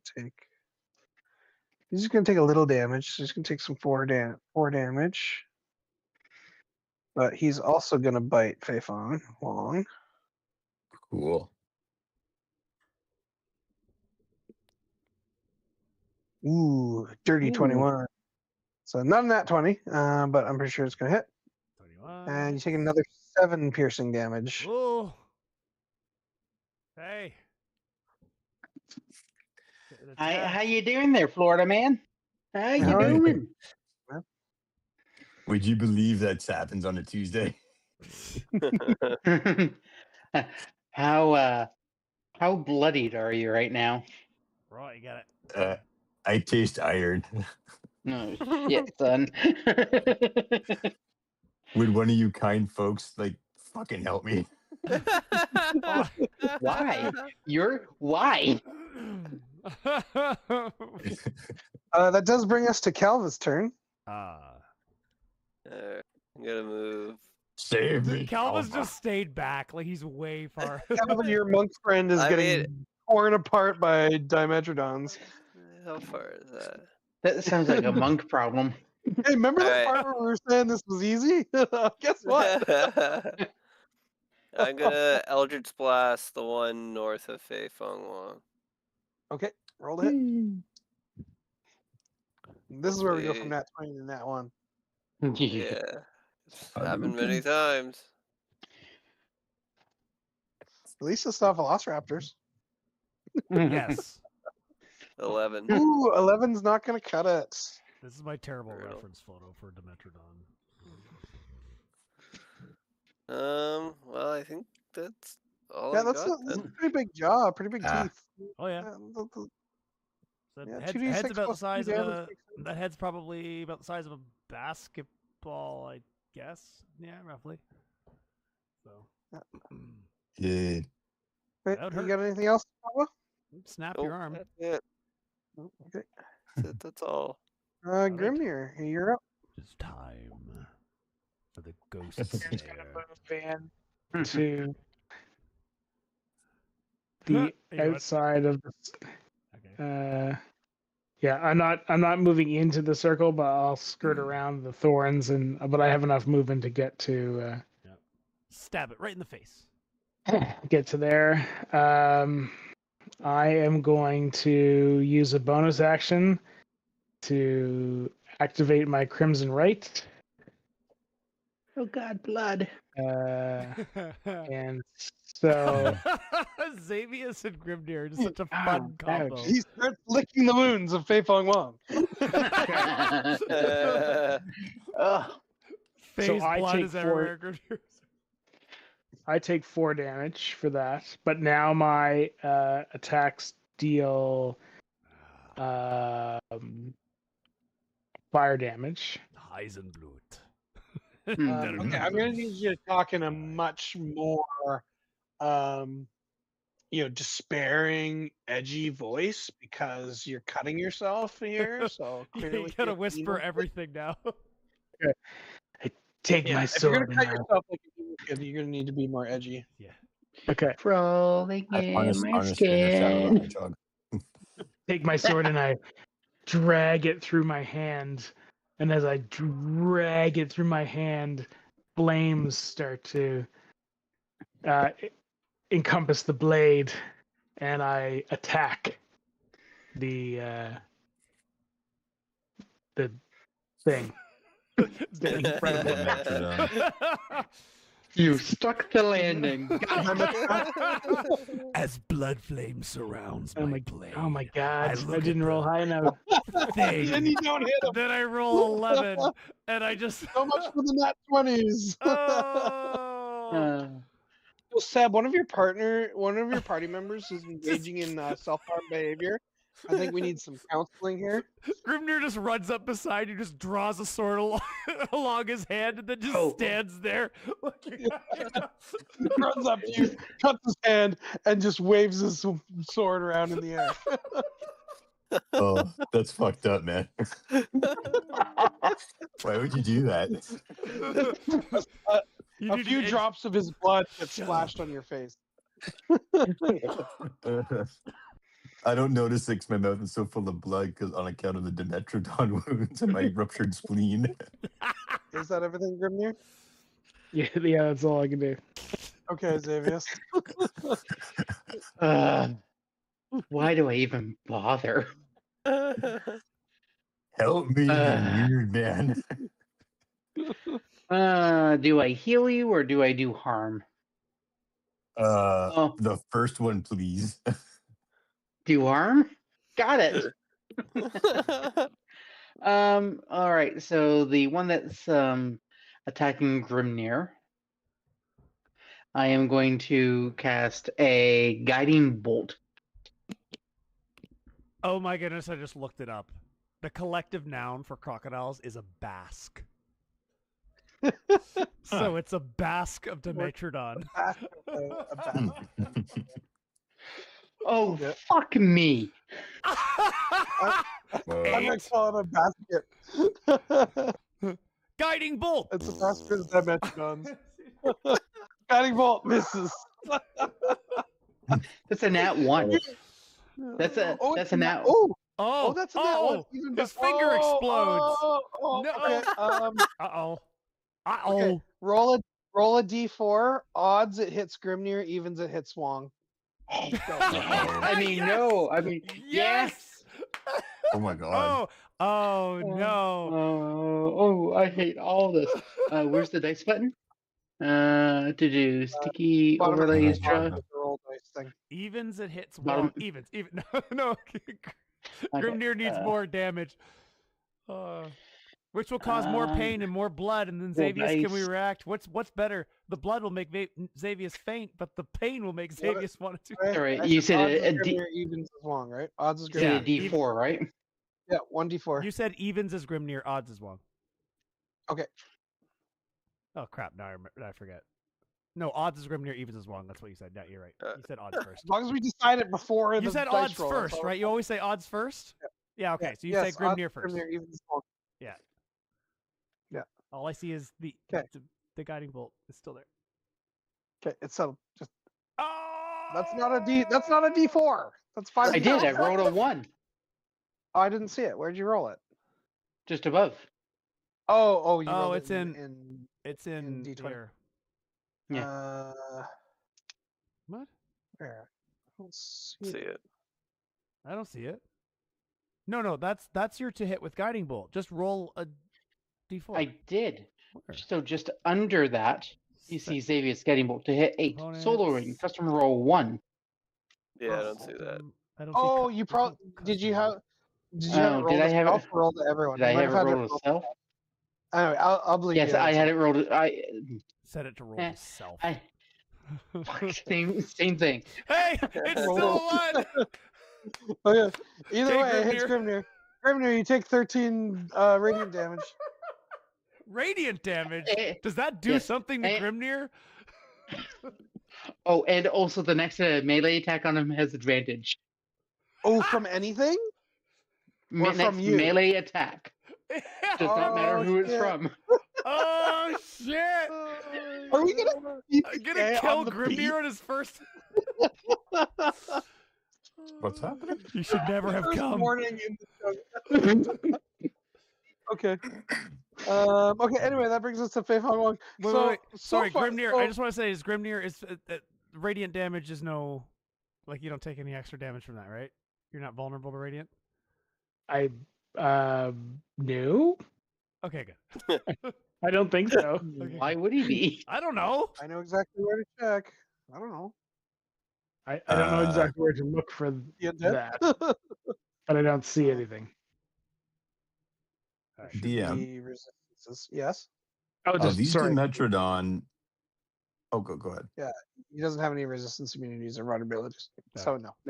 Yeah, no, Okay. we're good. Great. Go ahead with your question, son. Of the 2 Dimetrodon, which one has the lowest hit points? The Grimnir shaped one. this one's G. This one's H. This guy. right here? They both appear to be about the same amount of injured. Okay, I'm gonna fuck up the Grimnir one. No. No, I was literally meaning Grimnir. Yeah. No. You're gonna put H. Yeah. H. Yeah. Just turns and just punches the guy. This has advantage. Yes, H. I So- think right. Yeah. Roll the hit. So H or B. H for, or B. if you're planning on using flurry blows, first do a 2-hit unarmed strike. Okay. Unarmed strike. Okay, 12. 12 hits. Roll damage. That's a second unarmed Roll strike. 8. Okay. 8. Okay, he's barely still standing. Okay. Do I roll another attack or can I do flurry of blows? If you want to do flurry of blows, you can use a key point and then make 2 more, Yeah, and then use your up the bonus key action will point, be 2 more strikes. Don't forget Okay, to be I- subtracting key points on your character sheet. Oh, I have, and I have 1 more key point left. Cool. Do I make so- a hit for her? A hit for flurry of blows, or do I do damage? 2 more hits. 2 more hits. Okay. All right, my mouse freezed up. All right, froze. I'm assuming that 17 was a misclick. Yes, that was it. Okay, 15 hits and another to hit. So I don't think you can split up your flurry of blows. I think. Oh, 20. Okay. Yeah. Okay. Yeah. Lethal damage. How do you want to do this? I want to Chuck Norris roundhouse kick him in the face and soccer kick his head right off his frigging spine. I was gonna say you just see the head ping across the beach. So you have said, so it shall be. So it is written. So it is done. So it is done. Dead. And then there were 4. We got Dead. half of them down. Well, more than half. That's Okay. 5. Okay. Unless you want to do any movement, we're back to Bruce. Yep. Bruce All right. Amos. Oh, that's right. Okay, so Bruce is. I guess I'm just gonna run up.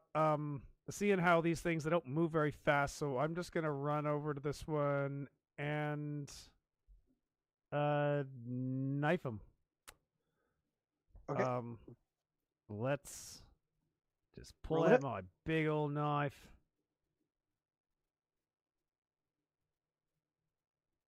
$11. Whiff. No. You managed to poke him in his sail, but he doesn't actually get injured by it. Yeah. I'm like, okay, Bongo, maybe you'll have better luck. Bongo's gonna try to bite him. Uh-oh. I've got too many windows open. Do this, Straight Companion, do the same thing. He's gonna bite. Bongo's going to try to bite the one right in front of him. That's in the 13.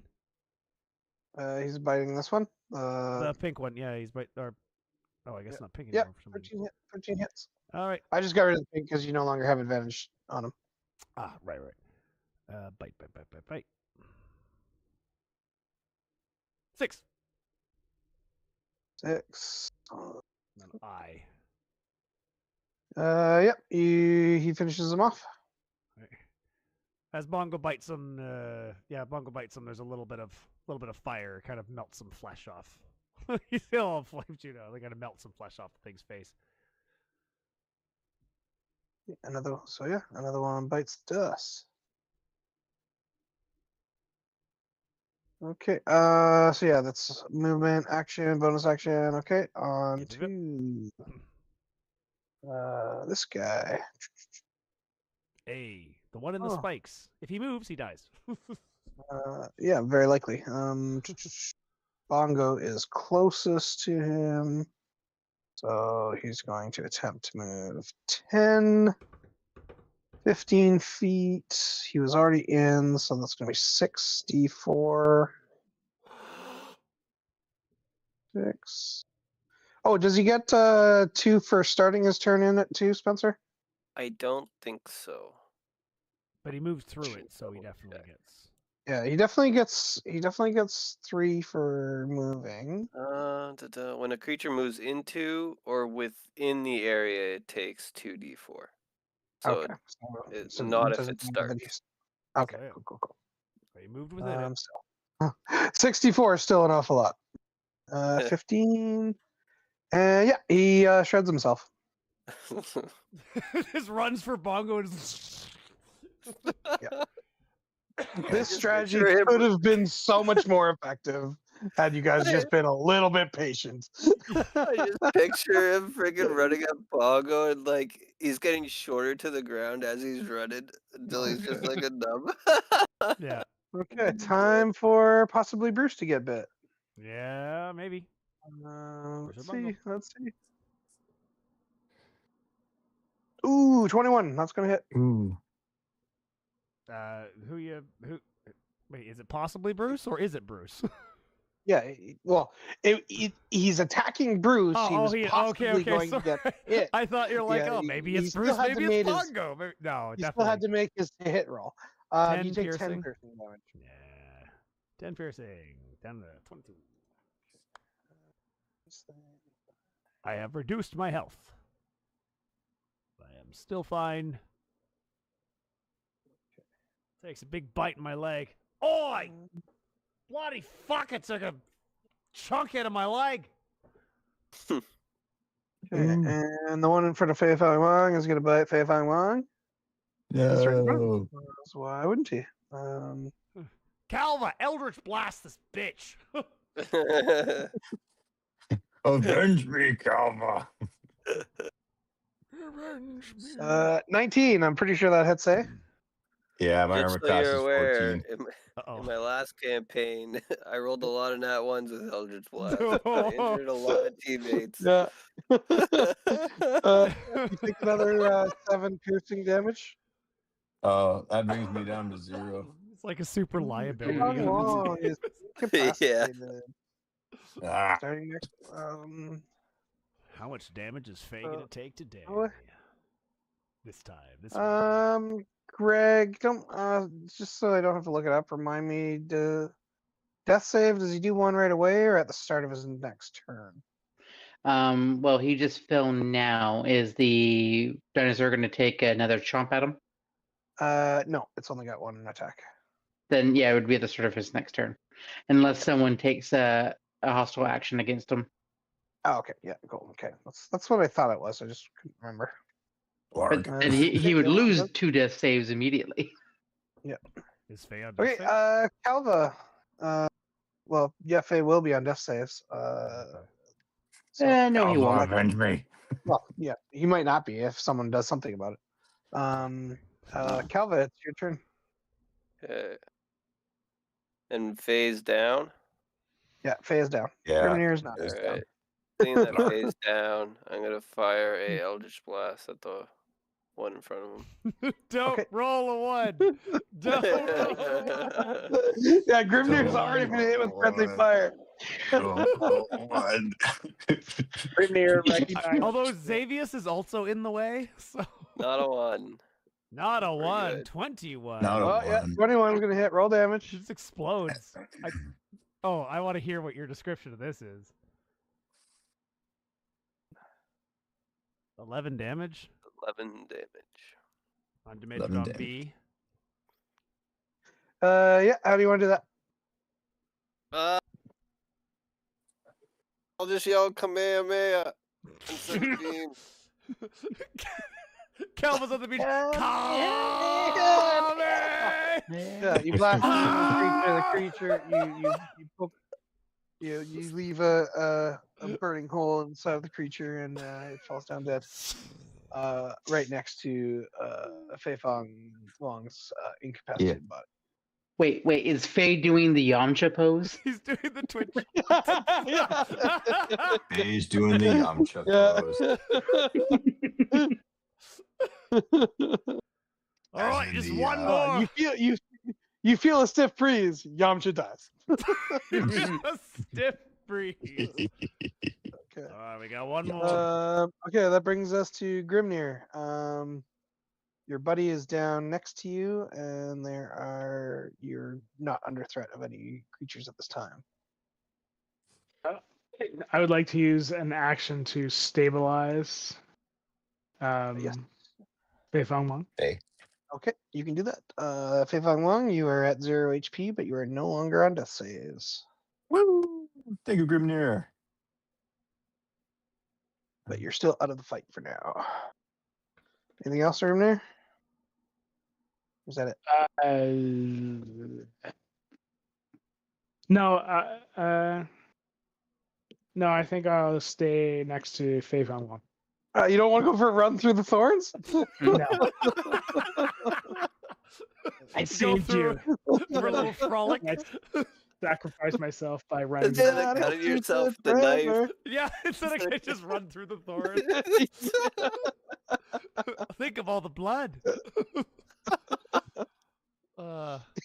You just get on the ground next to Fei Fong Wong and just start rolling in his blood. I was super blood the blood, the wonderful blood. Just bathing. Okay, Xavius, who are you going to friendly fire next? And Grimnir was already suspicious of you. Yeah, now you literally shot him with a gun. I can't wait for the RP after this because oh my god. Shot him with This requires hot trust. light. Shit. So Xavius is going to move up just a little bit. Just a little bit. And I'm going to expend 2 healing lights. That will heal you 2d6. That's focused on Faye. Okay, Thank you. 2d6. Roll 11. Nice. There's taking note that not only did you shoot me, but you refused to heal me. After I can't. I will heal you next round, sir. Sir. Wait your Grimnir pulls turn. out a little black book, starts writing. Yeah, Grimnir has a little notebook that he inherited from from from Thistle. Thistle.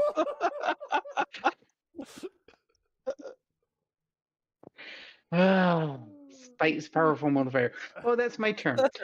Because that's all I can do this. Actually, is that a bonus action? You said you Heal did it twice, me. though, right? You can heal yourself or one creature by expending a pool. You can expend up to 5 at once. But I'm just taking a look. I think that is it's an action to do. If it was a bonus action, I would throw a cure wounds at you, man.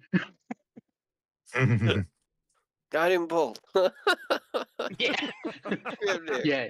Use my other level spell.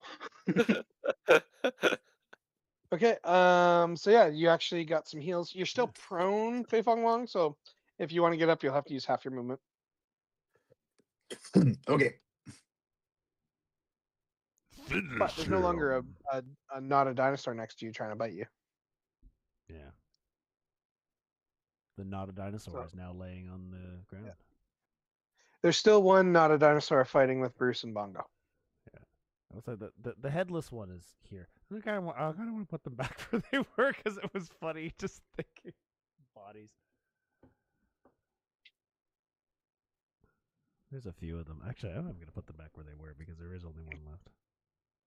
What you doing, Seb? Just for the visual. Yeah, what are you doing, Seb? Seb. Yeah, it's your turn. Sebastian. What do you want to do, Seb? Seb, did we lose you? Sebastian? Oh, is he gone? Fei Fong Wong! He might actually be gone because he's Sorry, he's sorry, on what's call. up? Are you guys talking to me? Yes. Yeah. Yes, it's your turn. Oh. What can I do long range? I'm Stand putting all up. the dead bodies back in because I think I remember where they all dropped. Oh, okay. Maybe here. I don't remember where the last one was. Do I have any healing 'Cause that's the first one that dropped. capabilities? Do you have a potion? I feel like I did. I feel like I inherited somebody's potion. What?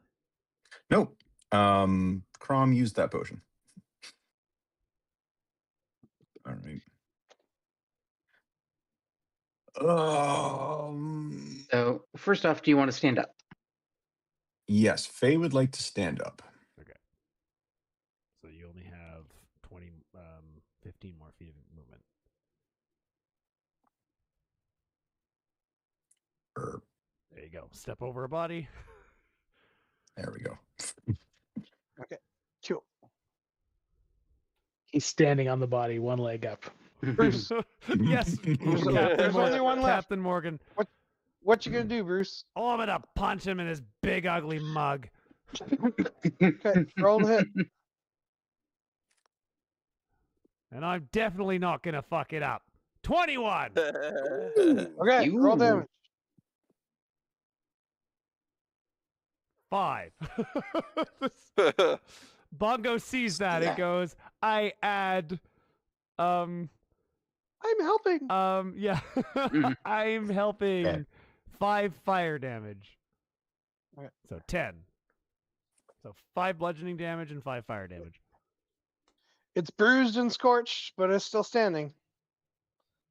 So Bongo is gonna take a turn and bite it. Okay, roll the hit. Nope. 9. 9's not gonna cut it. Bongo's feeling a little weak. He only has 7 health left. Okay, he's gonna get a chance to bite one more time. I'm good because he was just attacked by both of you. I'm going to odds. He's gonna bite Bruce. Evens. He's gonna bite Bongo.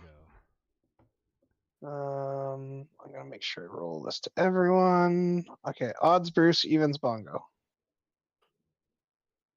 1. Bruce. Odds Alright. Bruce. Okay, so he's going to bite Bongo. What? I mean Bruce. You said, sorry. yeah, I you're just- saying you're gonna bite yeah, Bruce. I did say odds Bruce. I just said bite Bongo for some reason.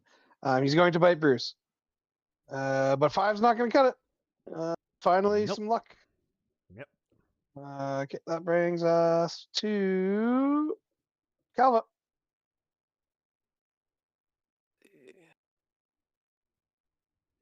Who you gonna miss today? I can't. I think it's. I can't drag the ruler to the side, but it looks like it's in range. Yeah, you're in range. Yeah. There's 12 spaces there. All right. I am going to do Eldritch Blast. Just within range. Okay, Nah, roll it. 1. Roll now. 1. Kill Bongo. Far from that one. 24. 20 Nice. 24 is gonna hit. Roll damage. Come on. Yeah! he's Yes! gone! How do you want to do it? Oh, wait. That's Alex's call. I was want Yeah. Die. Bruce and Bongo, you feel a whiff and a slight scorch as a purple orb passes between you and Bongo, blasting through the Dimetrodon right in front of you as it falls down dead. All you hear is 360 no scope. Okay. Whoop, whoop. Cue Pokemon victory music. That's Final Fantasy, but whatever. Yeah. So Xavius, now that we're out of combat, will walk over to Grimnir and say, I'm Masawi. Yeah. Crazy cure wounds. 25. Did you say 25? Yes. That's awesome. Like Calva, can you take these bloody spikes away? Yeah, I'll cancel that. Okay. I'll stop concentrating on it. Grimnir will thanks for the healing.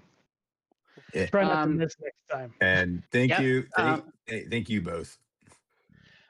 Like I said, trust is very important, and I want to make sure that we keep that dialogue open at all times. And then, I'll go over to Bongo, and I will give Bongo one. Sorry, not Bongo, Bruce. My bad. Give Bruce one of my healing lights, so that's 1d6. All right. Oh yeah, you get your spells Sorry. back on short rest, don't you? 1, 2, 3. This is a long rest one. Oh, okay. I still have 2 more of those. 25. Yeah. You got lots of heals. We went from no heals to tons of heals. Mm-hmm. I don't know what Bongo's regen rate is. It's probably not. Yeah, I mean, you could unsummon him and resummon him. Yes, I know. He has 4 health left. That's nice. Okay. Is there anything you guys want to do in the immediate just before we wrap up? Because we're already half an hour. I'm past our- fucking tired. I want to go to bed. It's first thing in the morning. Yeah, No, yeah, okay. no, it must have just gotten dark. It's been, by the way, that combat lasted 36 seconds. I hope everyone's happy with that. Yeah. 36 seconds. That was quick. Yeah, okay, Those things are quick. timekeeper. It is mid-afternoon on whatever day it was.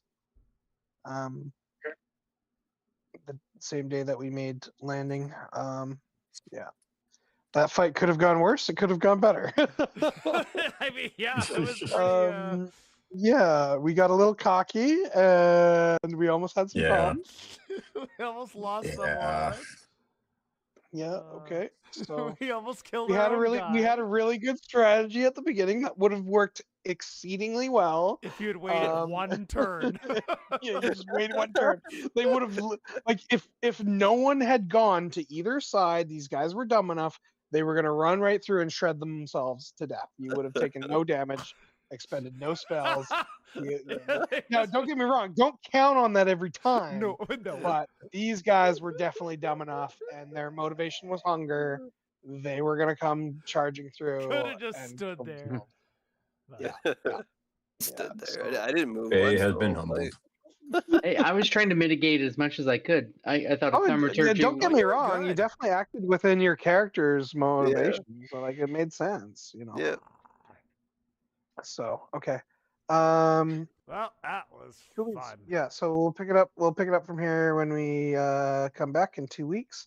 One thing Sounds I good. will ask, and I'll be honest, Seb, this is mostly targeted at you, not in a mean way. Sure. Please take some time to read through your character sheet and just be a little more Yeah. familiar for next time. I'll be just like I spent like 3 hours prepping today, reading up and stuff like that. So I think 20 minutes to maybe be more familiar with your character sheet. And if you need assistance being more familiar with your character sheet, I'm more than happy to have an aside with you at one point. Yeah. If you No, need that's that. fine. So, just because now that we're in the jungle, we're going to have random encounters like this all the time. So if they all no, some take, if preparation they is all required. I take get 3 hours, we're gonna be at this with it for a for a while. while. Yeah. So That's fine. I just want to cut down on the ums and ahs and what can I do on my turn.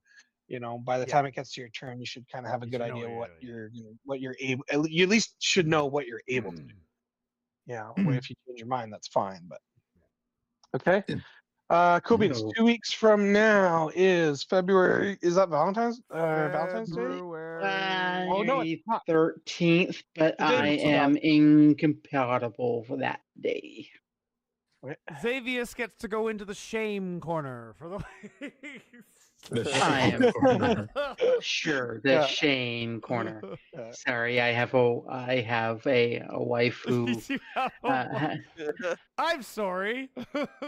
Peter, tell him off. Given the I will be there on the proximity 13th. Huzzah! Do your we your want wife to is not try as it? violent as mine. That's true. Can verify. Do we prefer the 6th or the 20th, or do we The want to 20th. just go without Greg? What? We just go without Greg. What? It's one person. Oh, unless Seb's not available. Let me double check that. That might not be a good day. The 13th might not be a good day for you. Yeah, because I think in that week I'm going traveling for work. Yeah. Give me 2 seconds. We could always jump right back down to the 27th, and I will. We do something else. But wait, it would just be the 3. No, that comes down to the wire. I can do the 20th. The 20. Wait, we're talking about 13th. I thought we were talking about the 20th. I can't do the 20th. That's the Okay, off we week. can, yeah. That's the wrong week. First- Give me the first- 27th. Okay, First I can, established the 13th. okay, I can Is the do the 13th 13th. work I for can Oh, do, you can do the 13th. Okay. I can do the 13th. Yeah. Okay, so we put Xavius. in Greg. there. That's the biggie. What about the 6th? Any chance you're able to do the 6th, Greg, or no? No, that is. We were in a string of birthdays and Valentine's days. Okay, so we're gonna go ahead without Greg on the 13th, and that will be our plan A for now. Mea Okay. culpa. Yeah, I and mean, we'll you could figure out always something. send Alex or ahead of time. Like it's like here's kind of what my character's gonna be doing. Zombie mode. Oh, I think Alex has a good idea of what I'm doing. There you go. Oh, I know about his motivations and such, and then I have access to his character sheet. By the way, fat lot of fucking help Hugh was with this fight. Oh.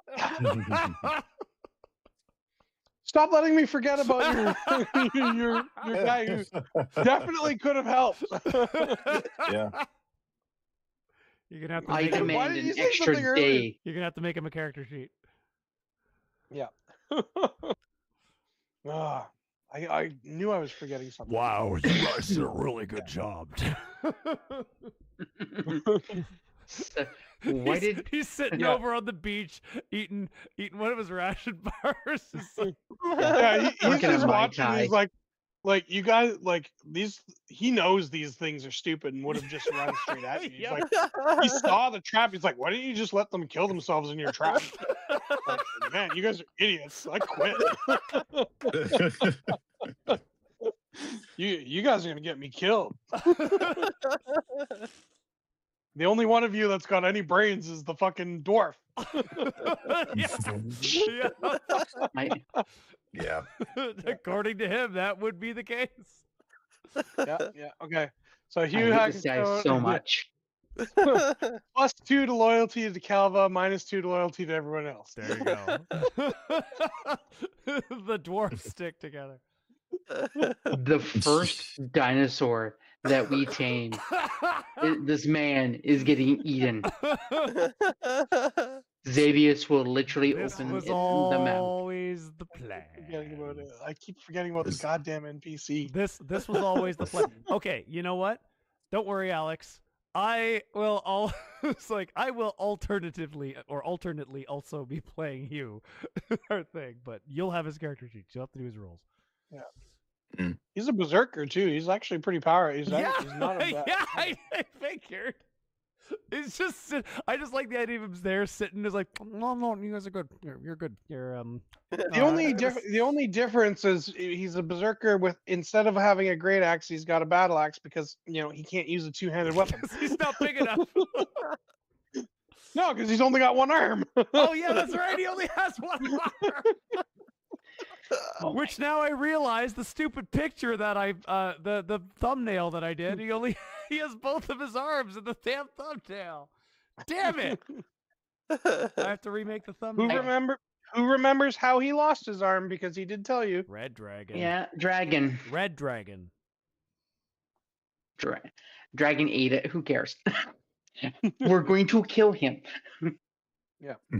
Yeah, he probably won't get too close to Bongo anytime soon. Especially when Bongo's in red mode. Yeah.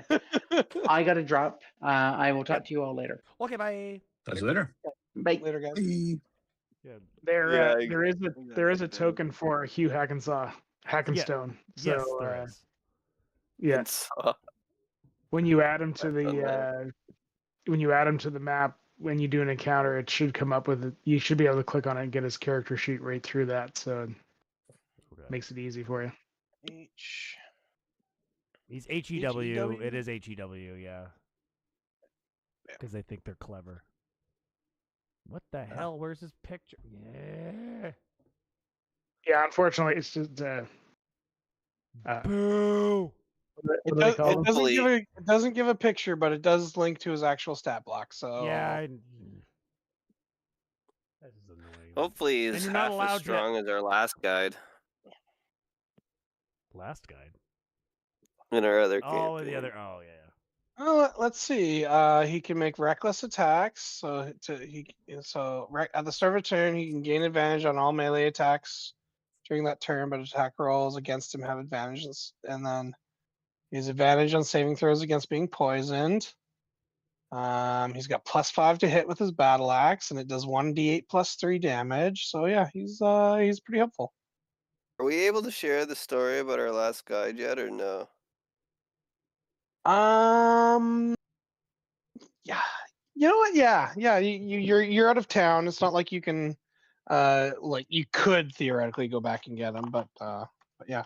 You can share the story, but we can't. We're banished from the city. Yeah, it's true. We are banished. Well, you're. Yeah, we are. Yeah, Calva and I are. Yeah. We were exiled. So yeah, go ahead, Spencer. Yeah. So our last, did we take canoes up the river? Was that how it started? Yeah. We went up the river with those, and we got jumped by raptors, I believe. Yeah, a pack of velociraptors. Yeah, and they wiped us. We were all down except for our guide. Our guide managed to finish off all the raptors and drag us back to town. She was immune. She was immune to slashing, piercing damage. Yeah. Like it was literally our first step in the jungle. We had a full party wipe, and it just happened so our NPC was a perfect NPC to finish off the fight by themselves and save us. Very first encounter in the jungle, total party wipe except for after everybody's incapacitated, so nobody sees what happens. Oh well, you wake up, your guide has saved you. The velociraptors are gone. You're recovering. You're wounded, obviously, but yeah. And they have no idea how the guide managed to save them. But they find out like way later, that she's a were-tiger, and so being a lycanthrope, she was immune to slashing, bludgeoning, piercing. And of course, all velociraptors can do is bite for piercing, slashing for claws. So the velociraptors couldn't hurt her. Of course, she could finish them off. But the party didn't find out because they didn't I think they saw her get hit a couple of times, but then we're kind of like, oh, she see her got hit and it should have hurt, but it looked like she took it like a champ. I actually managed to keep it a secret a good while too. Yeah, you did. And then she ended up coaching Al Gore on how to deal with the changes of lycanthropy, because we ended up making him somewhat of a lycanthrope, because his character was Al Gore and his patron was a great old one, and we decided the great old one was Man Bear Pig. So at least until he learned to control it better, he didn't have actual control over his changes as to whether he changed into a bear, a pig, a big man, or a straight up man bear pig. And like I had set up a mechanic for it too, that if he did accidentally turn into man bear pig, he would become hostile against the party. I do remember at one point something happened and I turned into the pig and I was able to cast fly on myself and I was literally a flying pig. Flying pig. Yeah.